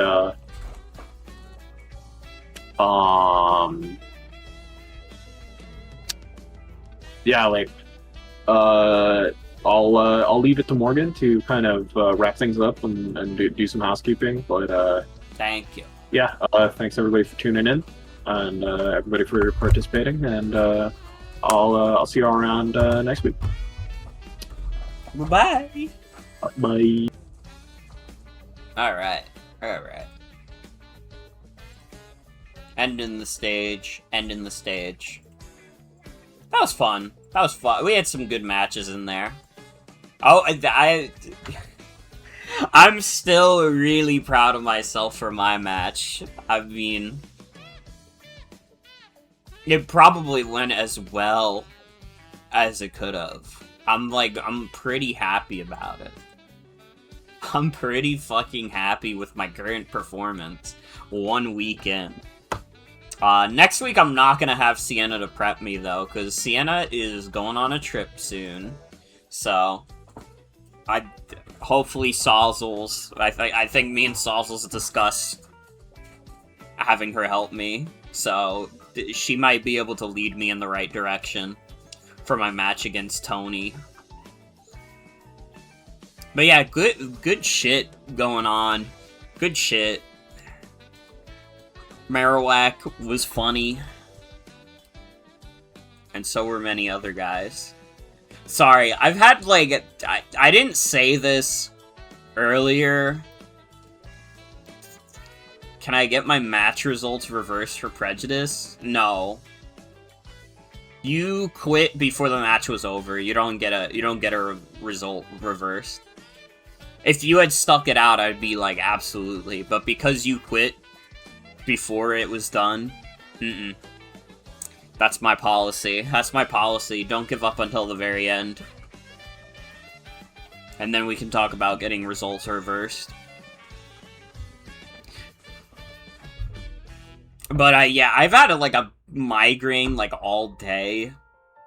So I was definitely like a little quiet tonight, especially while we were talking about the teams. But I hope that's okay anyways. This stream is a collaborative effort anyways. You know, it's the motherfucking broadcast featuring a wide cast of characters.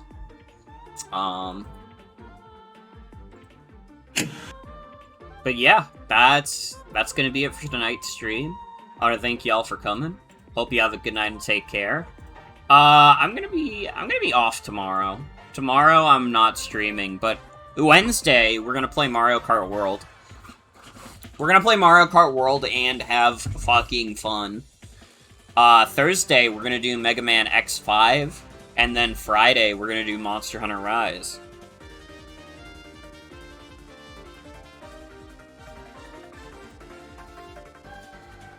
But yeah, we have fun around here. We have fun around here. Don't know for sure when next week's draft stream will be again, because Sienna is going on a trip. So I don't even know when she's coming back. I don't even know when she's coming back. She knows. She'll know, but I don't know. So that's that on that. But yeah, thank you all for joining us tonight. This was fun. This was fun. Yeah, there were a lot of great fights. A little bit of BM. Like, I'm gonna say it. Be nice to your opponents.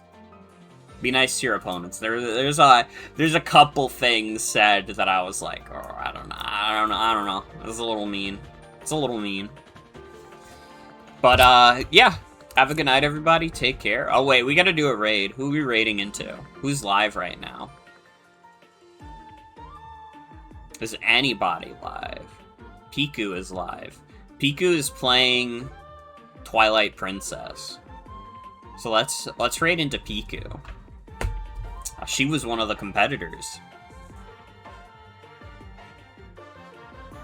But yeah, thank you all for coming. Hope you have a good night and take care. I'll see you all Wednesday for Mario Kart World. Have a good night, everybody. Bye-bye. Bye-bye. There, don't smile because it happened. Cry because it's over!